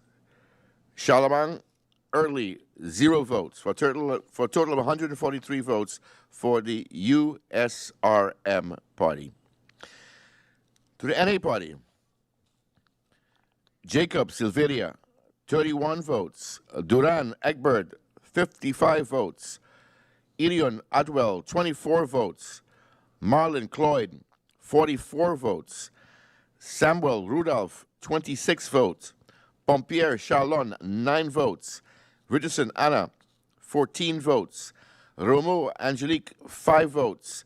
Labega Dimar, 4 votes. York Darrell, 32 votes. Richardson Hyacinth, 2 votes. Connor Shamir, 1 vote. Ponderflet George, 4 votes. Babatui Dimitri, 2 votes. Williams Webster Shamila, 4 votes. Concepcion Meredith, 6 votes. Hertold Lewis, 3 votes. Hernandez Shermira, 2 votes. Merrick Leopold, 2 votes. Molanas Melissa, 3 votes. Ray Terrence, 0 votes. DeWint Narda, 2 votes. Faustin Ishmael, 3 votes, for a total of 278 votes for the NA party. And the Democratic Party at polling station number 3, Westcott William Serra, 25 votes. Halliger Martin Grisha, 23 votes. Bell Benjamin, 1 vote. Revan Khalil, 5 votes. Kotai Raven, 3 votes. Ponderflet Richard, 2 votes. Ortega Cedric, 0 votes. Doralis Fabio, 0 votes. Alexander Lisa, 2 votes. Esed Ruben, 4 votes. Kleinhurst Stefan, 0 votes. Richardson David, 3 votes. Rochester Quincy, 1 vote. Chandler Adelina, 0 votes. Piper Juliette, 0 votes. Adamus Densley, 3 votes. Williams Dennis, 0 votes. Hernandez Cervante, 0 votes. Arndell Niraida, 0 votes. Arnell Pearl, 0 votes. Agatha Rosendo, 0 votes. Flanders Patricia, 12 votes. Richardson Hakim, 2 votes, for a total of 86 votes for the Democratic Party at polling station number 3. Once again, there were 1,445 eligible voters and 989 valid votes at polling station number 3, St. Martin Senior Citizens Recreational Center. And we go straight into the results of polling station number 10. Polling station number 10, NEPA, the National Institute of Professional Advancement, that is in Cahill. The NEPA has a total of 1,418 eligible voters.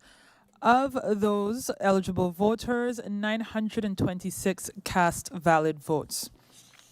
Starting with overall party performance at this polling station, we begin with the Now Party, 88 votes, ECE 8 votes, UP 155 votes, PFP 160 votes, USP 25 votes, URSM 126 votes, NA 232 votes, and DP 132 votes, for a total of 926 votes. We now go to the individual candidate performance at this polling station, beginning with the leader of the party, Emmanuel Christoph, 24 votes. Bunkamper Claudius, 4 votes. Carty Naila, 2 votes. Mingret Kevin, 21 votes. Bellat Kelron, 1 vote. James Ryan, 4 votes. Mantle Mark, 3 votes. Hall Larry, 0. Lopes Drina, 1. Lewis Linden, 7 votes. Scope Edward, 1 vote. Langles Marie, 0 votes. Henrietta Marcos, 10 votes.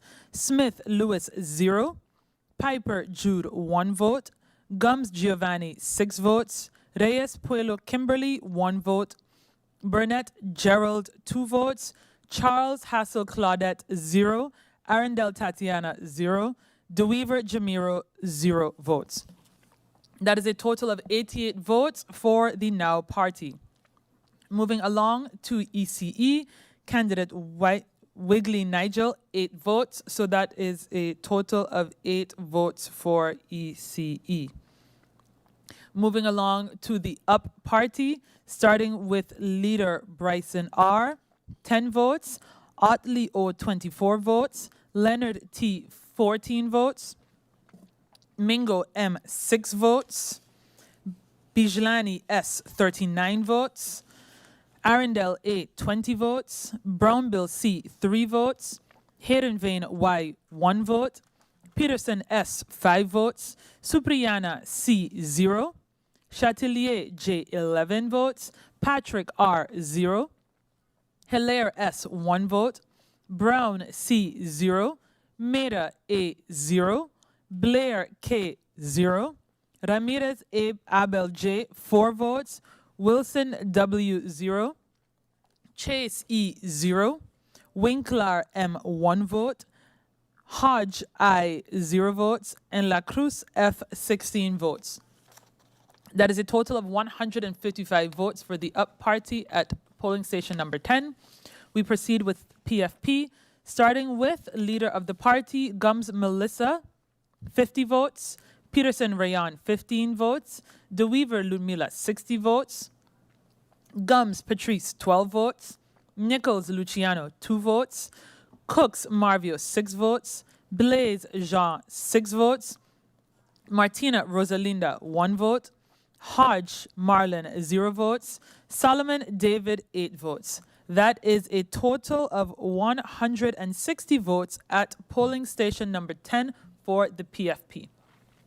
We continue with the US Party, USP, starting with leader of the party, Gordon Carty Pamela, 0. Nicholas Cecil, 2 votes. Boston Addison, 3 votes. Flanders Elvis, 3 votes. Jeffers Jean-Luc, 2 votes. Wilson Martin, 0. Williams Oliver, 0. Charlie Teddy, 4 votes.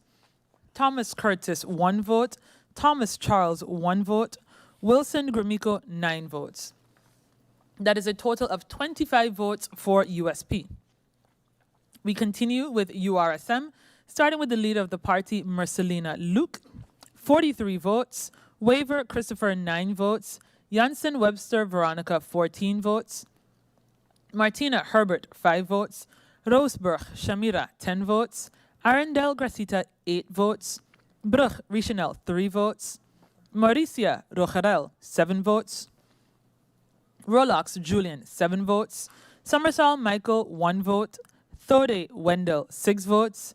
Brooks Felicia, 3 votes. Stamen Yao Sao, 5 votes. Isenia Paco, 0. Amer Glensley, 0. Hutchinson Delano, 0. Matthew Jason, 2 votes. Peterson Joseph, 0. And Charlemagne Early, 3 votes. That is a total of 126 votes cast for the URSM. Proceeding with the National Alliance, starting with leader of the party, Jacobs Silveria, 27 votes. Doran Egbert, 11 votes. Irian Artwell, 21 votes. Marlon Cloyd, 19 votes. Samuel Rudolph, 12 votes. Pompier Charlin, 10 votes. Richardson Anna, 7 votes. Rumu Angelique, 58 votes. Labega Dimar, 11 votes. York Darrell, 13 votes. Richardson Hyacinth, 4 votes. Connor Shamir, 6 votes. Pantaflet George, 9 votes. Bubertui Dimitri, 5 votes. Williams Webster Shamila, 5 votes. Concencion Meredith, 2 votes. Hertalt Lewis, 0 votes. Candidate 18, Hernandez Shamira, 1 vote. Merrick Leopold, 1 vote. Milanis Melissa, 2 votes. Ray Terrence, 3 votes. DeWint Narda, 0. Faustin Ismail, 5 votes, for a total of 232 votes for the NA. We proceed directly on with the DP, beginning with the party leader, Westcott William Sarah, 28 votes. Heiliger Martin Grisha, 33 votes. Bell Benjamin, 5 votes. Ravan Khalil, 2 votes. Kotai Viren, 27 votes. Panaflek Richard, 2 votes. Ortega Cedric, 0. Doralice Fabio, 4 votes. Alexander Lisa, 1 vote. Esset Ruben, 13 votes. Kleinhuis Stephen, 2 votes. Richardson David, 0. Rochester Quincy, 0. Chandler Adelina, 3 votes. Piper Juliet, 0. Adamus Densley, 4 votes. Williams Dennis, 0 votes.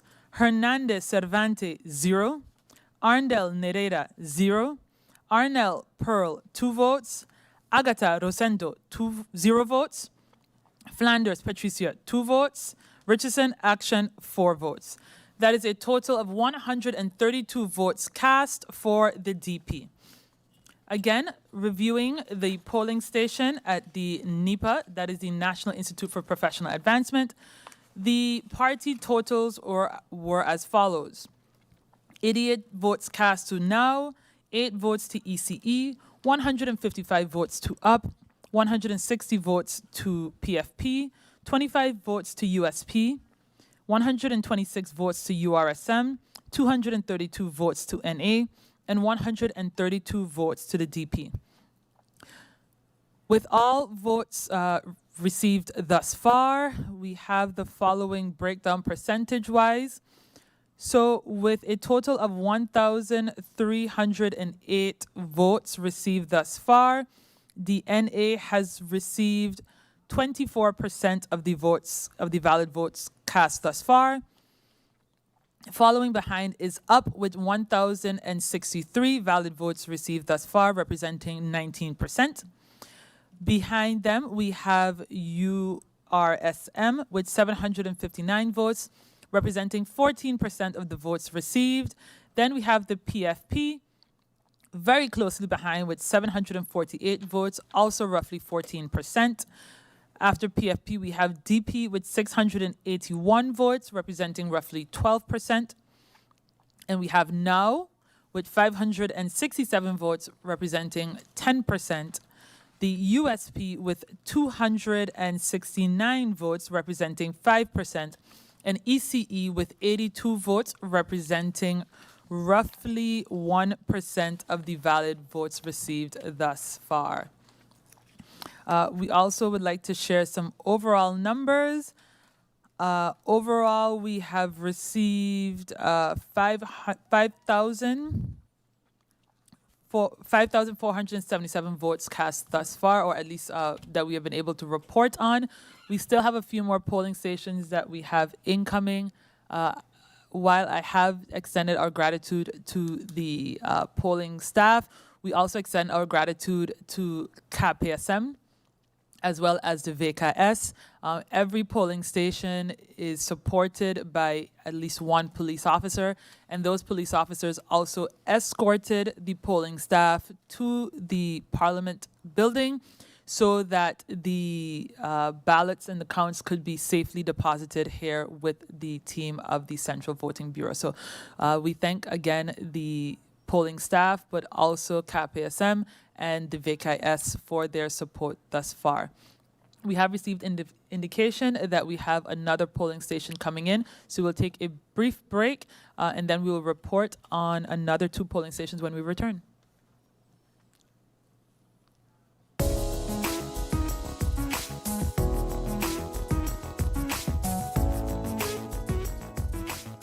When it comes to the elections per se, we don't really play a role. The Ombudsman, we investigate complaints. However, you do have the Voting Bureau, we have the Electoral Council, and they are the one that oversee the elections. They are independent from government. And if there are any discrepancies, then of course,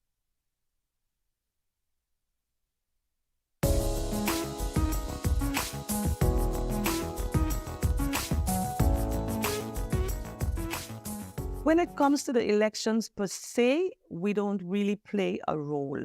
The Ombudsman, we investigate complaints. However, you do have the Voting Bureau, we have the Electoral Council, and they are the one that oversee the elections. They are independent from government.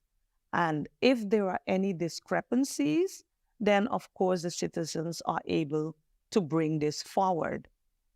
The Ombudsman can play a role constitutionally if a change is made to the constitutional or electoral law. Then we come in with our part where we can then scrutinize. We have that authority to scrutinize that law. And if we find that it is in contravention with our Constitution, then we can submit it to the Constitutional Court for review, and they can decide if they will, if it will stand or not, partially or fully. That is our authority regarding laws, newly ratified laws. As you mentioned, the Office of the Ombudsman is an investigative body. If for any reason a citizen might have an issue arise as it relates to a discrepancy, for instance, at a civil registry department or with a possible allegation of vote buying, how should that citizen bring that information to light? First of all, you have to inform, like let's say it's the civil registry, and you find that something went wrong or it took too long for your voting card or any other discrepancy, you have to first inform them. Let them know of your grievances, maybe what went wrong, and allow them the time to respond to you. Usually it's 30 days is a reasonable time. If it's urgent in these cases, it should be faster, within 3 to 5 days. If you do not get a response from them or not adequately enough, then you can come to the Ombudsman, and then we will start our investigation. And to find out what went wrong, we will identify the bottlenecks. We will give solutions for the next time in order to avoid the same thing to happen. And that also goes for, let's say, allegations of vote buying along those lines. Allegations of vote buying, I would advise a person to go to the public prosecutor. You have the road to the court as well. So you have the Ombudsman when it comes to complaints about a government body, a government agency. But when it comes to criminal act, then I would advise them to go to the public prosecutor. As the Office of the Ombudsman operates under the Constitution, how should the Constitution determine the way forward as it relates to election, if that applies? Okay, let me first explain our Constitution. The Constitution is the basis of which, it lays the basis of which our laws are governed. So how our country is governed. We have our fundamental principles there. We have rules. The Constitution also attributes tasks to government, to the Parliament. We have institutions such as the High Councils of State. There are advisory bodies, and also, of course, the electoral law is also fitted in there. And as I said, if changes are made to that law, then the Ombudsman has a role to play when it comes to seeing if it is in contravention or not with the Constitution. So our Constitution gives us the platform of how our government is run. Over the years, there have been a lot of talks about electoral reform. Different governments said they would, try to stop the ship jumping. That was a main issue.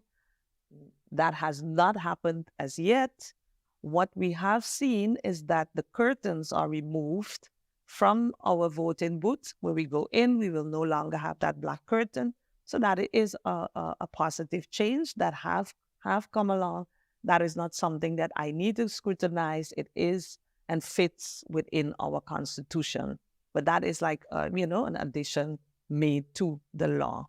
No more curtains when you go in to vote. As we're discussing the parliamentary elections, what does the House of Parliament represent, and what is the working relationship between the Office of the Ombudsman and the House of Parliament? That's a very interesting question. Very good question, because we elect the members of Parliament. Often people think that they're electing ministers, but we elect members of Parliament. The members of Parliament then form the House of Parliament, and the House of Parliament represents the people. Everything that they do is for the interest of the people. It's a government because we elect them. It's a government of the people, for the people, by the people. And the task of the House of Parliament, as I already said, is to do whatever in the interest of the people. There is a structure that we have. We usually, when I explain how our democracy is set up, how it works, how Parliament works, we have a three-tier system where we compare it with a business, where we say that, the country, we are owners of the country, that is our business, and we are the shareholders, the people are the shareholders. And we then elect the supervisory board, or appoint a supervisory board to handle the affairs for us. And that is then the House of Parliament, and that is then the supervisory body. Parliament then in turn appoints, or if we say a business, the supervisory board in turn appoints the directors, CEOs of the business, and they are the executive branch. So that is the third tier. So they are the one that will execute the task also on behalf of the people. Everything is in the interest of the people and on behalf of the people. And that is our system. We, the people, elect members of Parliament, House of Parliament, and they appoint ministers. And they have a supervisory role over the ministers to make sure that they execute in line and in accordance to whatever the people requested, whatever policies, laws have to be made, passed, in order to make sure that the people's interest is kept in line. Now, the role of the Ombudsman, or where does the Ombudsman fit in there? And as I said, with the Constitution, we have a platform. They assigned tasks to different institutions, and the High Councils of State are one of those. We have 3 High Councils of State, and you have the people. We trust Parliament, and as I said, Parliament has a supervisory role. The High Councils of State, we assist Parliament in their supervisory role. You have the Council of Advice. Their part is when it comes to drafting the laws. They are the last check, high body legislative check, to make sure that all those laws are in accordance with, everything that it embodies that you need to look at. Then you have the General Audit Chamber. They look at the expenditures, the finances, to make sure that that is done according to the law. And then we have the Office of the Ombudsman, and the Ombudsman deals with the conduct of government. So how does government relate with the people?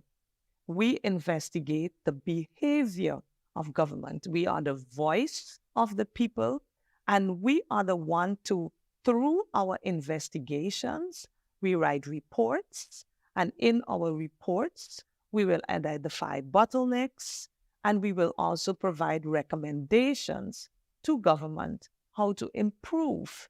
So what we do is we actually voice the concerns of the people. And in that way, through our reports, systemic investigations, Parliament is able to supervise and, hold ministers accountable. And in that way, these are the checks and balances that we have in place to make sure that everything, all in all, is in the interest of the people. That is always the goal. And I always say the Ombudsman is a critical friend, but we are an important ally if recognized as such.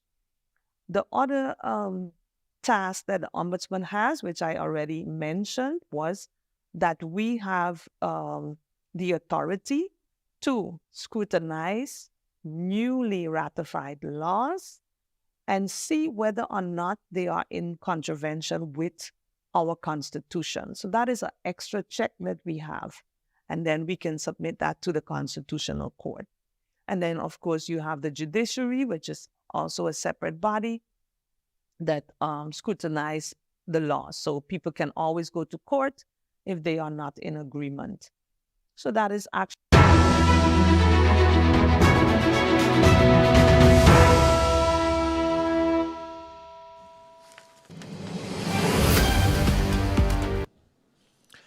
Welcome back to the St. Martin Parliamentarian Elections live coverage here from the Parliament Building in Phillipsburg, St. Martin.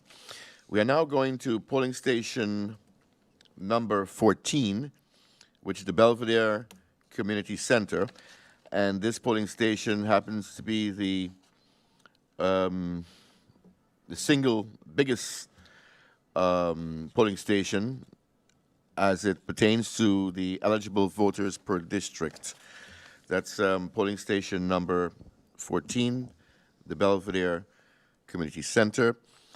There were 1,469 eligible voters and 1,017 valid votes.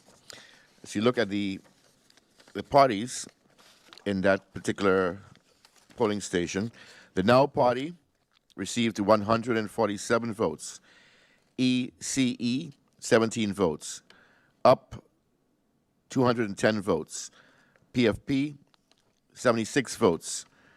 US Party, 51 votes. USRM, 154 votes. National Alliance, 237 votes. And the Democratic Party, 125 votes. So you look at the individuals for this particular polling station number 14. Emmanuel Christophe, 41 votes. Boncamper Claudius, 3 votes. Carty Nyla, 6 votes. Magret Kevin, 14 votes. Bellot Kelron, 6 votes. James Ryan, 6 votes. Mantel Mark, 2 votes. Hall Leary, 2 votes. Lopez Drina, 0 votes. Lewis Linden, 22 votes. Scope Edward, 0 votes. Langles Marie, 0 votes. Henriette Marcus, 1 vote. Smith Lewis, 0 votes. Pierre Jude, 0 votes. Gums Giovanni, 34 votes. Reyes Kimberly, 1 vote. Burnett Gerald, 3 votes. Charles Hassel, 0 votes. Arundel Tatiana, 0 votes. DeWeaver Jamiro, 6 votes. It's a total of 147 votes for the Now Party. We go to ECE. Wigley Nigel received 17 votes. Now to the UP Party. Bryson R, 18 votes. Utley O, 76 votes. Leonard T, 11 votes. Mingo M, 9 votes. Bigliani S, 0 votes. Arundel A, 24 votes. Brownbill C, 8 votes. Hidden Vein Y, 1 vote. Peterson S, 1 vote. Supriana C, 1 vote. Chatelier J, 1 vote. Patrick R., 6 votes. Hillier S., 3 votes. Brown C., 3 votes. Maida A., 1 vote. Blair K., 6 votes. Ramirez J., 2 votes. Wilson W., 4 votes. Patrick F., 6 votes. Chase E., 0 votes. Winkler M., 1 vote. Hodge I., 0 votes. And La Cruz F., 28 votes, for a total of 210 votes for the UP party. Next, the PFP party. Gums Melissa, 22 votes. Peterson Rayon, 8 votes. DeWeaver Ludmilla, 21 votes. Gums Patrice, 2 votes. Nichols Luciano, 14 votes. Cooks Mavio, 5 votes. Blaise Jean, 1 vote. Martina Rosalinda, 1 vote. Hodge Marlon, 1 vote. Solomon David, 1 vote. For a total of 76 votes for the PFP party. On to the U.S. party. Gordon Carty Pamela, 3 votes. Nicholas Cecil, 4 votes. Boston Addison, 12 votes. Flanders Elvis, 1 vote. Jeffers Jalouk, 1 vote. Wilson Martin, 3 votes. Williams Oliver, 3 votes. Charlie Teddy, 0. Thomas Curtis, 0.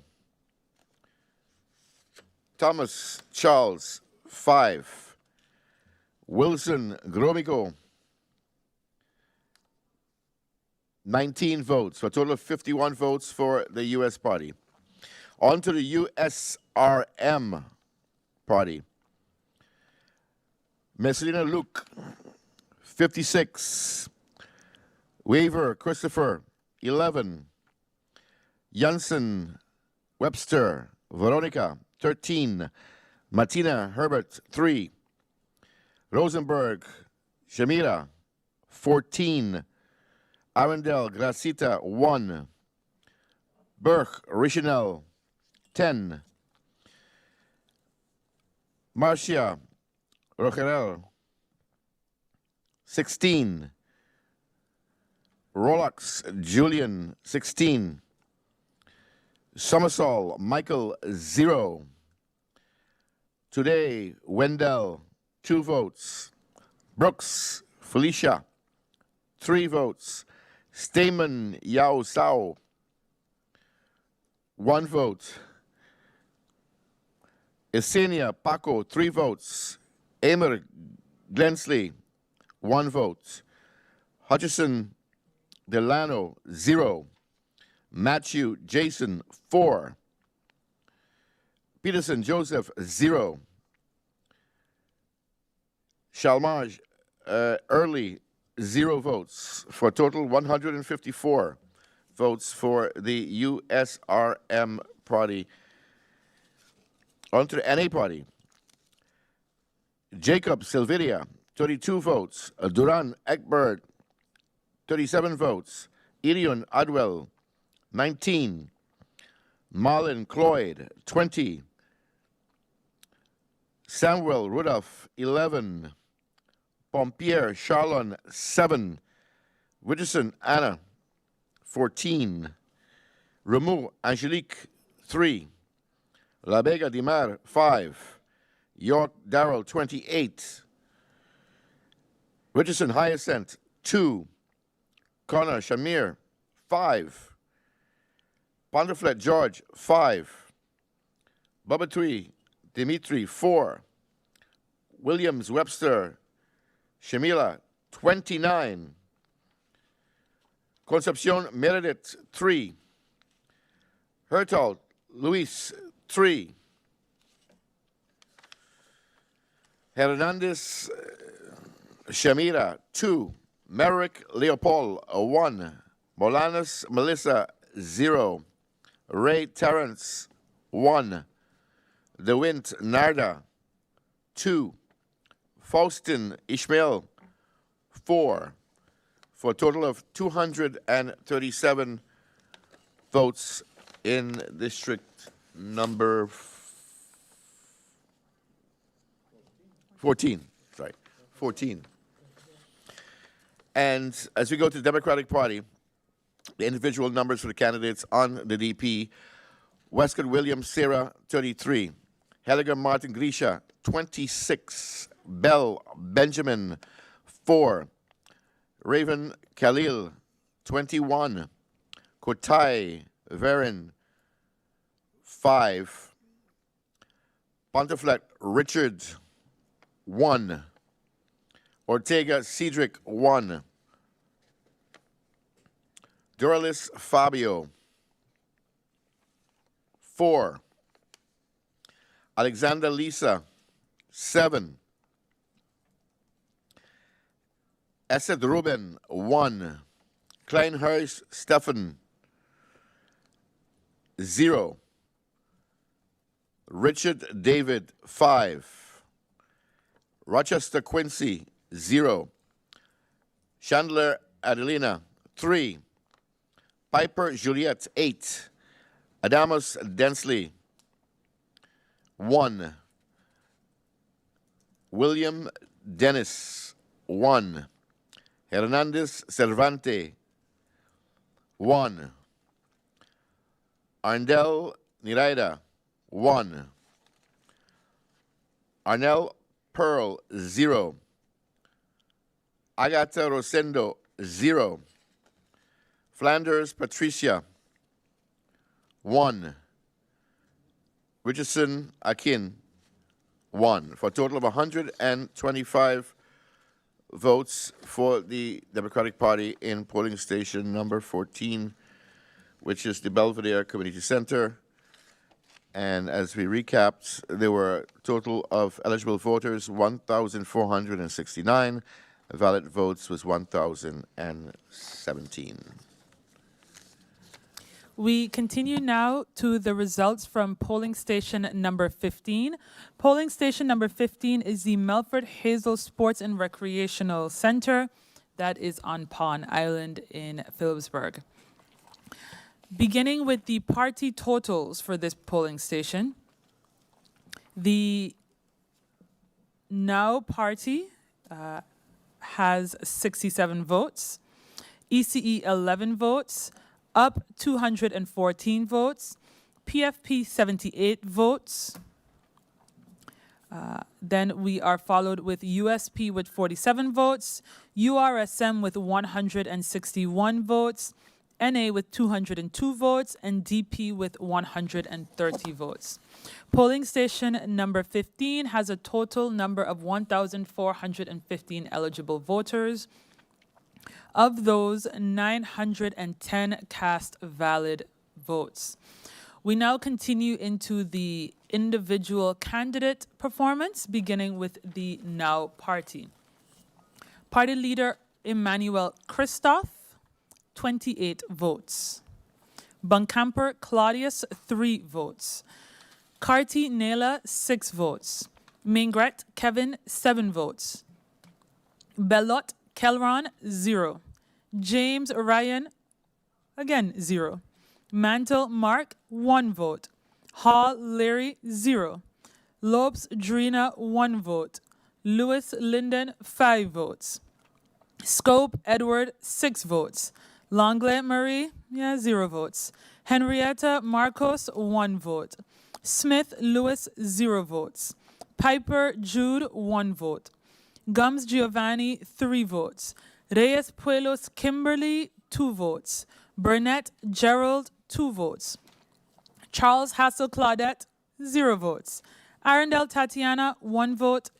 DeWeaver Jamiro, 67 votes. So that is a total of 67 votes for the Now party. Now we continue to ECE. Candidate Wigley Nigel received a total of 11 votes from this polling station, meaning that ECE received a total of 11 votes. We continue to the Up party, starting with leader Bryson R, 12 votes. Continuing with Otley O, 53 votes. Leonard T, 10 votes. Mingo M, 6 votes. Bijlani S, 17 votes. Arundel A, 26 votes. Brownbill C, 35 votes. Hayden Vane Y, 2 votes. Peterson S, 1 vote. Supriyana C, 5 votes. Chatelier J, 3 votes. Patrick R, 9 votes. Hilaire S, 3 votes. Brown C, 2 votes. Meda A, 6 votes. Blair K, 0. Ramirez Abel, 0. Wilson W, 1 vote. Patrick F, 3 votes. Chase E, 0 votes. Winkler M, 1 vote. Hodge I, 0 votes. La Cruz F, 19 votes. Collectively, that is a total of 214 votes for the Up party at polling station number 15. Continuing to PFP, party leader Gums Melissa, 25 votes. Peterson Rayon, 11 votes. DeWeaver Ludmila, 30 votes. Gums Patrice, 0 votes. Nicholas Luciano, 4 votes. Cooks Marvio, 3 votes. Blaise Jean, 2 votes. Martina Rosalinda, 2 votes. Hodge Marlon, 0 votes. And Solomon David, 1 vote. For the Party for Progress, that is a collective of 78 votes at polling station number 15. Continuing to USP, leader Gordon Carty Pamela, 8 votes. Nicholas Cecil, 0. Boston Addison, 9 votes. Flanders Elvis, 1 vote. Jeffers Jean-Luc, 1 vote. Wilson Martin, 0. Williams Olivier, 8 votes. Charlie Teddy, 0. Thomas Curtis, 0. Thomas Charles, 4 votes. And Wilson Gromiko, 16 votes. That is a total of 47 votes for the USP. We continue with the URSM. Leader Marcelina Luke, 48 votes. Waiver Christopher, 4 votes. Janssen Webster Veronica, 8 votes. Martina Herbert, 6 votes. Roseburg Shamira, 17 votes. Arundel Gracita, 15 votes. Brugge Richinel, 11 votes. Mauricia Rogerel, 6 votes. Rolax Julian, 30 votes. Summersall Michael, 2 votes. Tode Wendell, 3 votes. Brooks Felicia, 0 votes. Stayman Yao Sao, 3 votes. Isenia Paco, 2 votes. Amer Glensley, 1 vote. Hutchinson Delano, 0 votes. Matthew Jason, 2 votes. Peterson Joseph, 2 votes. And Charlemagne Early, 1 vote. Collectively, that is a total of 161 votes for the URSM. Proceeding with the NA, party leader Jacob Silveria, 27 votes. Doran Egbert, 56 votes. Irian Artwell, 16 votes. Marlon Cloyd, 24 votes. Samuel Rudolph, 6 votes. Pompier Charlin, 2 votes. Richardson Anna, 13 votes. Rumu Angelique, 3 votes. La Bega Dimar, 4 votes. York Darrell, 17 votes. Richardson Hyacinth, 4 votes. Connor Shamir, 4 votes. Pantaflet George, 7 votes. Bubertweet Dimitri, 3 votes. Williams Webster Shamila, 2 votes. Concencion Meredith, 4 votes. Hartalt Lewis, 5 votes. Hernandez Shamira, 0 votes. Merrick Leopold, 0 votes. Melanis Melissa, 0 votes. Ray Terrence, 0 votes. DeWint Narda, 2 votes, and Faustin Ismail, 4 votes. That is a total of 202 votes for the National Alliance.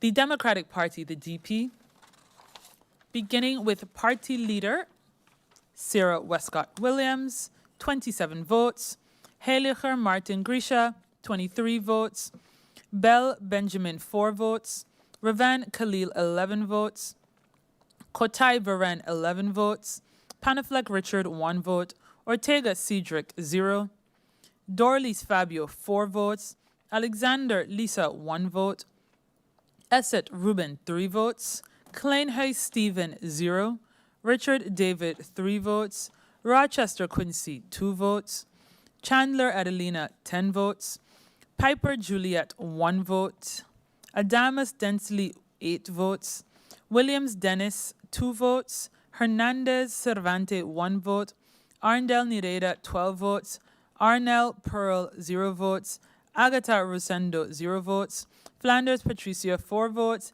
and Action Richardson, 2 votes. That is a total of 130 votes for the Democratic Party. Again, the totals for this polling station, number 15, now received a total of 67 votes, ECE 11 votes, UP 214 votes, PFP 78 votes. And then we also have the US Party with 47 votes, URSM with 161 votes, NA with 202 votes, and the DP with 130 votes. Now, based on these numbers, I believe we have another polling station. Polling station number 16 is ready to also be called.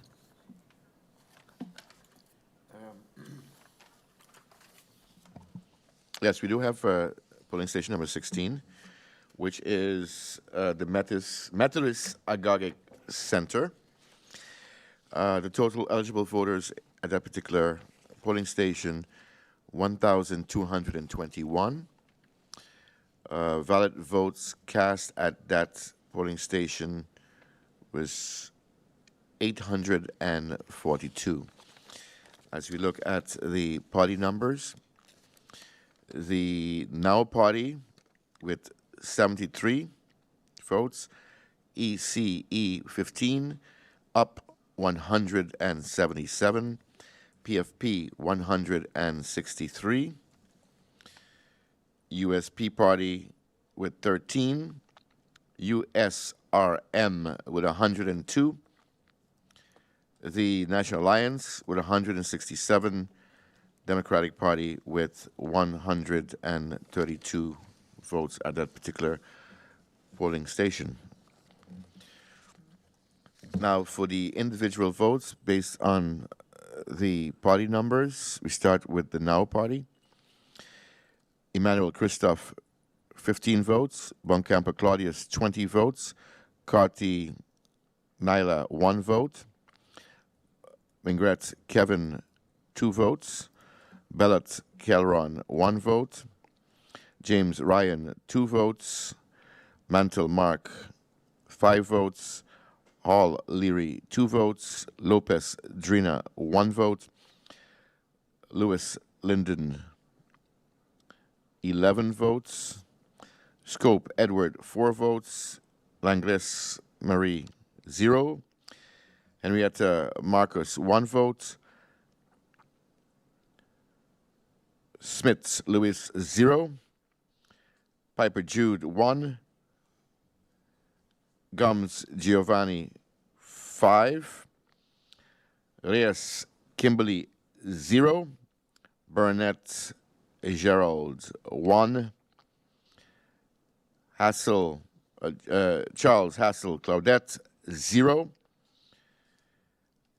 Arndel Tatiana, 1 vote. The Weaver Jamiro, 0. For a total of 73 votes for the Now Party. ECE, Nigel Wigley, 15 votes total.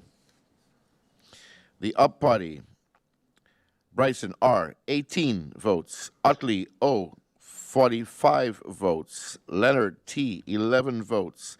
Mingo M., 14 votes. Giuliani S. received 56 votes. Arundel A., 11 votes. Brownbill C., 4 votes. Heerenveen Y., 2 votes. Peterson S., 0. Sopriana C., 0. Chatelier J., 1. Patrick R., 3. Hillier S., 0. Brown C., 0. Maida A., 0. Blair K., 1. Ramirez J.,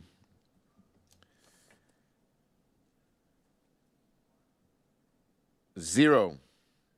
Wilson W., 0.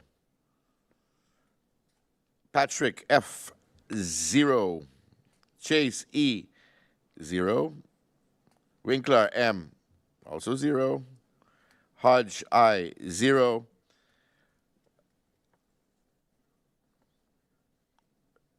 De la Cruz F., 11, for a total of 177 votes cast for the up party at that particular polling station.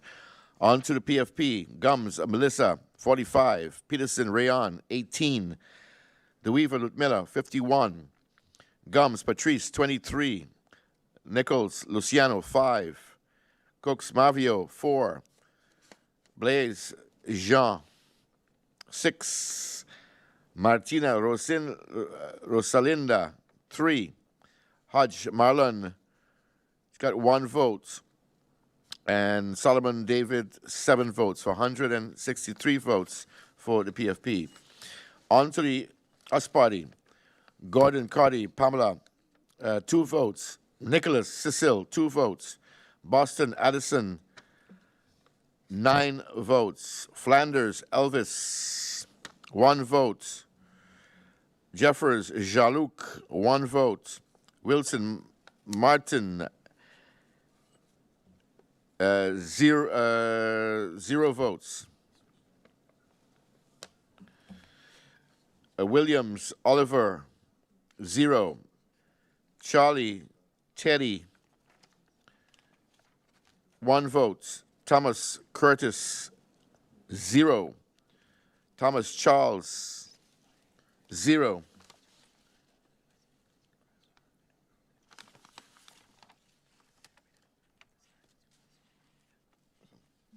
All right. We're going to do the USP party again. All right. Just for clarity, Gordon Carty, Pamela, 2 votes. Nicholas Cecil, 2 votes. Boston Addison, 0.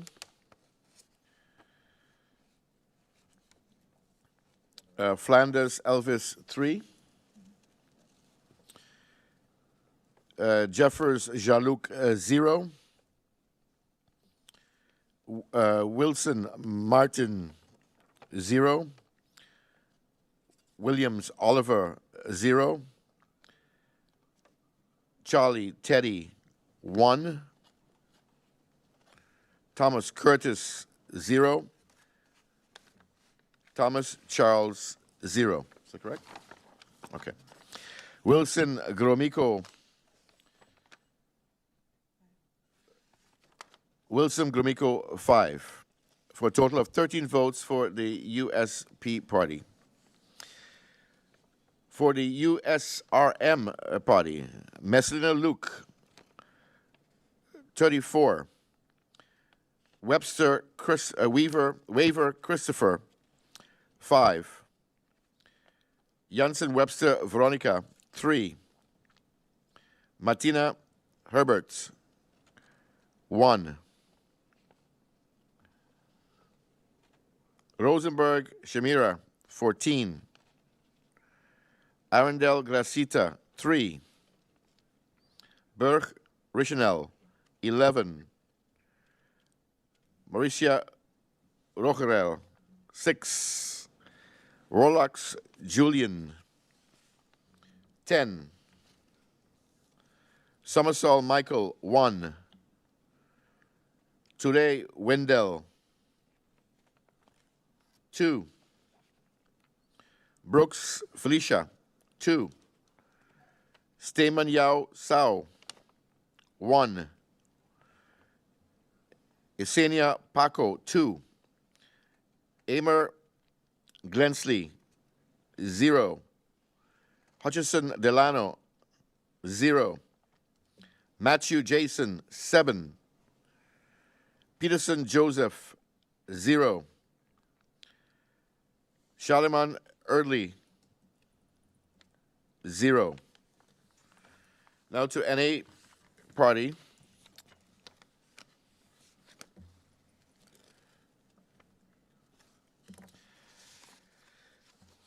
Jacobs Silveria, 27. Duran Eckbert, 31. Ilion Adwell, 25. Marlon Cloyd, 23. Samuel Rudolph, 7. Pompier Charlon, 7. Richardson Anna, 14. Rameau Angelique, 2. La Vega Dimar, 7. York Darrell, 13. Richardson Hyacinth, 0. Connor Shamir, 0. Ponteflet George, 0. Baba Tweet Dimitri, 1. Williams Webster Shamila, 4. Concepcion Meredith, 0. Hertal Lewis, 1. Hernandez Shamira, 0. Merrick Leopold, 0. Molanas Melissa, 5. Ray Terrence, 0. DeWint Narda, 0. Faustin Ishmael, 0. For a total of 167 for the National Alliance. And the Democratic Party in that particular polling station, Westcott Williams, Sarah, 23. Helga Martin Grisha, 34. Bell Benjamin, 3. Rayvon Khalil, 5. Kotai Verin, 38. Ponteflet Richard, 2. Ortega Cedric, 1. Dolores Fabio, 3. Alexander Lisa, 1. Esed Ruben, 9. Kleinhuis Stephen, 0. Richardson David, 2. Rochester Quincy, 2. Chandler Adelina, 1. Piper Juliet, 0. Adamus Densley, 0. Williams Dennis, 0. Hernandez Cervante, 0.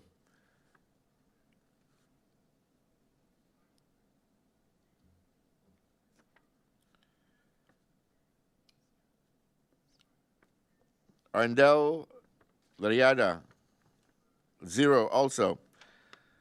Arnell Pearl, 7. Agata Rosendo, 0. Flanders Patricia, 1. And Richardson Akim, 0. For 130 votes for the Democratic Party at polling station number 16, which is the Methodist Agagik Center.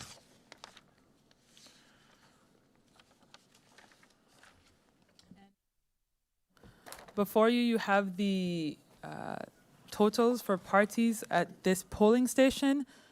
You would see that the Up Party received the most votes at this polling station with 177 votes, followed by the National Alliance with 167 votes, PFP with 163, DP with 132, URSM with 102 votes, NOW with 73 votes, ECE inching out ahead of USP by 2 votes, receiving 115 votes, and USP with 13 votes. Now, we have some general overviews of the polling based on the polling stations called thus far. In having tabulated some 8,246 votes, again, 8,246 valid votes across the polling stations that we previously called. The standings amongst the parties is as follows. So we have the National Alliance ahead with 1,914 votes, representing some 23% of the valid votes tabulated and reported thus far, followed by the UP party with 1,664 votes, representing a very close 20%. Then we have the URSM with 1,176 votes, representing some 14%. Then we have the DP with 1,068 votes. DP has garnered some 13% of the tabulated ballots thus far. Followed just 3 votes behind, PFP has 1,065 votes, representing again 13%. We have the NOW party with 854 votes, representing 10% of the tabulated valid ballots. USP with 380 votes received, representing 5%, and ECE with 125 votes, representing some 2%. Of course, we have the parties performing, and the candidates are definitely garnering their own votes. Now, the question is, what are we thinking now? Some people have definitely inched ahead. We see some instances where I suppose a bit of a common thread, particularly with the NA and the UP as well as the PFP, where there are other candidates that seem to be outperforming the leaders of the parties. What are you all seeing? Well, first of all, I'm just amazed sitting here watching the two of you reading off. I think in total by the end of the night it's going to be 2,600 individual results. So I just want to say that I am in awe, and you guys are doing an amazing job. And I know that a lot of people can be frustrated by how long this takes. But like I said, it's 2,600 individual results that are coming in, and you guys are giving the attention to every single candidate, their personal results in every single polling station. So that alone is so admirable. But I'm here awake and I'm alive, and you know, just looking through. What I see, you know, from a data standpoint, I think is seeing that the largest party traditionally in the last few elections, the National Alliance, yes, it has the lead, but it hasn't broken away as much maybe as it had in the past. And a lot of the other parties are having a very good showing. That's pretty impressive. A number of them have already passed the threshold for 1 seat. I think the NOW will also soon pass that as well. So you look at that representation there. And yeah, like you said, a lot of the party leaders are still doing okay, but some of their other candidates are doing incredibly well. So that's also very interesting to see on my part. Yeah, I agree. I think one standout is URSM. That is a new party, and it is definitely, I would think, exceeding some people's expectations. Chris mentioned that some parties may have cleared for a seat. We do not know the official electoral quota just yet. However, looking at the 2020 results, as well as the estimate based on the turnout that was declared earlier today when the polls closed, we have a pretty comfortable feeling that a few parties may have already earned a seat in this house where we're sitting. Yeah, that's correct. I mean, if you look at the total number of votes cast divided by 15, let's say the maximum to get a seat in that scenario would be 978 votes. So with the invalids, it will be a little bit below that. So if you use that number as an upper border, then you realize that many of the parties have already passed that and passed it substantially. So it'll be interesting to see, and there's still a lot to go. What I'm impressed with is also the one-man party. At no polling station did he get 0 votes like some other people on many of the other parties. I think, although we know he would not get a seat, he did not perform that badly as some persons would have thought. As a matter of fact, he's coming close behind of the USP party with 11, 12 candidates. And I also want to salute also the young lady, the Weaver. She has performed extremely well, and in some instances even better than some of the leaders. I think she did well, the one on PFP.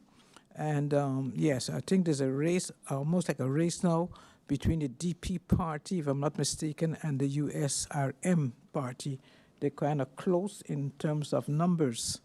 It is true, it looks as if at this point in time, we can see the National Alliance has cleared 2 seats, and maybe at the end of the night, they will have 4 solid seats.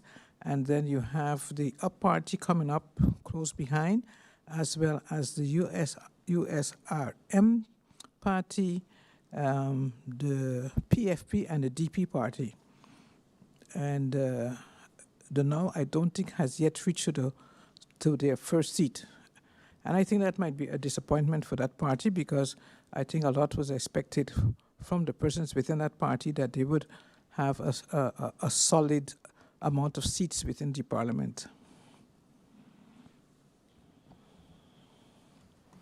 Yeah, indeed. I think, of course, we haven't quite tabulated all of the ballots just yet, but there is some sentiment of parties receiving at least 1 seat. So we think perhaps the makeup of Parliament might look a little bit differently. Again, Parliament being one thing, and we're not speaking about government. We are speaking solely about the composition of Parliament, because it is after the parliamentarians are sworn in, do we go into the process of identifying and appointing ministers. We just got the indication that we have 3 more polling stations that are incoming and about to be called. So we will return in just a few moments with those 3 polling stations that seem to be big ones.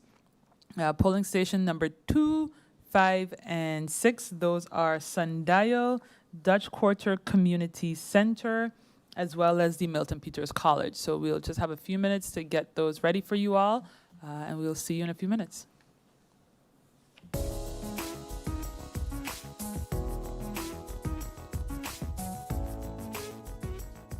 What is the role of an MP in today's society? Well, in fact, if you ask what the role of an MP is in today's society, I think it's the role of an MP according to the law. While there is no specific job description of MP in our Constitution and in other laws, we have to be aware that MPs have 4 major roles. Those are the roles of Parliament. 1, representing the people, make legislation, make appointments, for example, ministers, and supervise government. Having said that, of course, it doesn't define properly what those roles entail. And if you allow me, I, of course, would like to expound on that. The very first point is representation of the people. And I believe that such a question is very appropriate in the season that we are, as we are facing election. What does that mean? We have a democratic state. Yes, we have a democratic government system.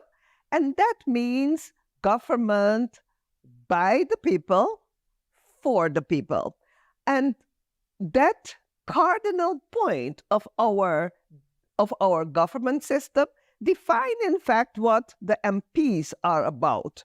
They are about representing the people. How do they represent the people? They have to look at the general interest and the well-being of the society.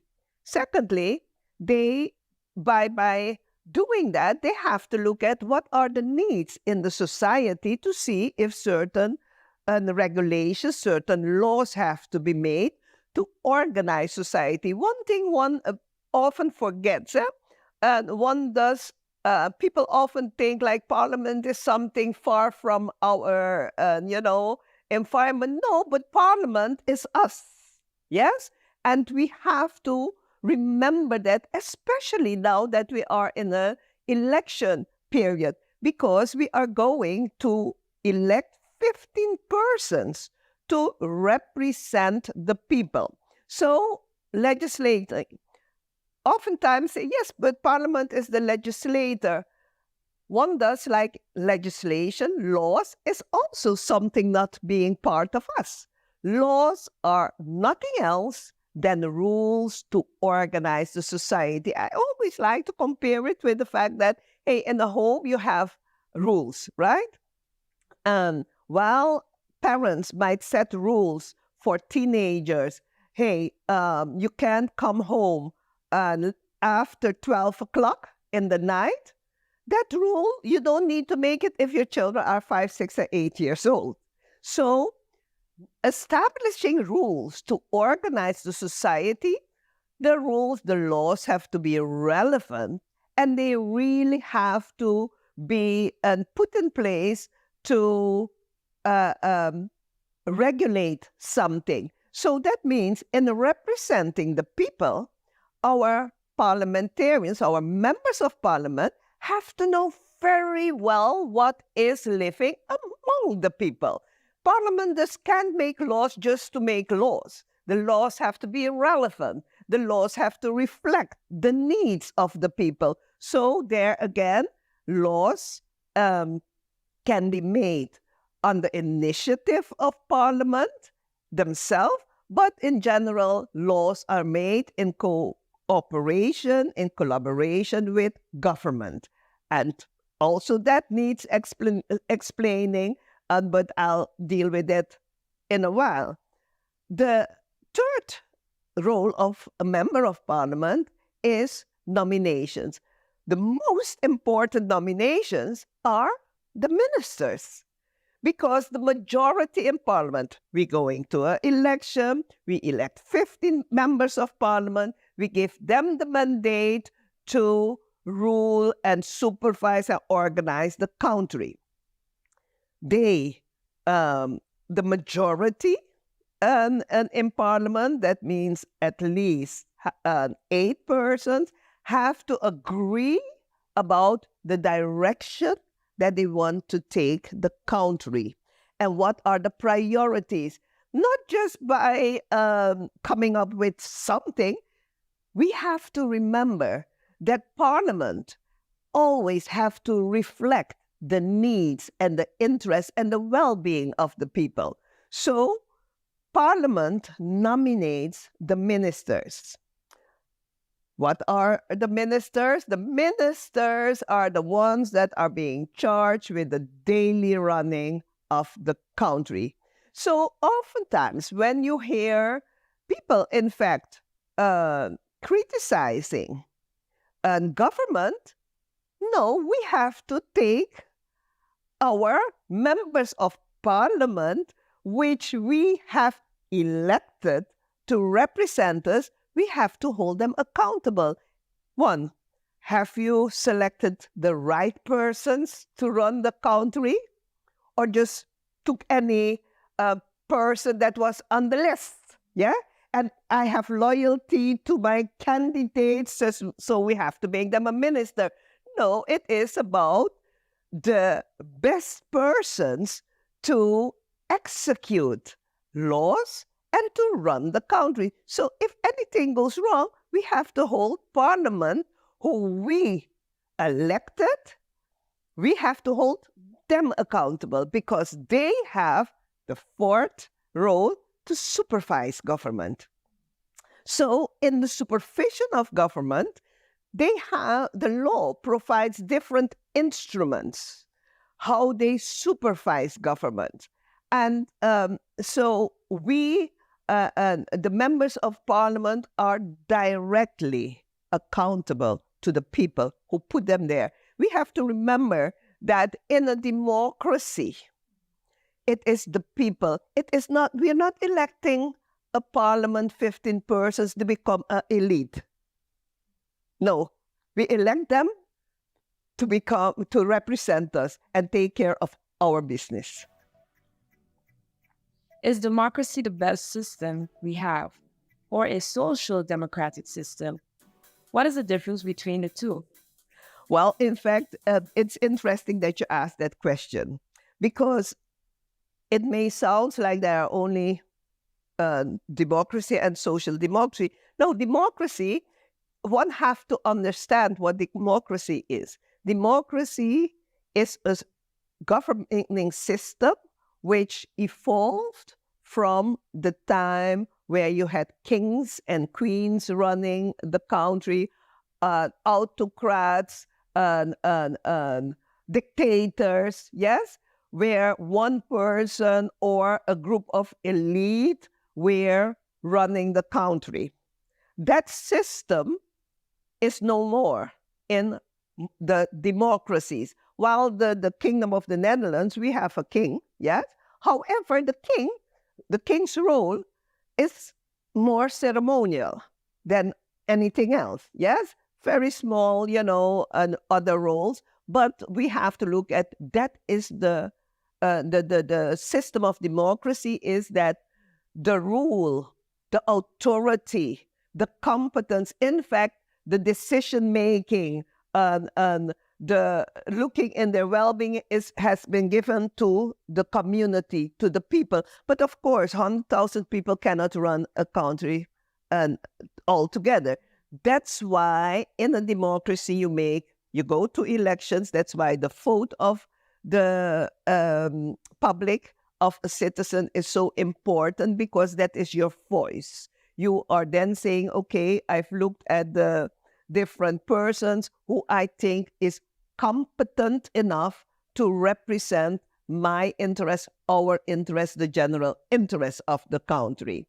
And labeling social democracy, parliamentary democracy, monarchical democracy, all presidential democracy are just slight deviations or variations of the concept of democracy. So I do not think that it is very relevant to look at, hey, is social democracy better than a parliamentary democracy? There are certain and slight differences. Take, for example, the America, one of the biggest democracies, they have a president. And if you look at their system, while the people go to the poll and there's election, you also elect a president. So the different forms of democracy, looking only at social democracy of parliamentary democracy, in my opinion, especially for our country, is less relevant than understanding what democracy in general is. You were appointed as informateur in the past. What does this task entail, and what was the outcome? You refer to 2018, the elections of 2018.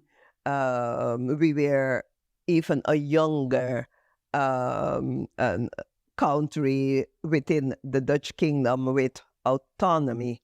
And we know that in the past, every 12 to 18 months, we had a different formation.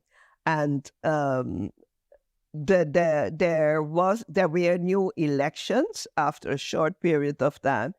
At that point in time, the governor said, hey, I'm going to appoint informateurs together with Mr. Jan Bouchon, I was appointed as informateur. What's the role of an informateur? Informateur will go after the elections based on the outcome of elections, based on the amount of seats that each party obtained, will look at which parties are the best parties to work together to form a majority. That majority we call a coalition. Because government has to, as I said earlier, govern based on a government program. In the government program, they'll say, okay, in the coming 4 years, we're going to concentrate on these issues in the interest of the people, so they make their priorities. Of course, if one wants to go this way and the other way, one wants to go right and the other left, you won't get on the same page. So it is important when you form coalitions that you look at, do we have the same goals for the country? So as informateur, you explore the possibilities of forming a coalition. It was a rather tedious task because, first of all, we compared all the campaign programs to see what did these parties campaigned upon, what did they say that they want to do on behalf of the people. After comparing that, we spoke with various civil organizations, from the business community to the, and how you call that, neighborhood communities, the bar. So we really spoke with a big spectrum of the community churches to find out, okay, it's a democracy. We're gonna see, we are busy looking at which parties can work together, but we want to know society, people. Remember, these people are representing you. What do you expect from the government that is gonna sit? And then, of course, we spoke with all the party leaders and all the 15 candidates that were elected. And based on that, we made combinations of parties that can possibly work together based on their party program and their vision for the country. And what did we do? Each combination, we made a SWOT analysis because at that time was very important continuity of government and stability. So we analyzed the weakness, the strengths and the weaknesses of every combination, the opportunities and the threats. Especially the threats were important because the threats give you an indication will it last? And in fact, at the end, we concluded that the best thing at the time was to have a broad-based coalition, and the rest, of course, is history. What would be the new order of business for the incoming parliamentarian? I think what is very important for incoming parliamentarians, as I said, democracy is you go to the polls to vote for 15 people who are going to represent you. What is the new order of business of the incoming MPs? First and foremost, do they understand democracy? Yeah? Do they understand the role of Parliament? Do they understand the role of an MP? Because if you don't understand the role of the MP, you go there, and when you don't agree with something, you declare yourself independent, you go to another party, whatever. No, but you have to understand that the role of the MP and Parliament is taking care of the people's business, the general interest and the well-being, not your well-being. So that is the very first task of incoming member of parliament. Then I say, as a body of parliament, you have to inventorize what is pending. Yeah? Because starting all over every time, that is to the detriment of our country. If you make 3 steps forward and you stop and you start all over again, you didn't make no steps forward because every time you start at 0. So one of the very important aspects of newcomers, of the new parliament, will be inventorize what is pending for continuity and stability. Then, based on that, establish a clear path, a clear and transparent path of priorities. And that is based, of course, there is where you're going to make your governing accord. Yes? Governing accords are not made based because I like you and I want to work with you. No, governing accords is a serious business. What are our priorities? And you know, at Charity, I realize that we not only often do 3 steps forward, stop, and we start all over again. There is a vision plan of St. Martin. I never, or very seldom, hear Parliament refer to that plan, because we cannot make our priorities, our governing programs, just on 4 years.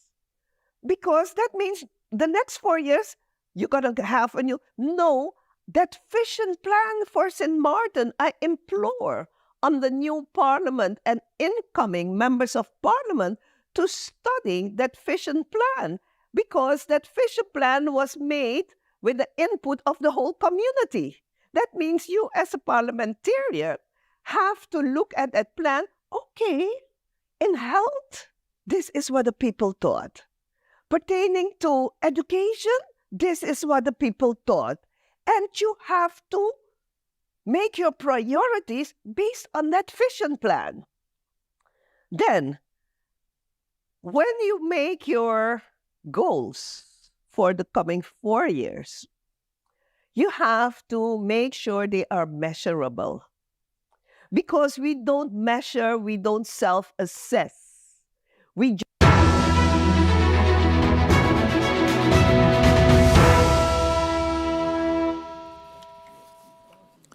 Welcome back to the live broadcast of the Parliamentary Election 2024. We now have the data from polling station number 2, which is the Sundial School in Phillipsburg. At polling station number 2, there was a total of 1,389 eligible voters. Of those, 847 cast valid votes. We immediately turn to the overall party performance at this polling station.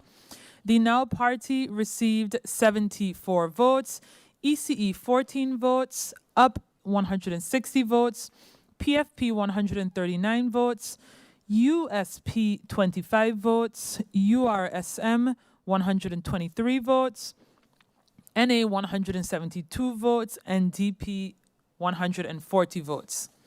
We turn over to the individual candidate performance per party, beginning with Now leader, Emmanuel Christoph, 16 votes, Bunkamper Claudia, 6 votes, Carty Naila, 3 votes, Maingret Kevin, 13 votes, Belot Kelron, 0 votes, James Ryan, 0 votes, Mantle Mark, 3 votes, Hall Larry, 8 votes, Lopes Drina, 3 votes, Lewis Linden, 10 votes, Scope Edward, 1 vote, Longley Marie, 1 vote, Henrietta Marcos, 1 vote, Smith Lewis, 0 votes, Piper Jude, 1 vote, Gums Giovanni, 5 votes, Reyes Puelo Kimberly, 0 votes, Burnett Gerald, 1 vote, Charles Hassel Claudette, 0 votes. Arundel Tatiana, 2 votes. DeWeaver Jermiro, 0 votes. That is a total of 74 votes for the Now Party. We continue to ECE. Candidate Wigley Nigel, 14 votes at this polling station, so a total of 14 votes for ECE. The Up Party, starting with leader Bryson R., 9 votes. Otley O, 29 votes. Leonard T, 2 votes.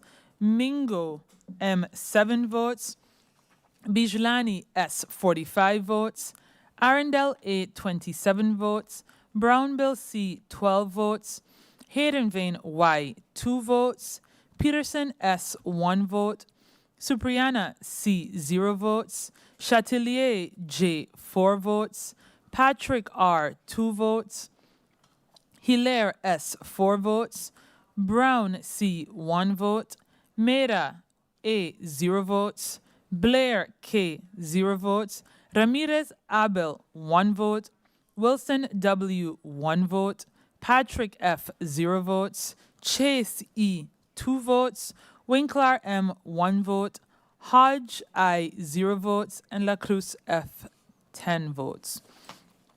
That is a total of 160 votes for the Up Party. We continue with the Party for Progress, PFP. Leader Gums Melissa, 35 votes. Peterson Rayon, 14 votes. DeWeaver Lutmila, 59 votes. Gums Patrice, 11 votes. Nichols Luciano, 4 votes. Cooks Marvio, 4 votes. Blaise Jean, 2 votes. Martina Rosalinda, 0 votes.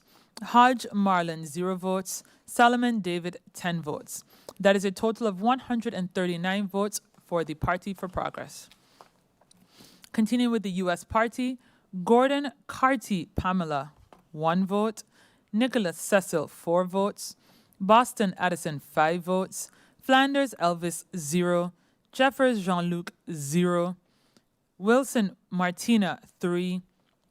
Williams Oliver, 0. Charlie Teddy, 2. Thomas Curtis, 2. Thomas Charles, 1. And Wilson Gromiko, 7. That is a total of 25 votes for the USP. Continuing to the URSM, Lira Marcelina Luke, 47 votes. Waver Christopher, 8 votes. Janssen Webster Veronica, 3 votes. Martina Herbert, 1 vote. Roseburg Shamira, 12 votes. Arundel Gracita, 1 vote. Brugge Richinel, 33 votes. Mauricia Rogerel, 1 vote. Rolox Julian, 8 votes. Summersall Michael, 0. Thode Wendell, 2 votes. Brooks Felicia, 2 votes. Stauman Yao Sao, 2 votes. Isenia Paco, 1 vote. Amer Glensley, 1 vote. Hutchinson Delano, 1 vote. Matthew Jason, 1 vote. Peterson Joseph, 0. And Charlemagne Early, also 0 votes. That is a total of 123 votes for the Unified Resilient St. Martin movement. We continue to the NA. Leader Jacobs Silveria, 24 votes. Doran Egbert, 27 votes. Arian Artwell, 21 votes. Marlon Cloyd, 17 votes. Samuel Rudolph, 3 votes. Pompier Charlotte, 13 votes. Richardson Anna, 9 votes. Rumu Angelique, 6 votes. Labega Dimar, 10 votes. York Darrell, 18 votes. Richardson Hyacinth, 4 votes. Connor Shamir, 2 votes. Pontiflet George, 4 votes. Bubertui Dimitri, 2 votes. William Webster Shamila, 5 votes. Concencion Meredith, 3 votes. Hertalt Lewis, 0 votes. Hernandez Shamira, 0 votes. Merrick Leopold, 0 votes. Melanis Melissa, 3 votes. Ray Terrence, 0 votes. DeWint Narda, 1 vote. And Faustin Ismail, 0 votes. That is a total of 172 votes for the National Alliance. Continuing to the Democratic Party, leader of the party, Westcott Williams Sarah, 31 votes. Heiliger Martin Grisha, 32 votes. Bell Benjamin, 3 votes. Ravan Khalil, 7 votes. Kotai Viren, 37 votes. Panaflek Richard, 1 vote. Ortega Cedric, 3 votes. Doralice Fabio, 2 votes. Alexander Lisa, 0 votes. Esset Ruben, 1 vote. Kleinhuis Stephen, 1 vote. Richardson David, 8 votes. Rochester Quincy, 2 votes. Chandler Adelina, 0. Piper Juliet, 0 votes. Adamus Densley, 0 votes. Williams Dennis, 0 votes. Hernandez Cervante, 2 votes. Arndell Nereda, 1 vote. Arnell Pearl, 0 votes. Agatha Rosendo, 0 votes. Flanders Patricia, 4 votes. And Richardson Action, 5 votes. That is a total of 140 votes for the Democratic Party at this polling station number 2, the Sundial School. Again, the National Alliance received the most votes at this polling station with 172, followed by the UP with 160, the Democratic Party with 140, close behind the PFP with 139, URSM with 123, NOW with 74, USP with 25 votes, and ECE with 14 votes. We will continue to report on the results of the next polling station, which is polling station number 5.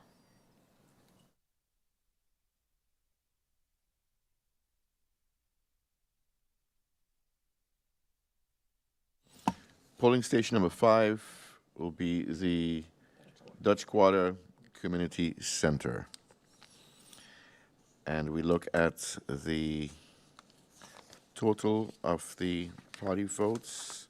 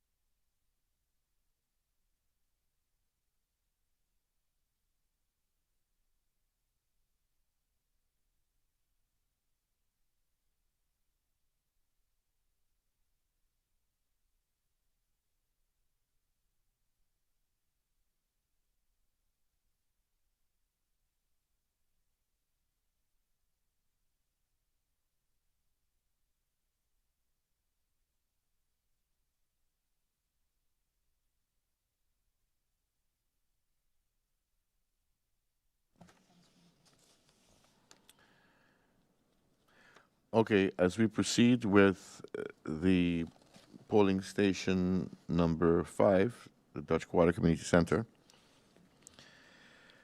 looking at the numbers for the individual party, the NOW received 140 votes, the ECE 30 votes, the UP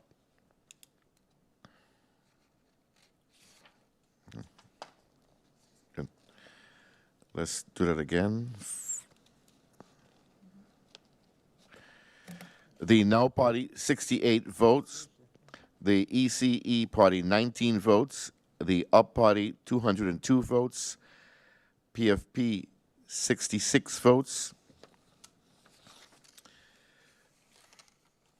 The US party, 85 votes. The USRM, 122 votes. The National Alliance, 206 votes. Democratic Party, 121 votes, for a total of 889 votes for that polling station.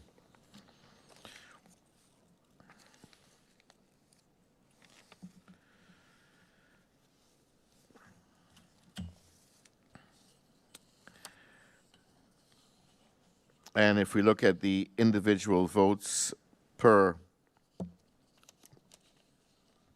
candidate on the list of the NOW party, Emmanuel Christophe, 18 votes.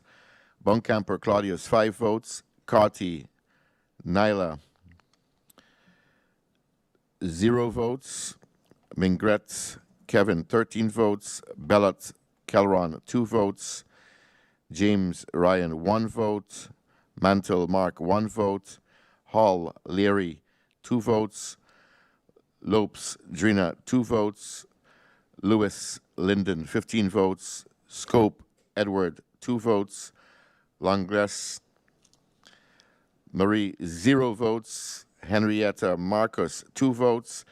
Smith Lewis, 0 votes. Piper Jude, 0 votes. Gums Giovanni, 4 votes. Reyes Kimberly, 0 votes. Burnett Gerald, 0 votes. Charles Hassel Claudette, 0 votes. Arundel Tatiana, 1 vote. And the Weaver Jimero, 0 votes. That's the No party. On to the party ECE. Mr. Wrigley Nigel, 19 votes. For the Up Party, the leader, Bryson R., 34 votes. Otley O., 43 votes. Leonard T., 8 votes. Mingo Mark, 11 votes.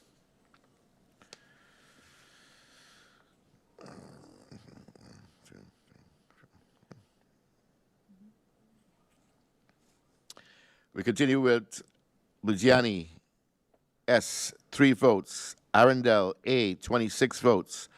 Brownbill C., 9 votes. Halen Vane Y., 1 vote. Peterson S., 1 vote. Supriana C., 5 votes. Chantelier J., 17 votes. Patrick R., 6 votes.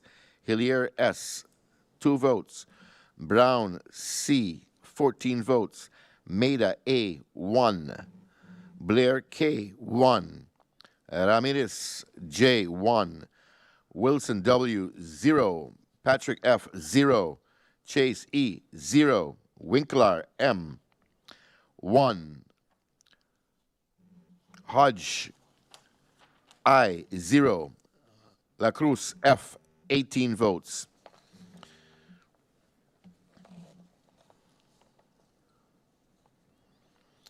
On to the PFP party. Gums Melissa, 10 votes. Peterson Rayon, 13 votes. De Weaver Ludmilla, 29 votes. Gums Patrice, 3 votes. Nichols Luciano, 2 votes. Cooks Mavio, 3 votes. Blaise Jean, 3 votes. Martina Rosalinda, 0. Hodge Marlon, 2. Solomon David, 1. Total of 66 votes for the PFP party. On to the U.S. party. Gordon Carty Pamela, 7 votes.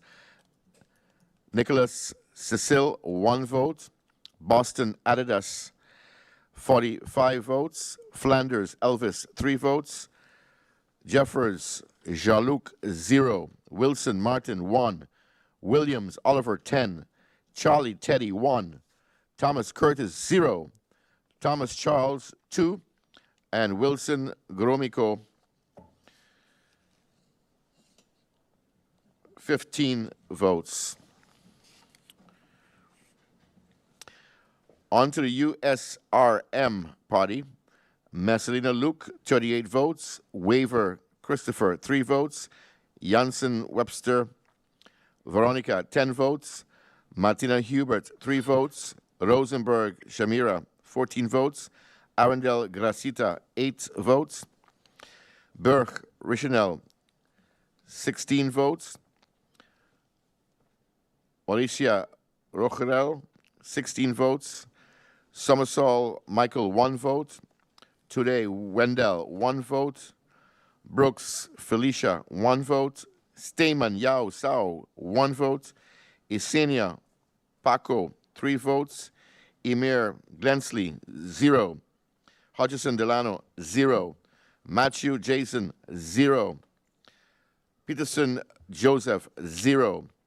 Shantamag Early, 0. For 122 votes for the USRM party. On to the National Alliance. Jacobs Silveria, 25. Duran Egbert, 25. Irion Artwell, 29. Marlon Cloyd, 13. Samuel Rudolph, 7 votes. Pompier Charlon, 10 votes. Richardson Anna, 14 votes. Romo Angelique, 2 votes. La Vega Dimar, 1. York Darrell, 19. Richardson Hyacinth, 2. Connor Shamir, 2. Ponteflet George, 5. Babatui Dimitri, 2.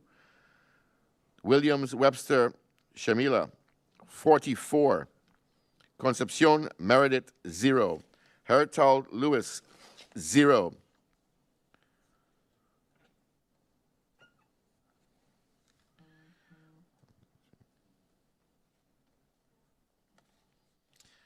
Hernandez Shimira, 1. Merrick Leopold, 1. Molanas Melissa, 0. Ray Terrence, 0. DeWint Narda, 1.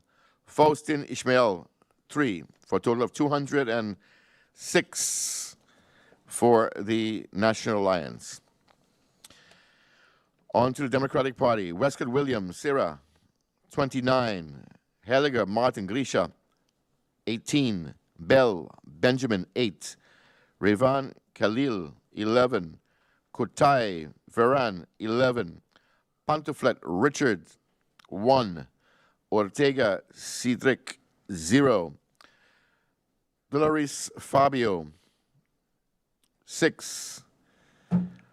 Alexander Lisa, 2. Esed Ruben, 2. Kleinhuis Stefan, 2. Richardson David, 7. Rochester Quincy, 0. Chandler Adeline, 9. Piper Juliette, 4. Adamus Densley, 0. Williams Dennis, 6. Hernandez Cervante, 0. Arndell Narida, 2. Arnell Pearl, 0. Agata Resendo, 0. Flanders Patricia, 2. And Richardson Akim, 1 vote. That would make up 121 votes for the Democratic Party. As per that polling station, number 5, which is the Dutch Quarter Community Center. Total eligible votes in that particular polling station was 1,447. Valid votes was 989 votes cast.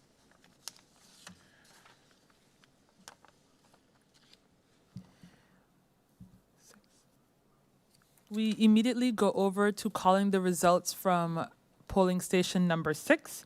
Polling station number 6 is the Milton Peters College that is in the area of South 3 Ward. Polling station number 6 has 1,419 eligible voters. Of those, an amount of 985 valid votes were cast. The party distribution is as follows. National Alliance received 300 votes at this polling station. The Now Party received 140 votes at this polling station. URSM received 140 votes as well.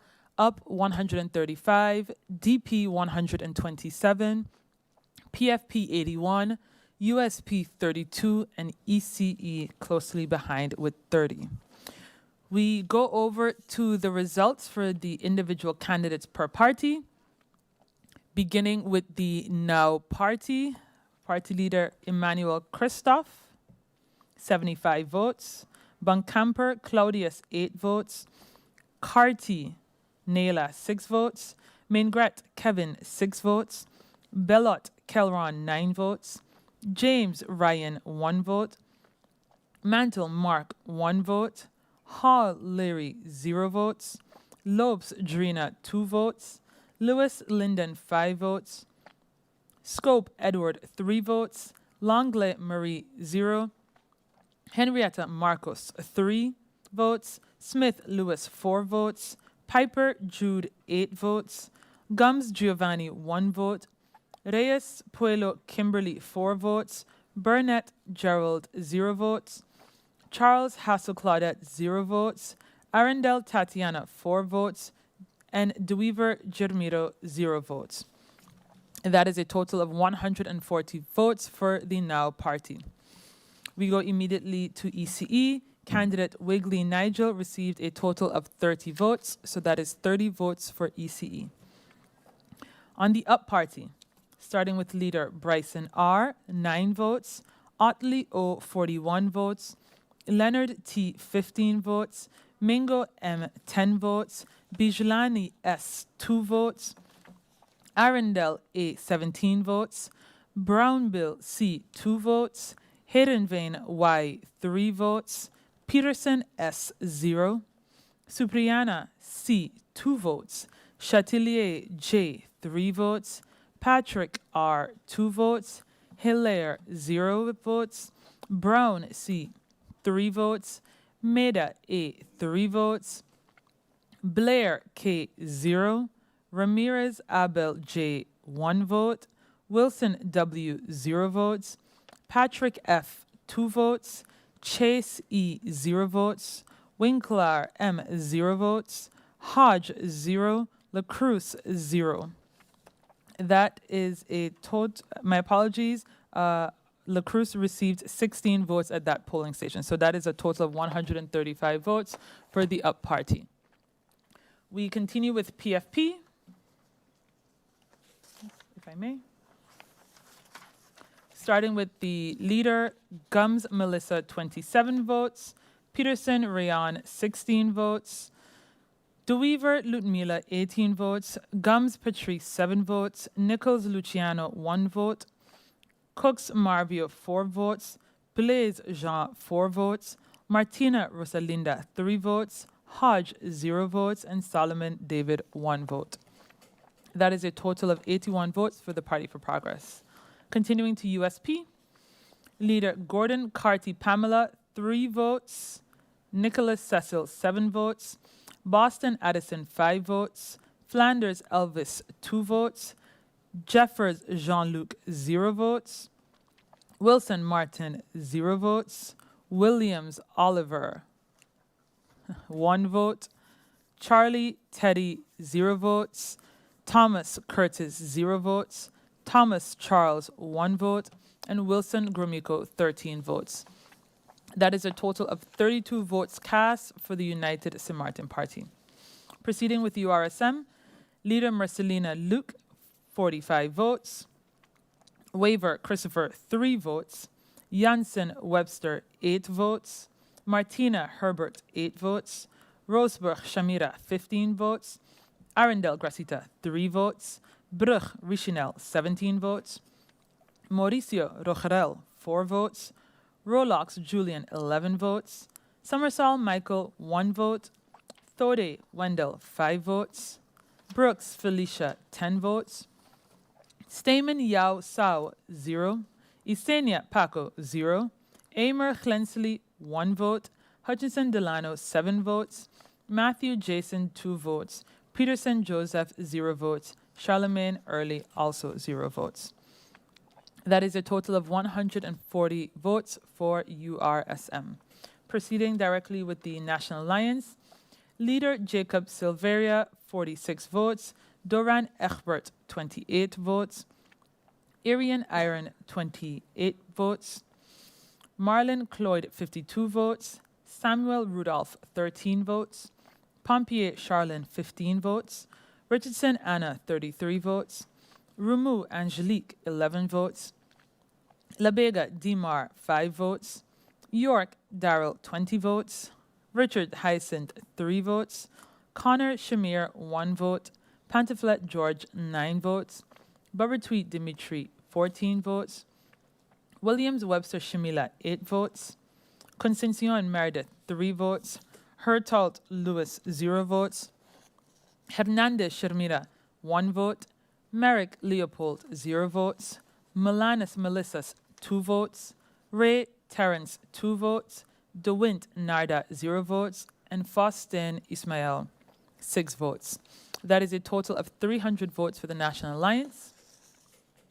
The Democratic Party, starting with leader Westcott Williams Sarah, 26 votes. Heiliger Martin Grisha, 33 votes. Bell Benjamin, 10 votes. Ravan Khalil, 6 votes. Kotai Viren, 9 votes. Panaflek Richard, 2 votes. Ortega Cedric, 2 votes. Doralice Fabio, 2 votes. Alexander Lisa, 0 votes. Esset Ruben, 3 votes. Kleinhuis Stephen, 0 votes. Richardson David, 19 votes. Rochester Quincy, 1 vote. Chandler Adelina, 0 votes.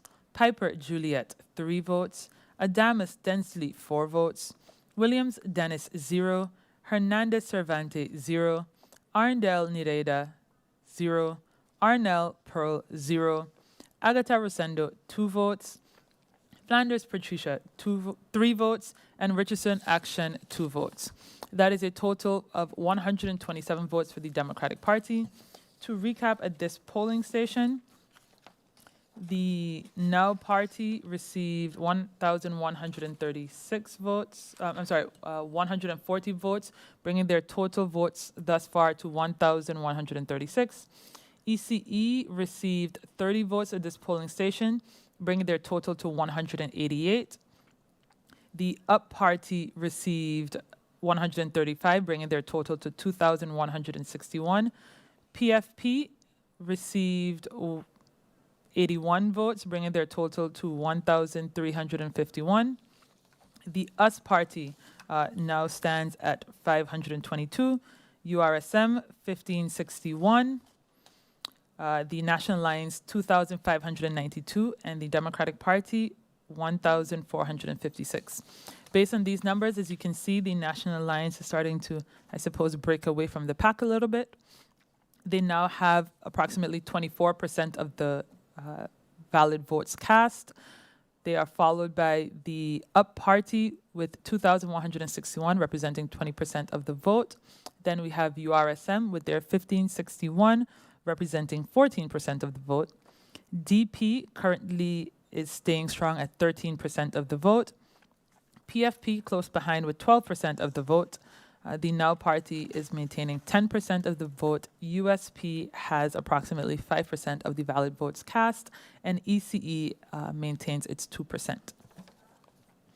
We are very much near the end of this count. We have 4 polling stations left to still tabulate and report on. As you can see on your screen, on the bottom of the screen, you will see that P1 through 20, those are the polling stations, and the ones that have the check marks below reflect the polling stations that have been called during this broadcast.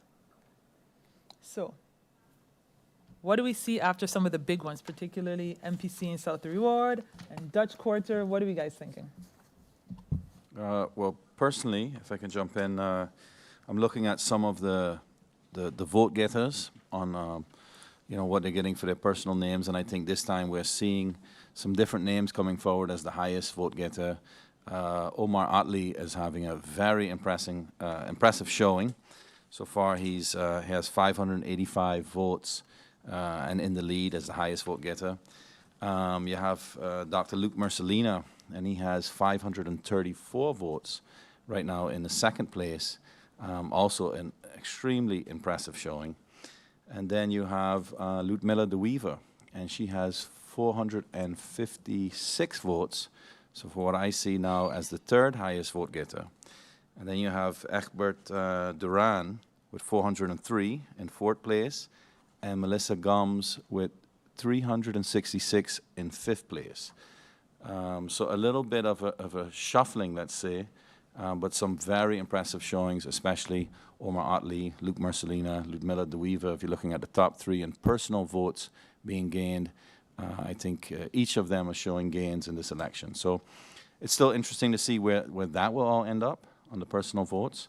And like you said, I think now you're seeing National Alliance really establishing that lead. UP also over 2,000 votes, a very impressive showing. And URSM, I mean, a first-time party coming in with, over 1,500 votes at this stage. So also an extremely impressive showing so far.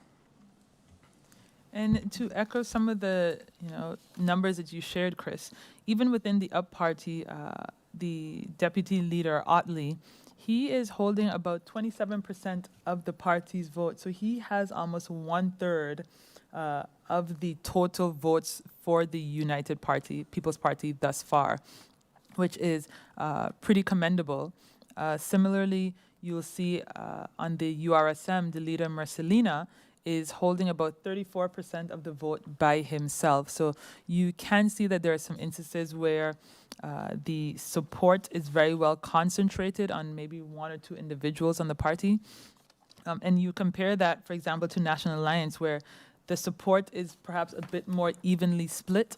Within the National Alliance, you have the deputy leader, Doran, currently in the lead with 403 votes, representing 16%. But the leader, candidate Jacobs, Prime Minister, she holds 352 votes, or 14%. So, and closely behind her is the number 4 candidate, Marlene Cloyd, with 13%. So you can see that, and also depending on which polling stations that we're calling, is shifting a little bit in that party. So the support is, a bit more distributed than others. Yeah, I agree. And my charts that I like to make and all that, and that's always been a strength of National Alliance. So as you go down to the top, just on the list of the top 7, every single one is above 100 votes.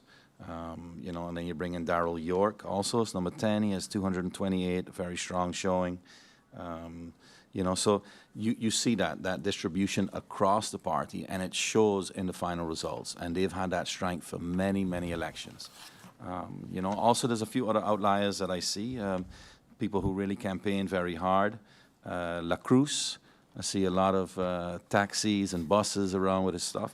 And so far he has, I think, a total of 221 votes, the last on the list of the UP.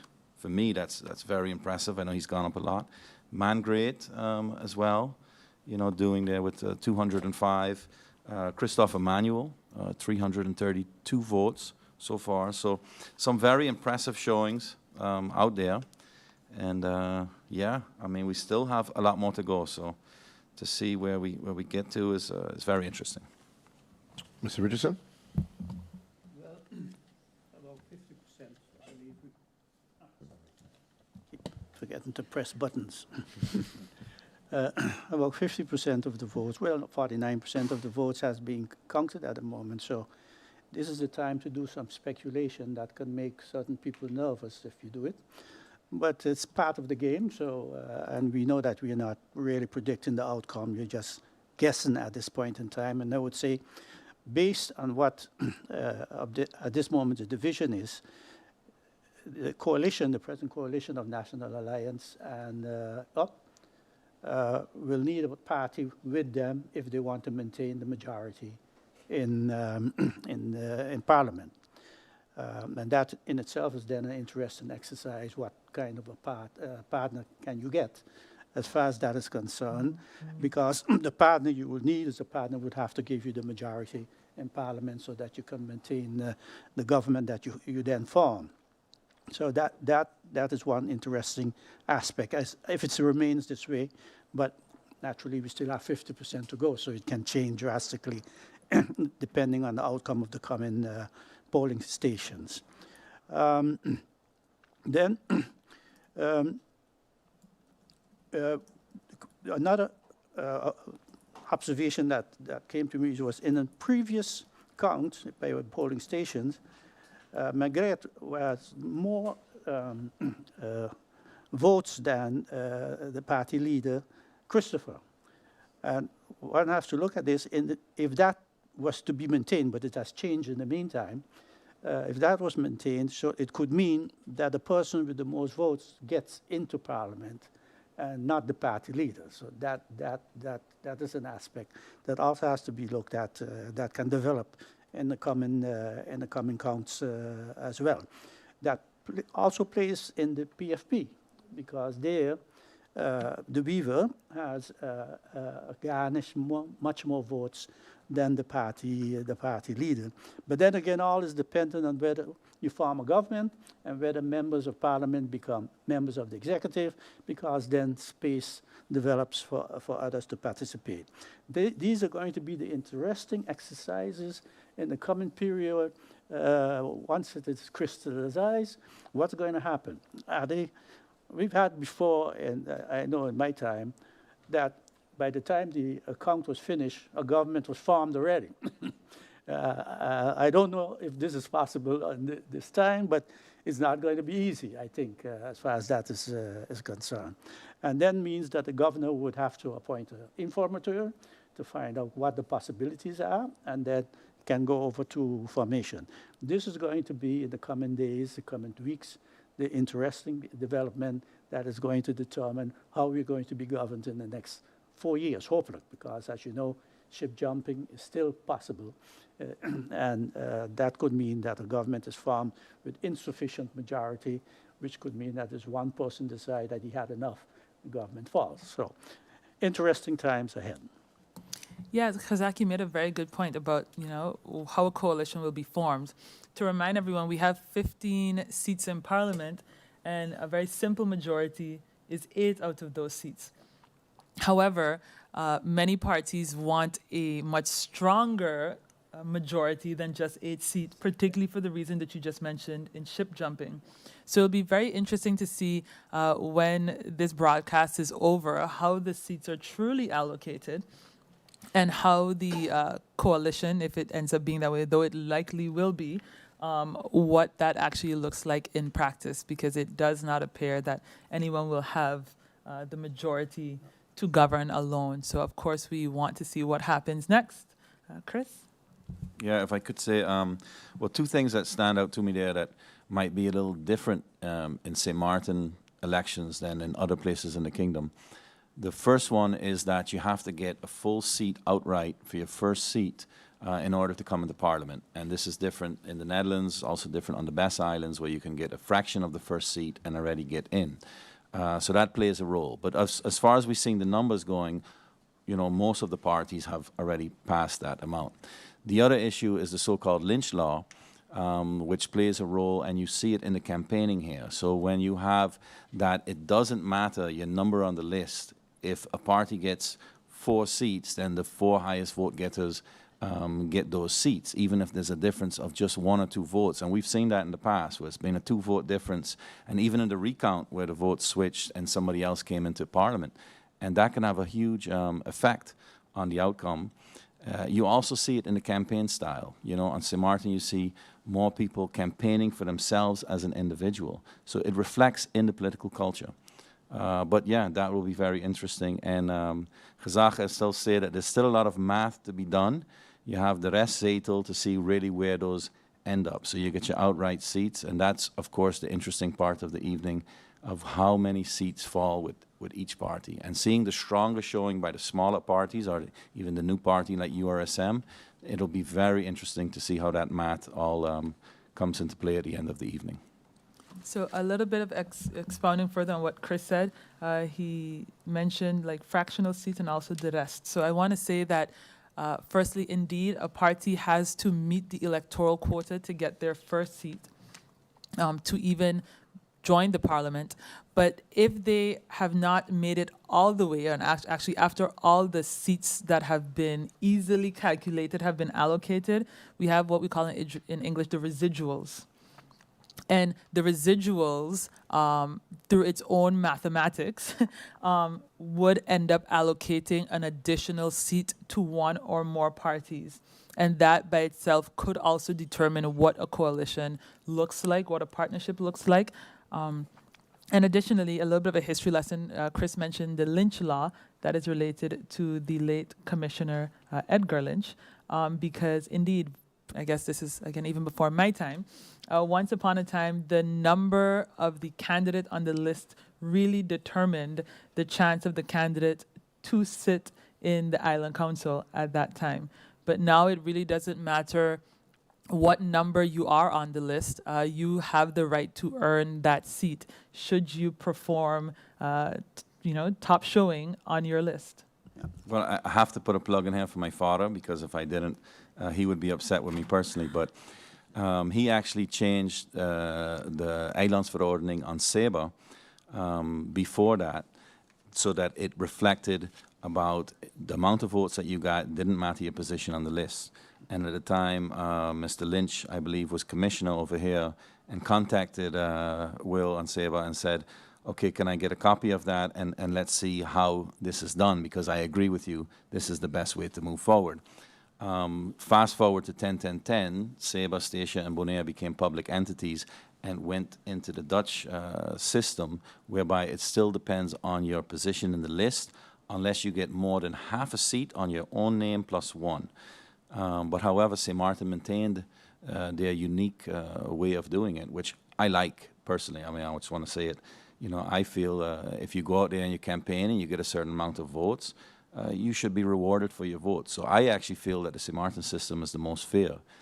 I don't like, people always want to compare one electoral system to the others.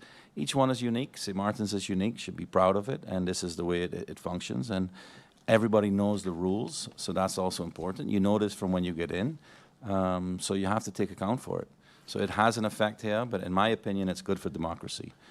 It has an effect, but it also has an effect in the sense of the division of power within the political party.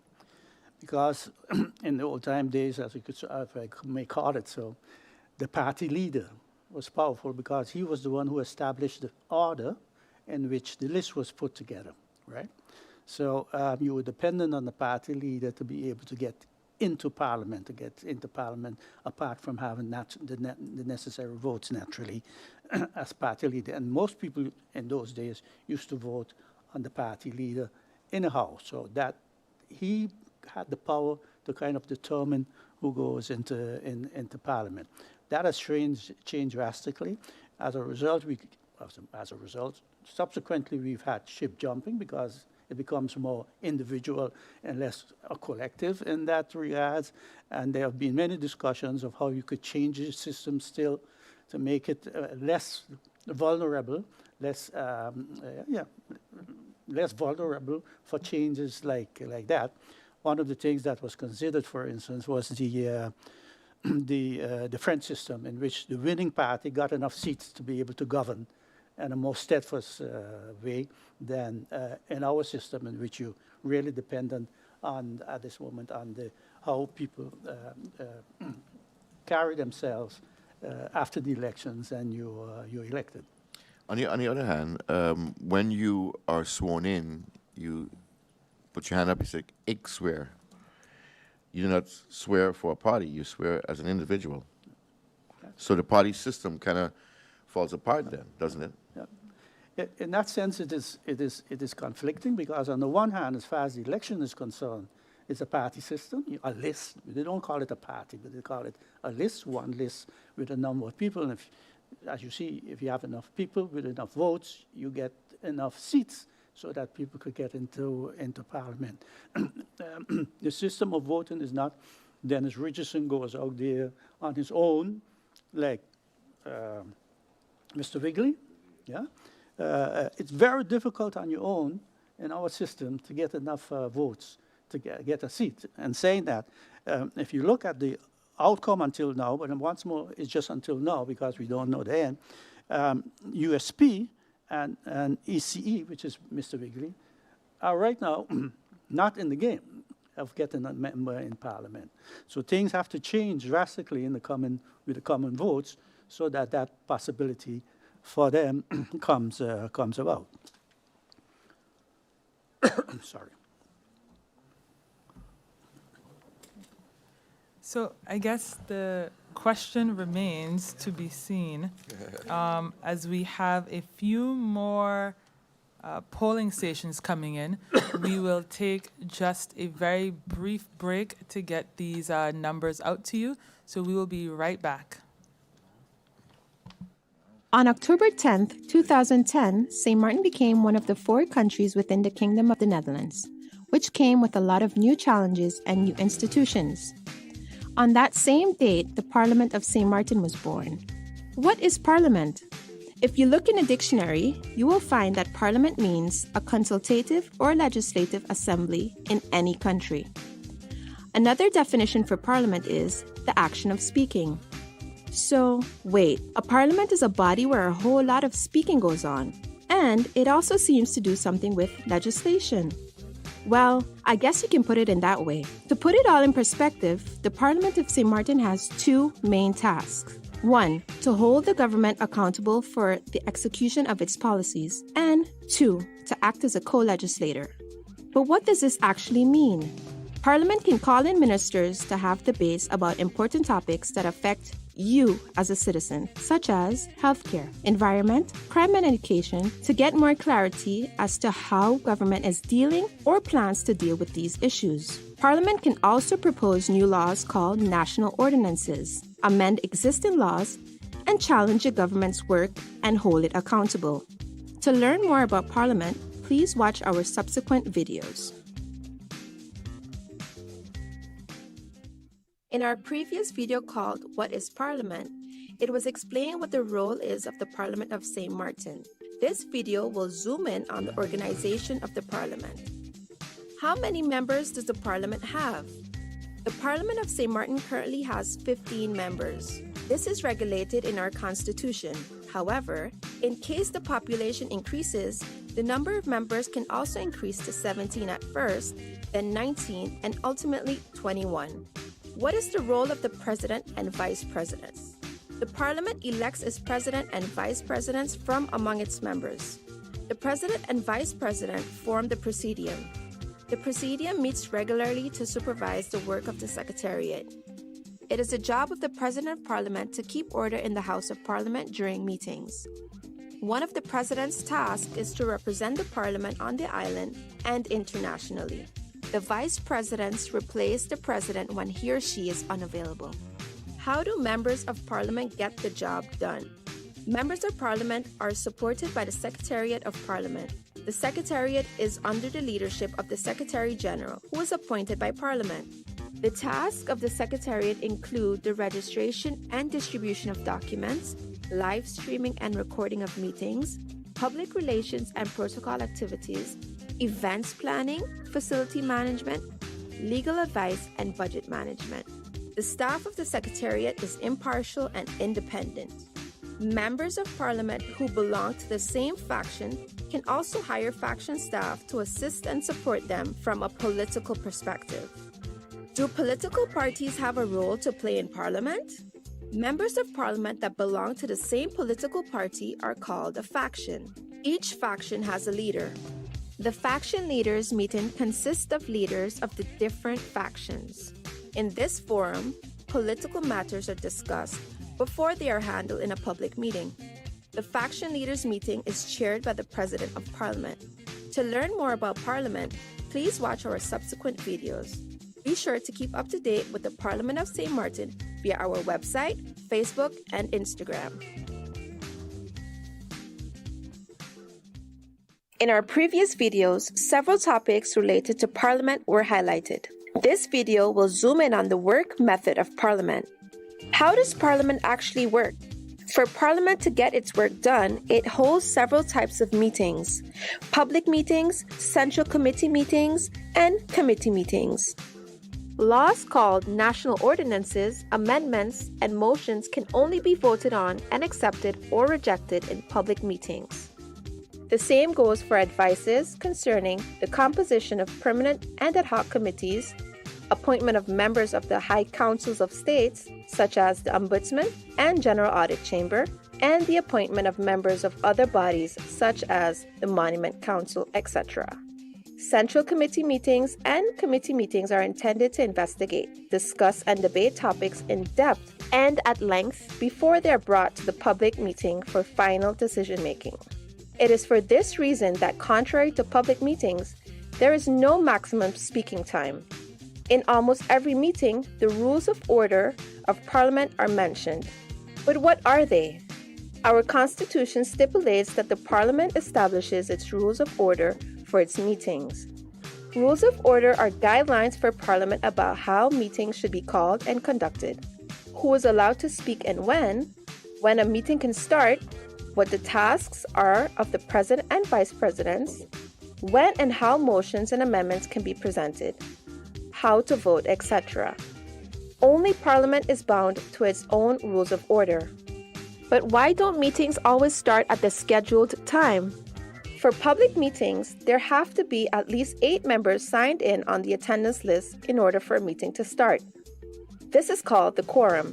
For Central Committee meetings, this is the same unless there are third parties, for example, ministers, invited to the meeting. Are all meetings accessible to the public? Public meetings of Parliament are accessible to the public, unless it's a closed-door meeting. A closed-door meeting can only be held if the President deems it necessary, or at the request of at least 4 members if it's a public meeting. In case of a committee or Central Committee meeting, the request can come from a member of the committee or a minister. What does immunity entail? All members of Parliament, ministers, and other persons that participate in meetings of Parliament cannot be persecuted or held liable for that which they have said in these meetings, or what they have provided in writing in these meetings. To learn more about Parliament, please watch our subsequent videos. Be sure to keep up to date with the Parliament of St. Martin via our website, Facebook, and Instagram. In our first 3 videos, the role of the Parliament of St. Martin, the organization of Parliament, and the admission of members of Parliament were highlighted. This video will focus on the integrity of members of Parliament. Because members of Parliament work for you, and they have to make the best possible decisions on your behalf, their behavior should be beyond reproach. This means that they are held to the highest possible standards. For this reason, some rules have been created in our Constitution to ensure their integrity. Which functions are members of Parliament not allowed to have while being a member of Parliament? Members of Parliament can't be governor, acting governor, member of the Council of Advice, member of the General Audit Chamber, ombudsman, minister plenipotentiary, minister, active civil servant, or attorney general while being a member of Parliament. This is to ensure the separation of powers and proper check and balances in our governmental system. Are relatives allowed to be members of Parliament at the same time?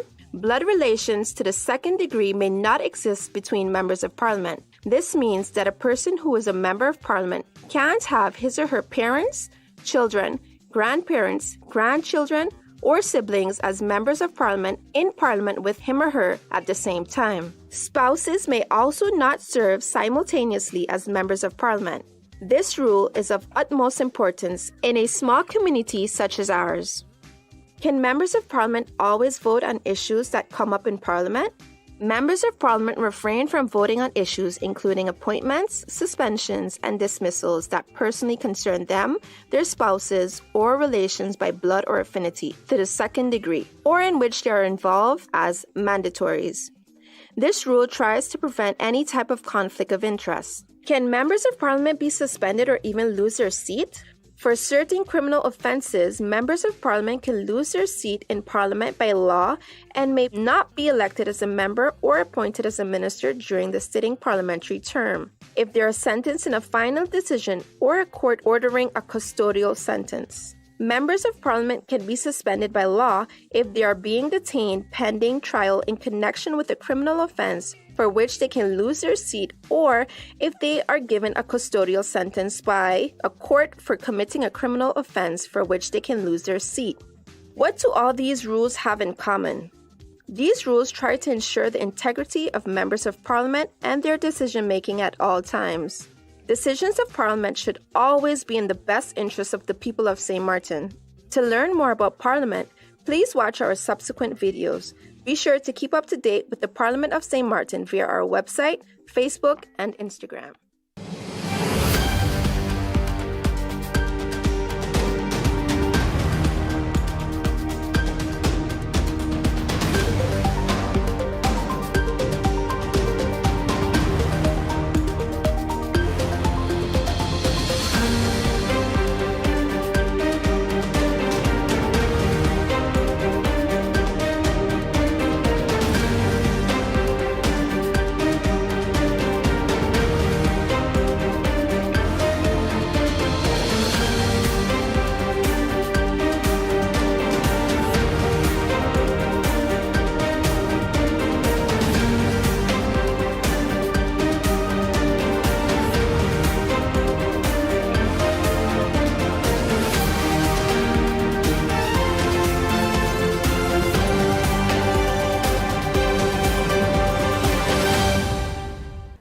As part of this year's election cycle, we thought it very important to hear the thoughts of residents and voters alike about their sentiment going into the voting booth this year, to hear what they thought about how St. Martin was going this election cycle. So I think the first and most important question is, how the country running? If I can start with Ife, of course, ladies first. Ladies first, absolutely. I think the country is going better than what we think or feel. And I think that because of the past 4 years, 2020 kicked off with a global pandemic that shut our economy for more than 2 years or a full 2 years.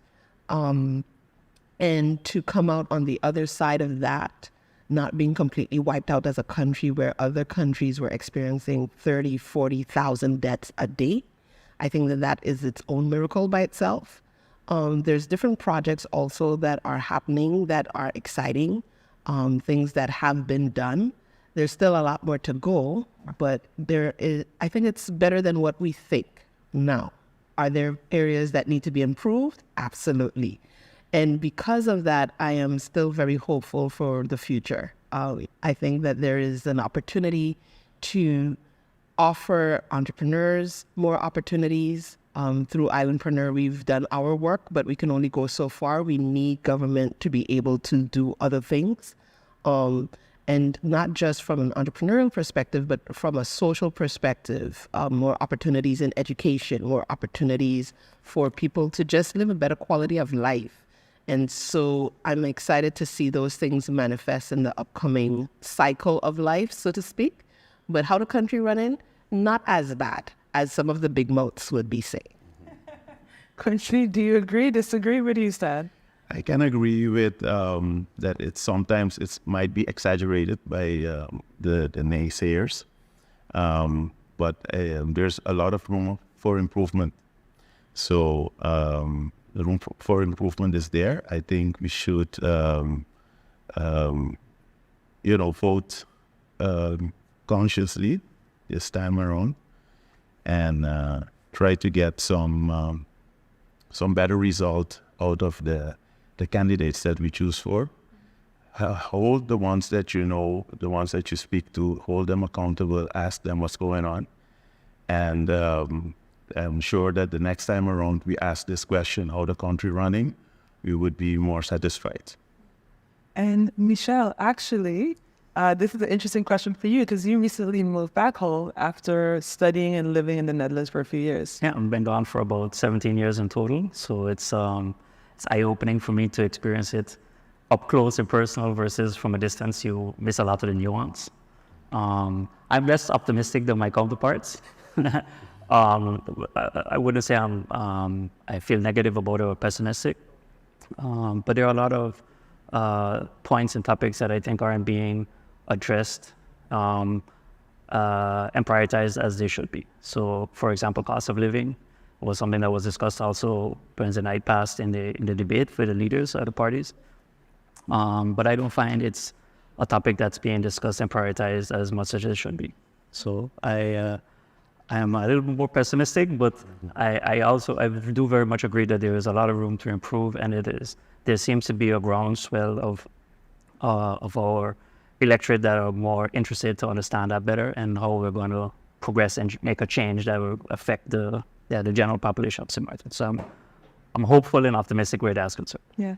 Well, I think you made a very good point about the cost of living, and then Ife spoke about well-being. A lot of that has to do with how people are able to earn a living, which of course goes back to our business community and the economy of St. Martin. I mean, from your varying perspectives, what have you seen, Quincy? Yes, I've seen new businesses starting businesses. Entrepreneurship is being pushed on the island, so that leads to new employers, new opportunities for the employees that get to start at these new establishments. But it still requires also a bit more discipline from those new business persons, business women, businessmen that join this arena of taking risks, taking entrepreneurial risks, and taking those risks with preparation. So you need also to be prepared before you jump into that arena. And there's where we see some room. I see more new businesses, so that's a plus. But then the quality of these entrepreneurs and what they are bringing across and what they're trying to accomplish, how they go about it, that is where I see room for improvement. And I'm not sure which ministry can, do more about that. I think Ministry of TIAT, but also somewhere also with the Ministry of Finance, if there are some trainings that can be given to the entrepreneurs in taxation, for example, but also in the more straightforward operations of a business and all those responsibilities that come. So I've seen those type of courses being given in the last 4 years. So it is going the right direction. And but of course, as I mentioned, and I think everywhere in the world, there's room for improvement. At St. Martin, we're doing our best.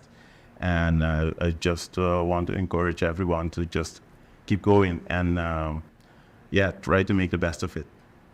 You made a comment or a statement about it also requiring the input of ministries such as TIAT, so that's Economic Affairs, as well as Finance. Yes. For anyone here, a lot of candidates have been speaking about, economic, diversification. Yes, that's been the word. That's been a very, very big word. Yes. Michelle, you jumped on that. What are your thoughts on economic diversification? St. Martin has been known as like a singular economy running on tourism. Yeah. There are a lot of different economy types being thrown around. I think I heard at the debate all of the colors of the rainbow, from orange, blue, green, yellow. I'm not even sure which colors all, and nor what they represent, nor do I think the general public understand what all the colors represent. So what do I think about that? I think St. Martin has to have a very large focus on tourism, obviously, for the last, at least for my entire generation and my parents' generation as well.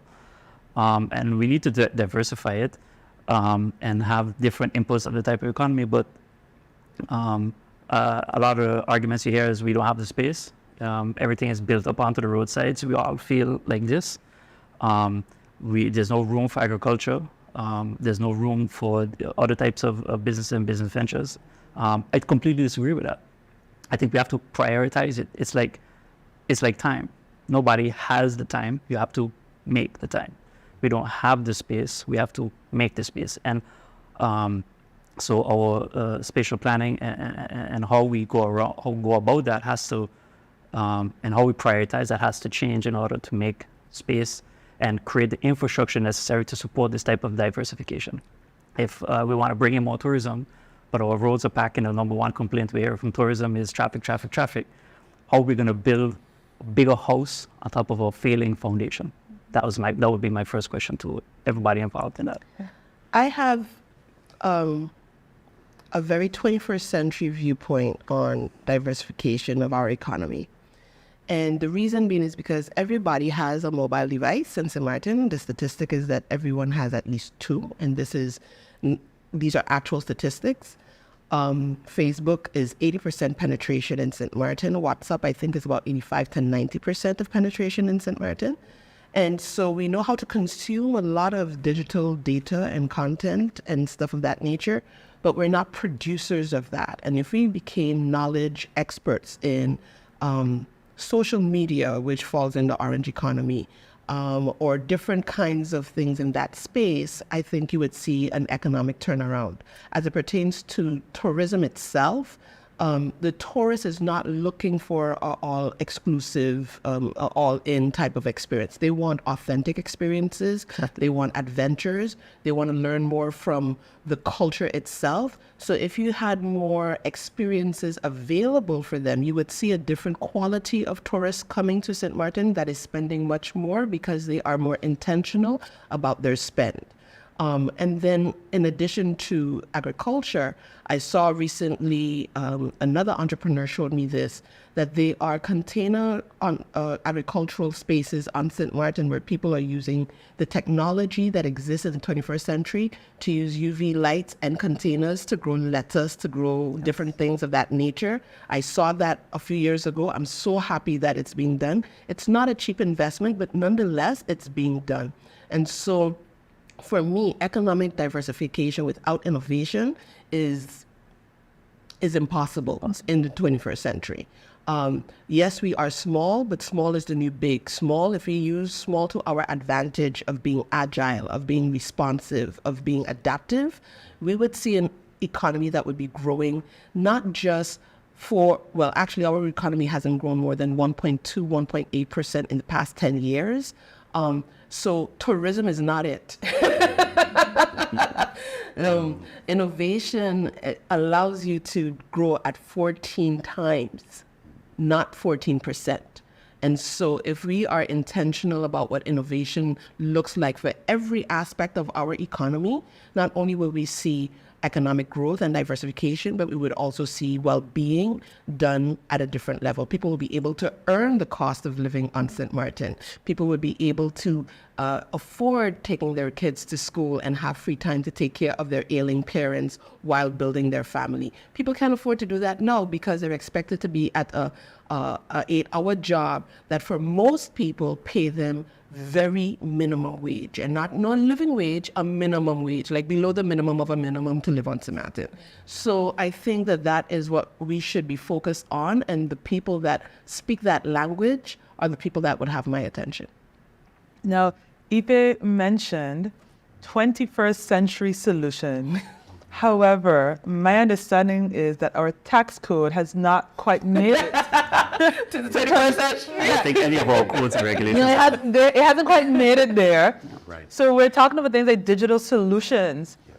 Then my question is, particularly to you, Quincy, how do we have a fiscal sector or a tax code that accommodates these things that Ife is talking about, especially if we are thinking about a St. Martin that doesn't have the space and infrastructure? Exactly. If we're going digital, how do we get to a digital tax code, or one that at least simulates, digital services or the future of today? Yes, internationally, there are certain countries that already we can take their example. There are countries, I think in Lithuania, everything is always also almost digital. Everything else, government is completely digital, so even the tax system. Look, the tax code needs some minimal adjustments to it so that it can also accommodate this type of business, taxation of digital business that is happening through a server. There's a lot of discussion of where is it taxed when the server is on the island or offshore, etc. So that is not new it's not something that we have to find specialists to find out the wheel. But basically it's finding the professionals that know where to look for models that already work when you look at taxation of the digital world, right? We in the tax code of St. Martin already facilitates since December 2022 already facilitates for remote workers, digital nomads, to be here and to be to enjoy a clarity on how much is owed when it comes to income tax, which is zero if they stay less than 3 months for sure. And after that, we can look into what can be done. But let's say so, and that was an amendment to the existing legislation that is, dating from '63, because I feel that that's where you're hinting. So the legislation, what I can say about that too, the tax legislation, the code originally is an old code, right? But if we look within the kingdom, the other partners within the kingdom and mainland, the Netherlands, they also have an old code that has been updated. So every year in the Netherlands, you have Prinsjesdag. There's where they bring the budget, but also it includes new tax amendments. Every year there's an amendment. Yeah. So all loopholes are being closed or addressed. And the last time I saw new legislation come into place that affected, that brought big change is somewhere before 2012, right? So what has been done recently is small adjustment. Like I mentioned, the digital nomads, it was an adjustment of, let's say, I think 2 or 3 articles in the existing code. It doesn't take too much to adjust it. Mm-hmm. It takes, of course, knowledge and expertise to know what you need to adjust in which articles. And that's where the time, I just want to make clear that it's not because they only changed 2 or 3 articles, it was an easy job. But you need to know what to change. But a complete revamp of our tax system, I don't think we have the capacity to do it as small islands, small jurisdictions. You see the other partners in the Dutch Kingdom didn't do it either, right? It's about trying to find out what can we tweak in our current legislation. And to Ife's point about quality and of life and well-being, what do you think can come from fruition from a tax tax point of view to improve quality of life? I've heard candidates talk about income tax, about profit tax, things like that. Tax for the senior citizens. That was a big point that was discussed. Yeah. Mm-hmm. Yes. It's a good idea, but it doesn't for people that are in that tax industry. It doesn't make sense to allow the pensioners to build up their pension with an advantage. Mm-hmm. So being able to regard every year, so let me try to explain how it works. Every year, you add a little bit to your pension, but that piece that you add is not being taxed. Mm. So it comes off your salary, you're building up your pension. In your salary, that part that's added to that is your reservation for retirement, is not being taxed. So that's why the tax authorities expect that once you reach the retirement age, now you're going to pay that part, right? So that's why it's so hard to get that done. I understand where it comes from, the sentiment. I understand that the pension is very low, but that's how it works. Another point also is if the pension is very low indeed, then the income tax rate is also very low on that portion. It's less than 12%, 12.5 or something. So people might say, yes, it's being taxed, and I don't want to see any tax no more after I contributed so long and worked for this country. I don't want to see no tax on my pay slip. I understand that sentiment, but that's not how it works. So that helps you understand why it takes so long for all the politicians that want to campaign with that, why it takes so long to get it done. Mm-hmm. Because once the minister thinks a certain way, then he needs to convince the policymakers that really know how the law works. And now there's where you have, let's say, a reality check that certain the devil is in the details. Yes, they need, and certain things that you want you cannot get it. You can't get it done.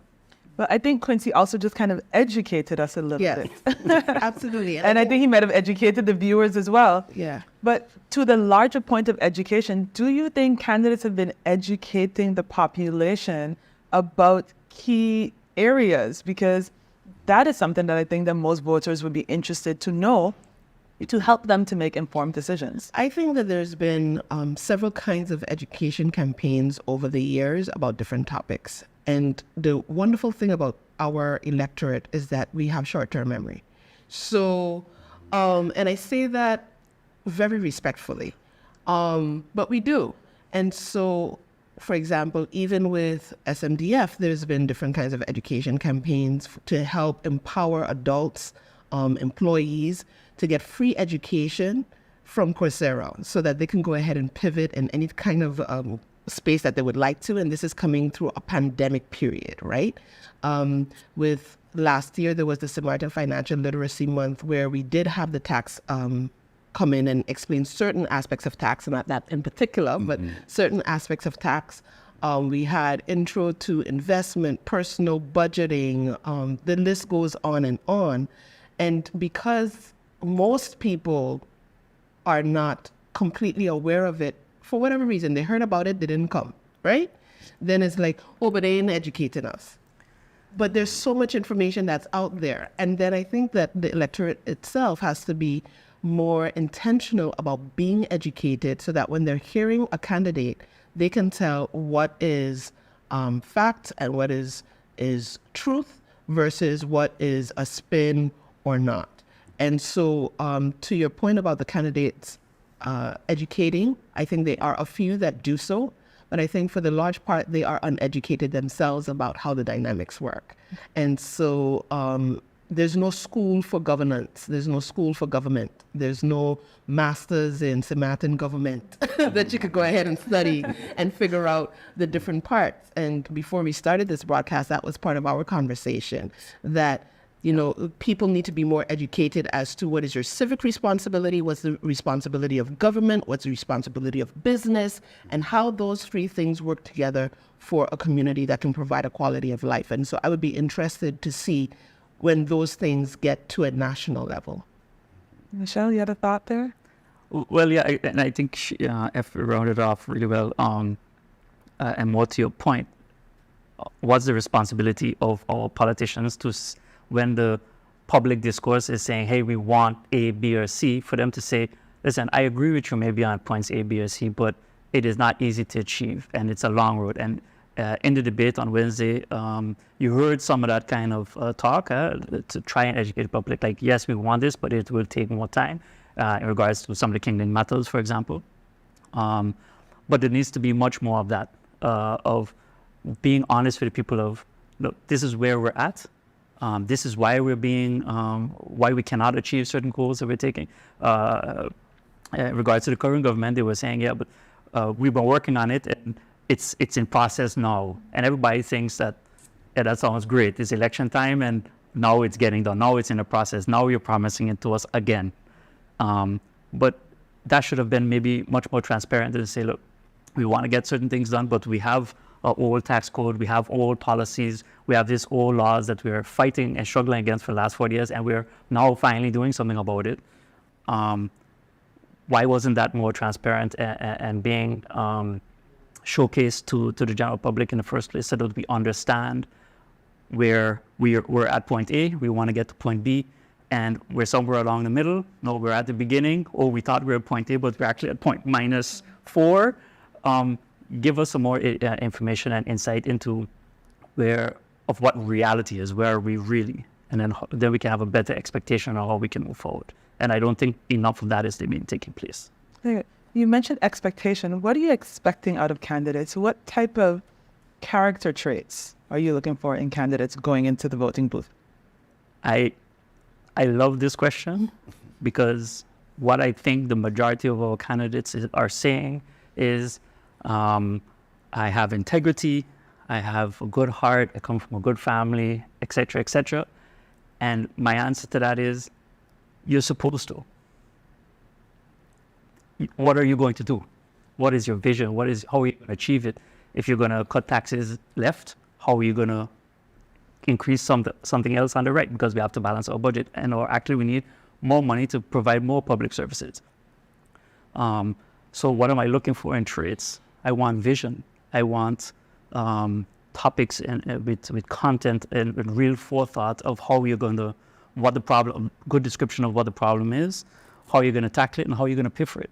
If you don't have those three, I don't really know what you're talking about.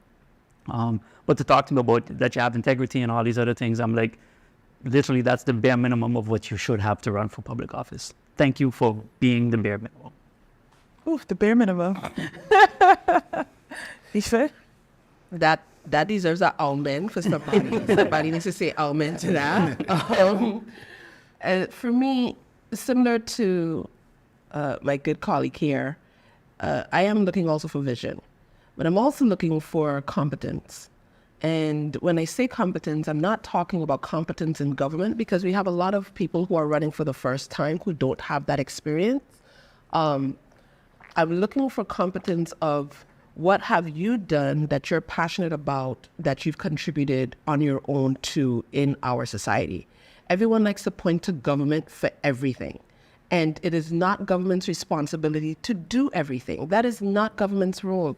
Government's role is to facilitate and create the environment that people can thrive best, and to create equitable opportunities for growth and progress. Amen. That's their role. Everybody else has to do their share.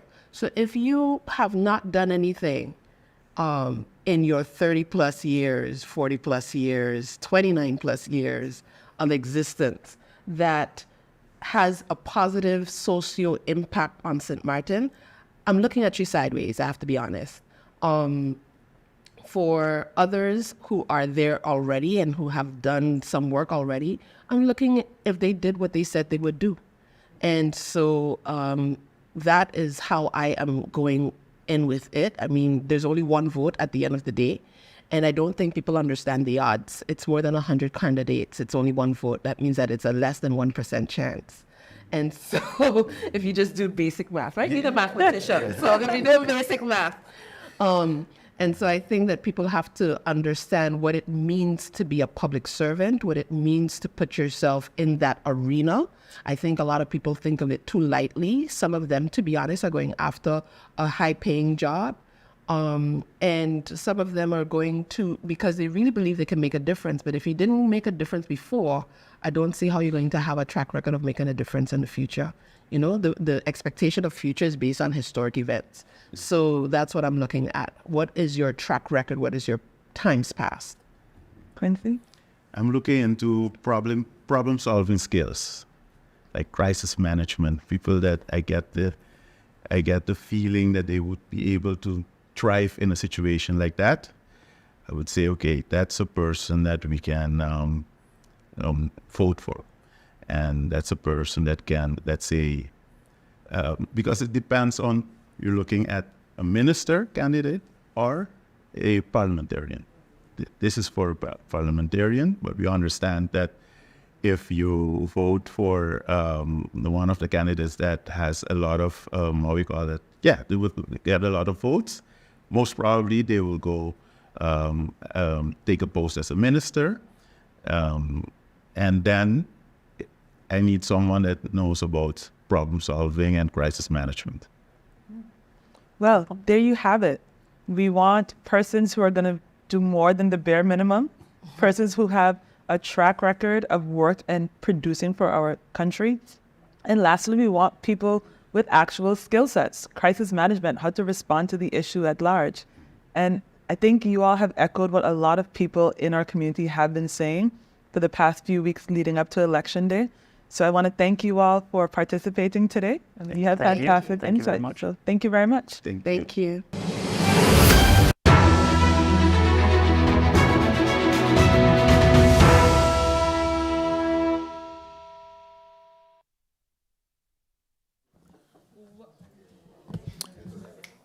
Welcome back to the live broadcast of the Parliamentary Elections 2024. We have received some of the final, actually all of the last 4 polling stations. We have received those concluding numbers. In the essence of time, we will only be sharing the party totals. We will not be reading off the individual candidate results. The individual candidate results as well as the party totals have already been uploaded onto the dedicated website for election coverage. Viewers can visit stmartingov.org, and on the homepage you will see a button for elections. If you click on that, you will see all of the detailed results, including the individual candidate performance for all polling stations. So again, in the interest of time, we will be reading off the party totals for the polling stations, the final polling stations, which are polling stations 7, 8, 9, and 11. So I will start with polling station number 8. Polling station number 8, which is the, there you go, the St. Martin Academy. That is St. Martin Academy in St. Peters, so the district of Cul-de-sac. The party performances are as follows. Now Party received 89 votes. 90 votes. ECE received 27 votes. The Up Party received 150 votes. PFP received 85 votes. USP received 51 votes. URSM received 132 votes. National Alliance 248 votes, and the Democratic Party 133 votes.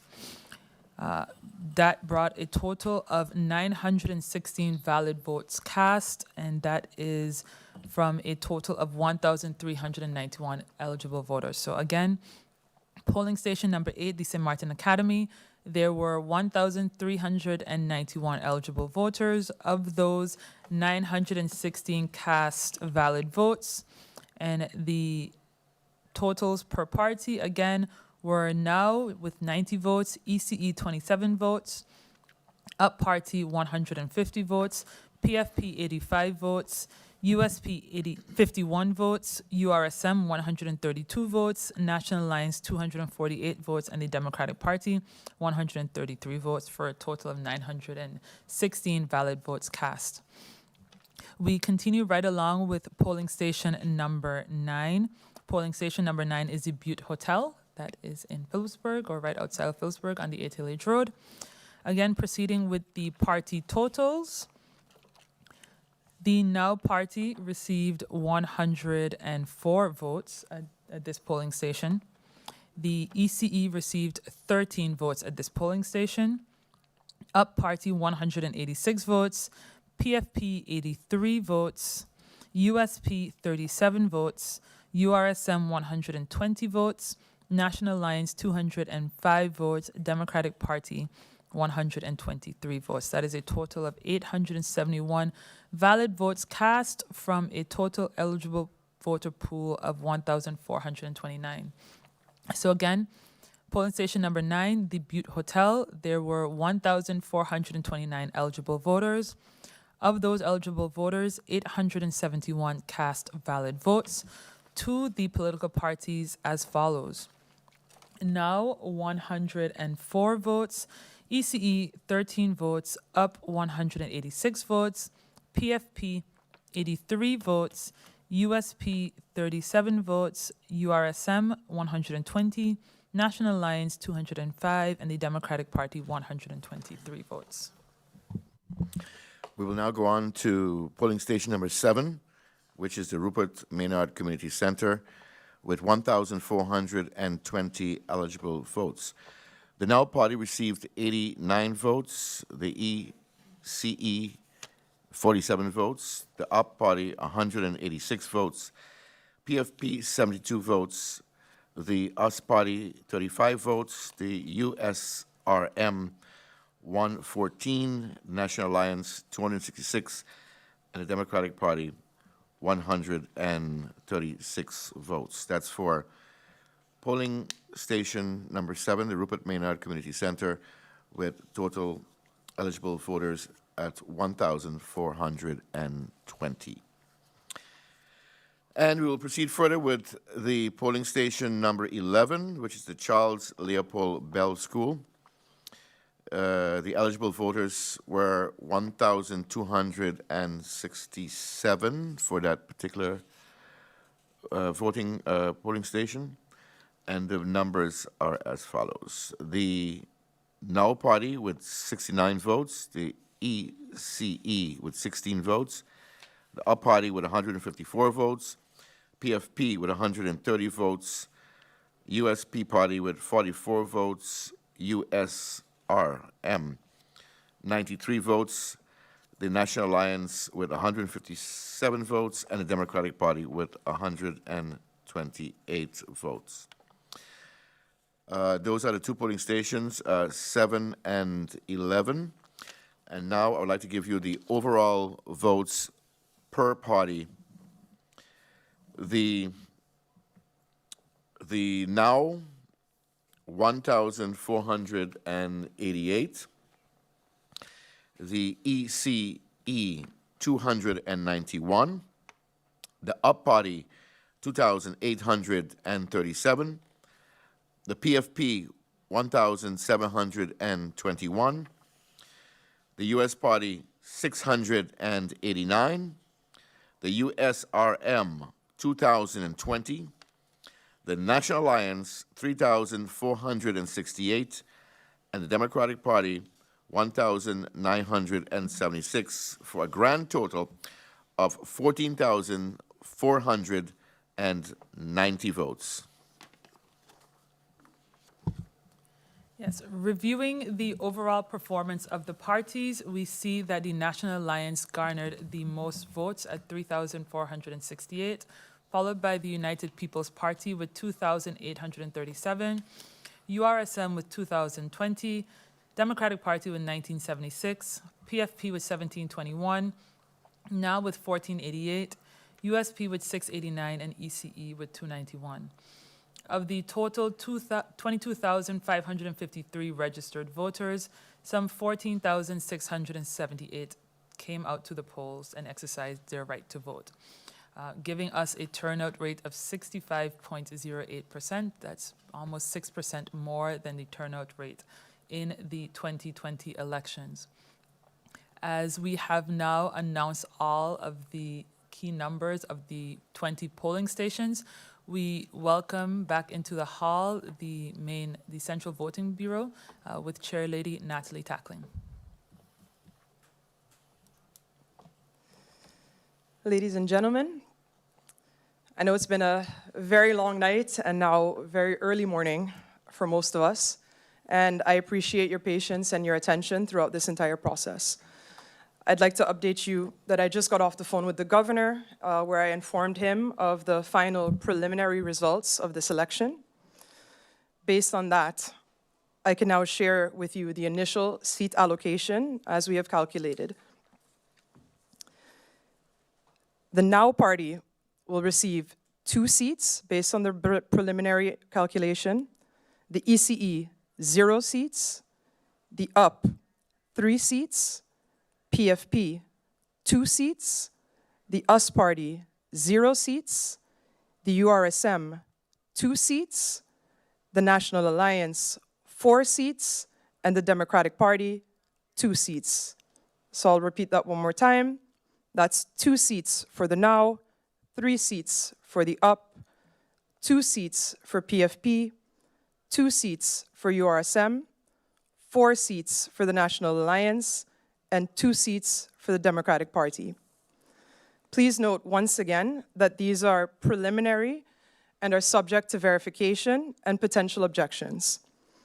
As the chairperson of the Central Voting Bureau, I would like to take a moment to express my sincere appreciation to all stakeholders who have worked tirelessly to make Election Day a success. I would like to thank the Secretariat of Parliament, KPSM, the Civil Registry, Public Works Department, DCOM, and all other organizations that have played a vital role in ensuring the smooth functioning of the electoral process.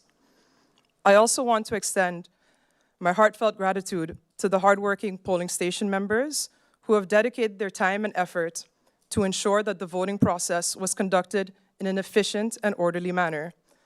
I know it's been a long and exhausting day for all of us, but it's thanks to their commitment that we were able to receive the results from the polling stations and even announce these to the public. As we're all aware, we had hoped for the results to be available sooner, but unfortunately, the circumstances at each polling station did not allow for this. It's important to note that, as per the law, these are just preliminary results. In the coming days, the Central Voting Bureau will be carefully reviewing the packages from all 20 polling stations with the tally sheets and the submitted process verbal, or PVs as we call them, to verify and ensure the accuracy. And of course, we do this in preparation for our public meeting scheduled for this coming Tuesday at 10 a.m. During this meeting, Any eligible voter will have the opportunity to file an objection if deemed necessary. Once again, it's crucial to emphasize that these are merely preliminary results and that the final outcome will be determined after a thorough review process. Based on our review, as well as weighing the merits of any possible objections that may be filed, a decision will be made by the Central Voting Bureau. I also want to thank the public again for making use of their democratic rights and participating in the electoral process. Your engagement and commitment to the democratic process are essential for the functioning of our society. Once again, I want to express my heartfelt gratitude to everyone involved in the Election Day process today. Your dedication and your hard work have been absolutely invaluable, and we look forward to working together to ensure a fair and accurate outcome for all citizens of St. Martin. Thank you very much for your attention, and have a wonderful day.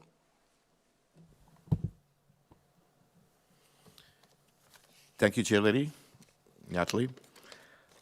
Mackie, this will bring us to the end of this very interesting evening, the St. Martin parliamentary elections for 2024, our live broadcast. Quite a lengthy one tonight, but worth every minute of it so the public can feel that they got all information that they needed. And as the Chairlady says, these numbers are preliminary and they'll be published sometime this week. So the public could review it and look at the numbers that they heard tonight and compare. But the real numbers, the official numbers will be published this week. Yes, indeed. Again, we want to echo those sentiments for the work of all polling station workers, the Police Department of St. Martin, the Voluntary Corps, of course, the Central Voting Bureau, the Department of Communications, as well as also the panelists and commentators that we had, Mr. Chris Johnson, Mr. Dennis Richardson, Ms. Linda Richardson. Thank you all for spending the evening with us and now the morning. We greatly appreciate your attention and also your participation in the electoral process. On behalf of the Department of Communications, we hereby close this broadcast. Have a lovely day.